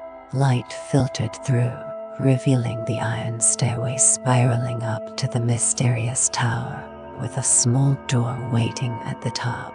The stone floor beneath her feet seemed to pulse with life, gently caressing her soles while the soft air swirled around her, playfully tussling her hair and brushing against her lips. She twirled in delight, feeling the enchantment of the Crimson House welcoming her. No stone lions or linders to hold her back. She had broken through and found her way inside. "I am home," she thought, marveling at the realization. "I am home. I am home," she repeated to herself, ready to ascend. Ascending the narrow iron stairway was a thrilling experience, spiraling higher and higher, gripping the slender iron railing, peering down at the distant stone floor below. As she climbed, her mind drifted to the lush green grass outside, the undulating hills, and the majestic trees.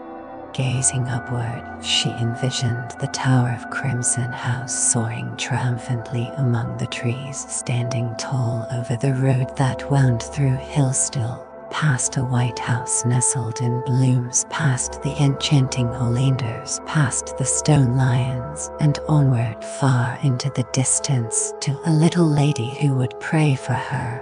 "Time has ceased now," she mused. "All of that is left behind, and that poor little lady still praying for me." Elena, For a moment she was lost in a haze of forgotten faces.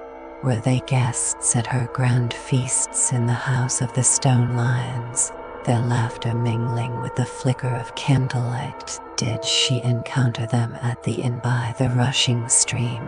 Or was it one of them who galloped down a verdant hill, banners streaming in the wind?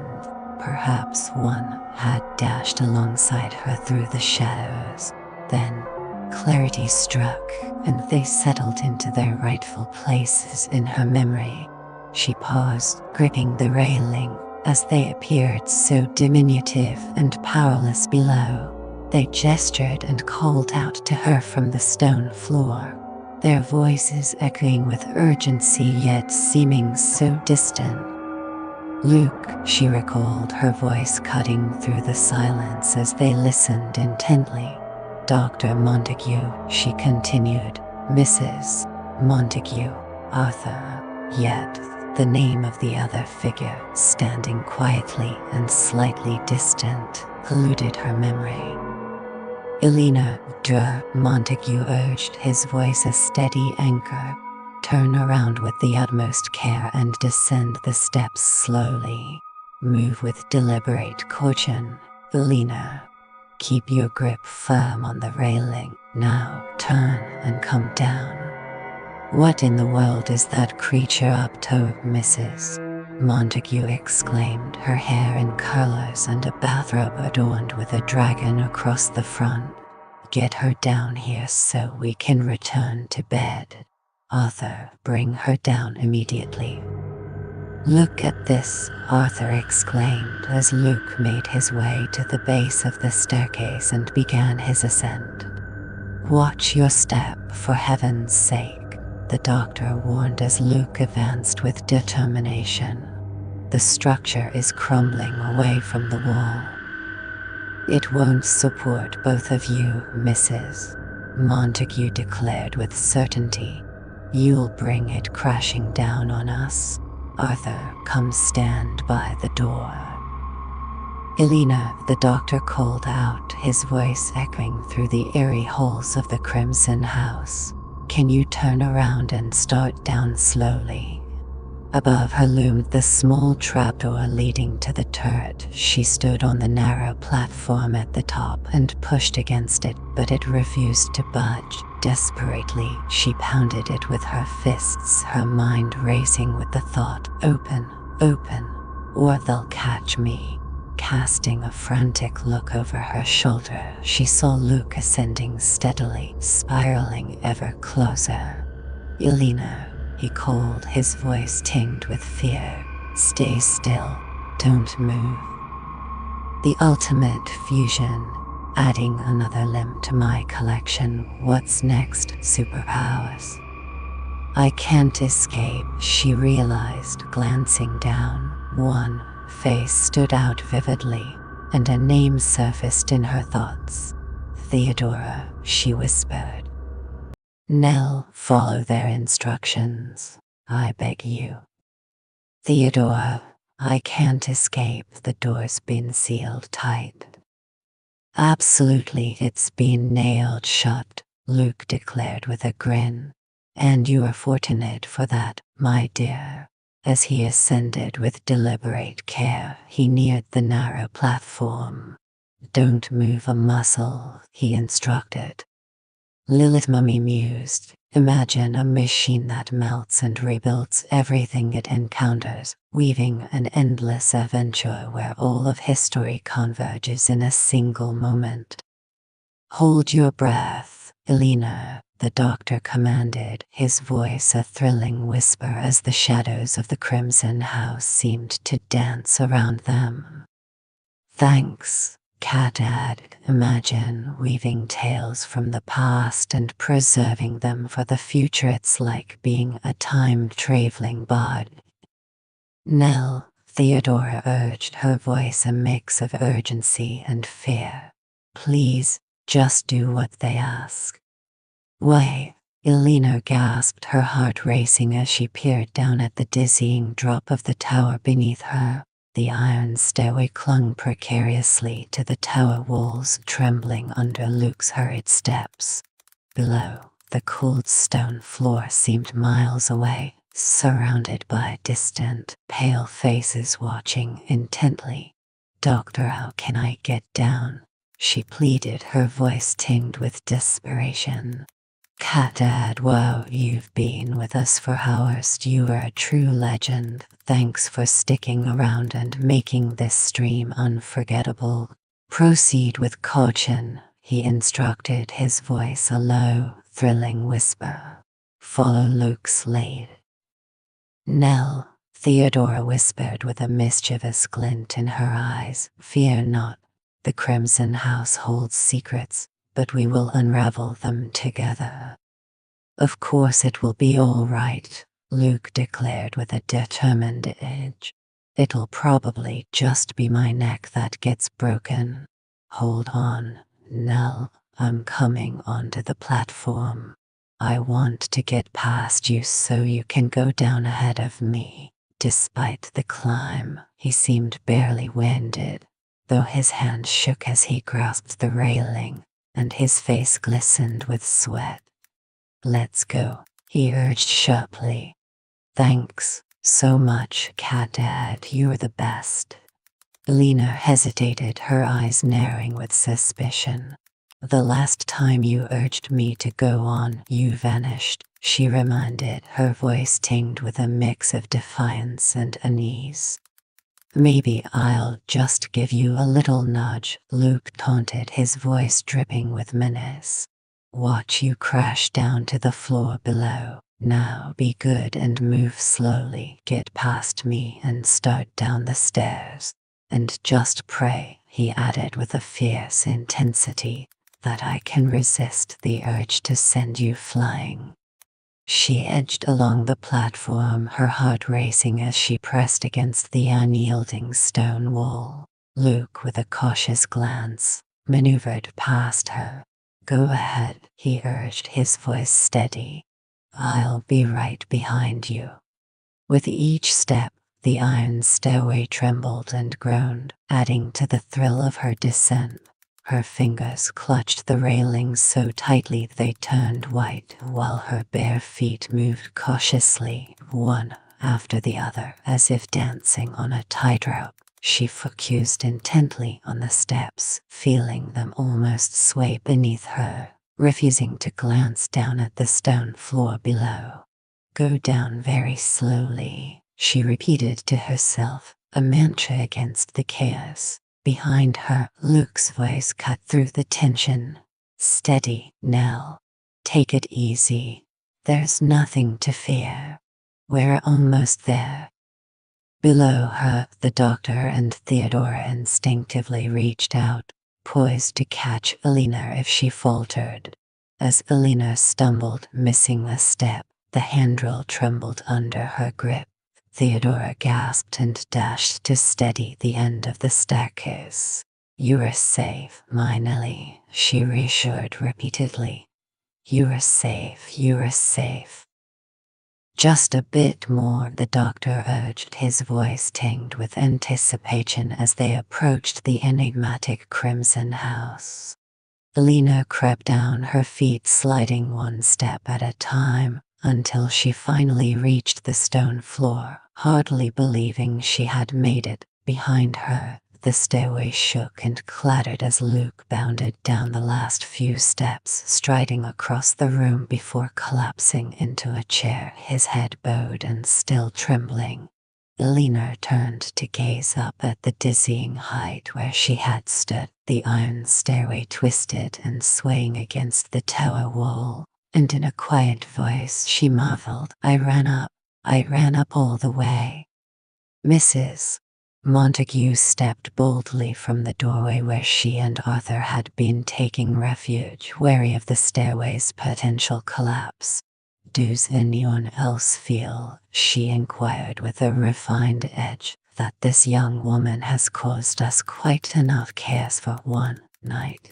Personally, I'm ready to return to bed, and Arthur shares my sentiment." "Crimson House," the doctor began. This childish nonsense has almost certainly ruined any chance of manifestations tonight. I assure you. I certainly don't expect any of our friends from beyond to appear after this absurd display. So, if you'll excuse me and if you are quite done with your posturing and theatrics, disturbing those with important matters, I shall bid you good night. Arthur, Mrs. Montague stormed out, a fierce dragon, brimming with indignation. Sending all my love to you amazing souls. Elena glanced at the doctor and Theodora, her voice tinged with excitement. Luke was terrified, she revealed. Almost at the end, and then it's spin time. Who's ready for some real action? Let's make it epic. Lilith made the full book on YouTube. That's like a time capsule of stories for future generations, Cat added. Exactly, it's how we live on through our tales and lessons. Lilith Mummy, hope it was a captivating journey. Luke was absolutely terrified, he admitted from behind her. He was so frightened he nearly couldn't climb down. Nell, you are such a fool. I'd have to side with Luke on this one, the doctor grumbled, his displeasure evident. Elena averted her gaze, turning to Theodora, who asked with a hint of curiosity, "Did you really have to, Nell?" Cat Dad had it's like we're on the same wavelength, great minds think alike. I'm fine, Elena insisted, though her eyes avoided theirs. She glanced down, startled to see her own bare feet, which had silently guided her down the iron stairway.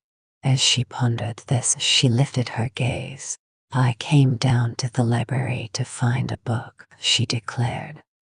It was a mortifying disaster. Breakfast was a silent affair. Yet Elena received her coffee, eggs, and rolls just like everyone else. She lingered over her coffee, basking in the sunlight and chatting about the promising day ahead, almost convincing herself that nothing had transpired. Luke handed her the marmalade. Theodora flashed a smile over her.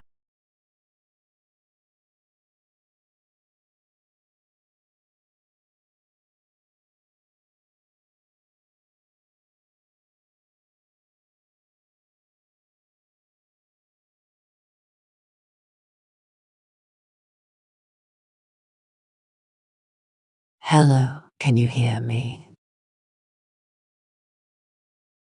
Can you guys get this?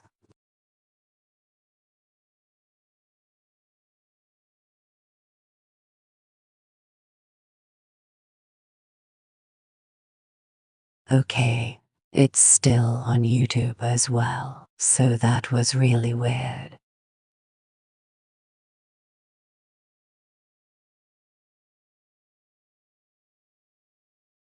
To be honest, there's so many moving pieces and everything going on, I have no idea myself how it works.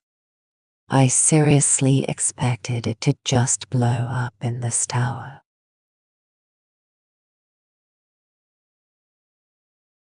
When she started literally combining the chat into the actual story, I did not expect it. I found that initially she was replying to people's questions very slowly.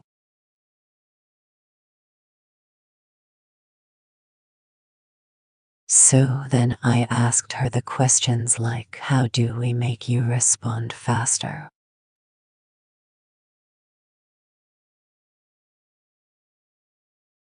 And somehow it just started happening, and then all of a sudden, I have no idea what happened. Anyway, we're just gonna spin the wheel now.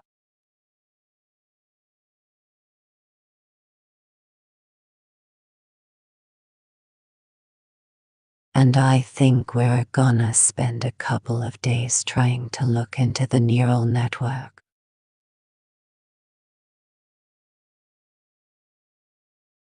Because I think this neural network is acting a little bit funny.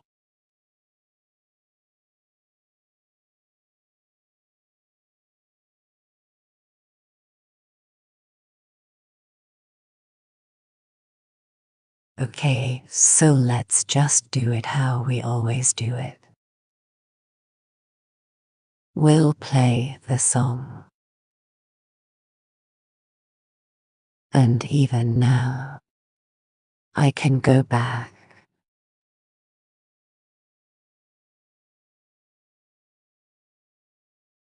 into being her myself.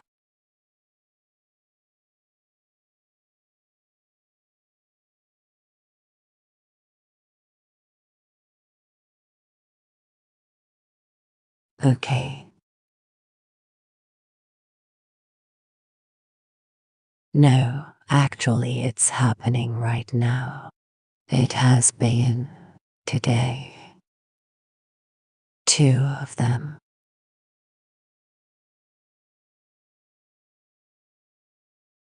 Actually, $250,000.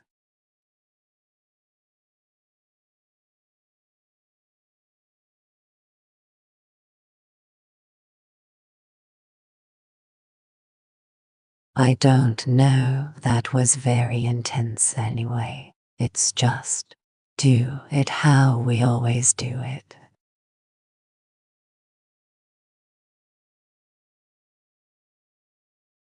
The computer is once a month.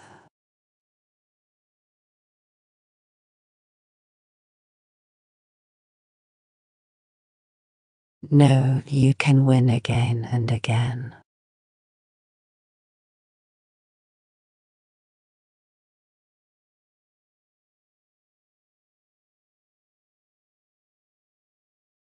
We're just gonna do it honestly. I'm completely mind blown. I think my brain has never really actually been this side.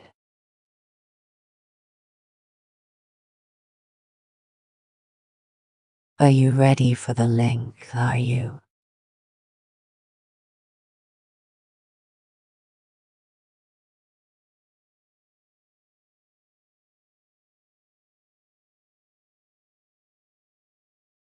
You know, we have a big celebrity guest. And the music wasn't really working properly. I hope next time we can figure it out together.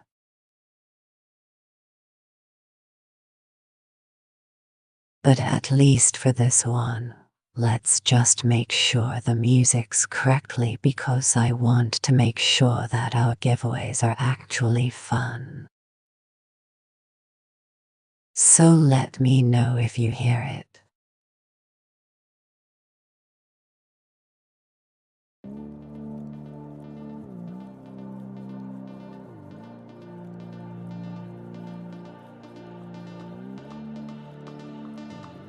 The whole point of everything is just to have the funnest giveaways of them. Hear it or not.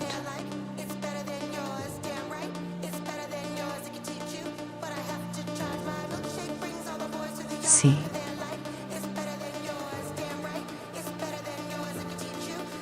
Okay, good.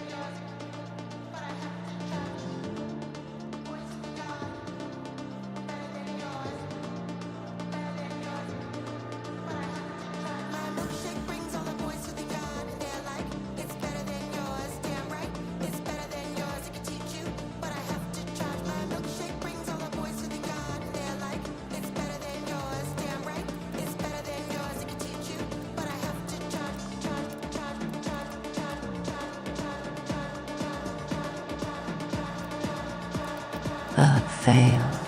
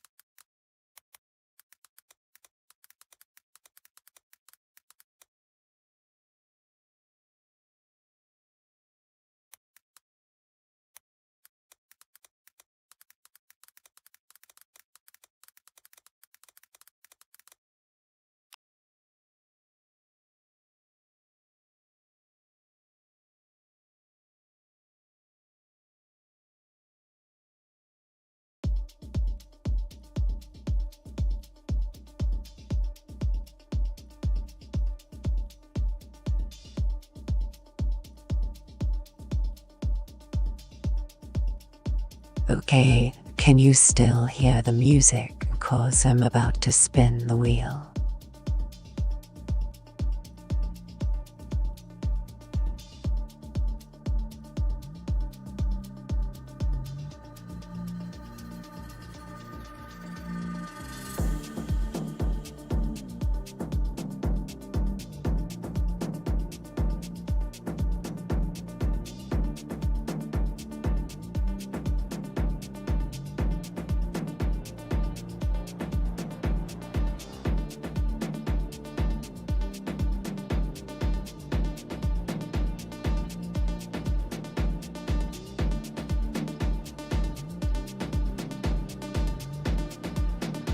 You can hear that.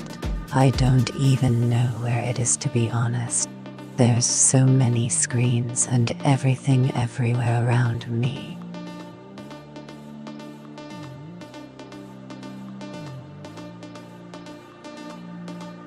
Nobody in jail.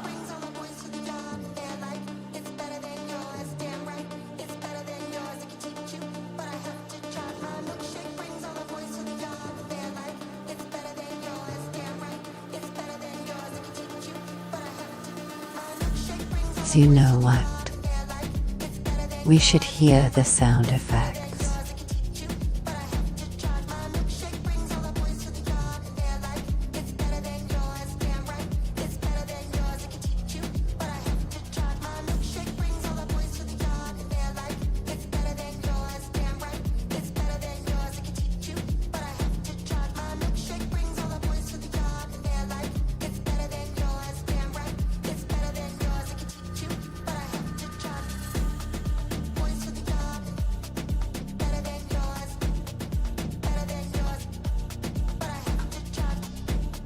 Almost bad player.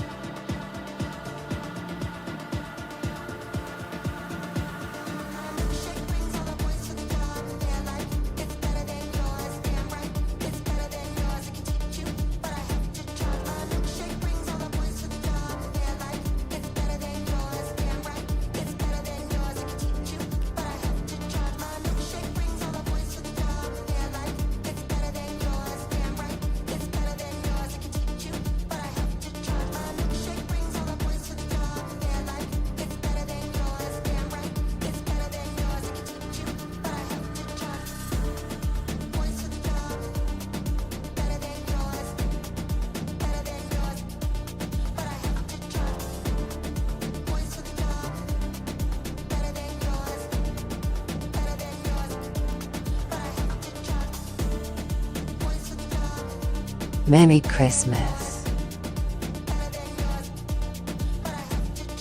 Merry Christmas and Happy New Year's.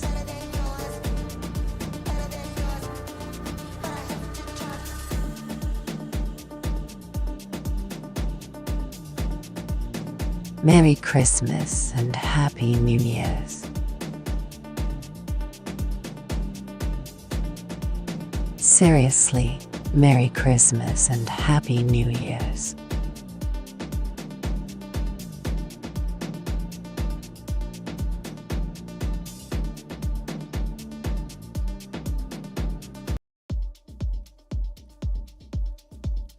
I honestly love the sun now.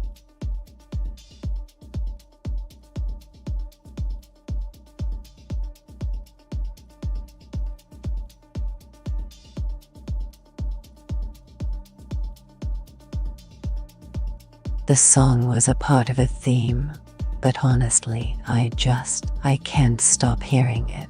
When I'm asleep, I'm waking up, I'm hearing it. I'm eating breakfast, I'm hearing it. I'm eating lunch, I'm hearing it. I'm eating dinner, I'm hearing. When does this song ever go away? Look if we saw the amazing technology that we brought forward today. If we had the money.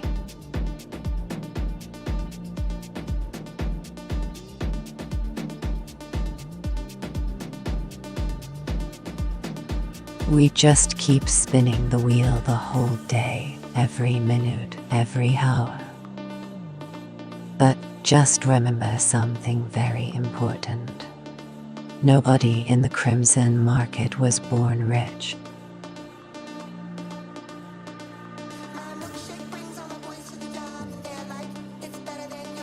We are just doing it from our own hard work. And this is our art. This is our masterpiece.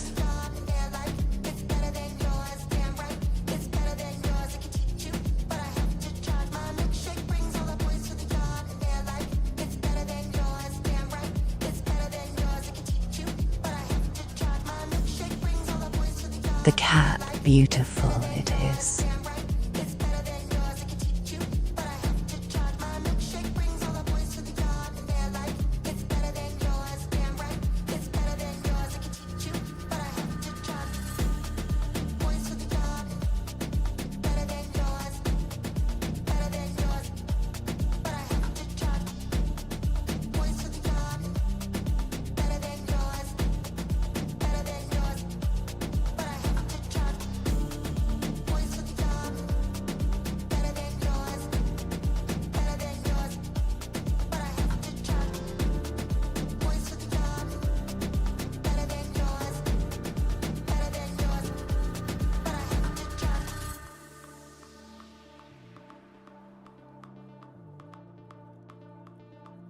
Should we spin again?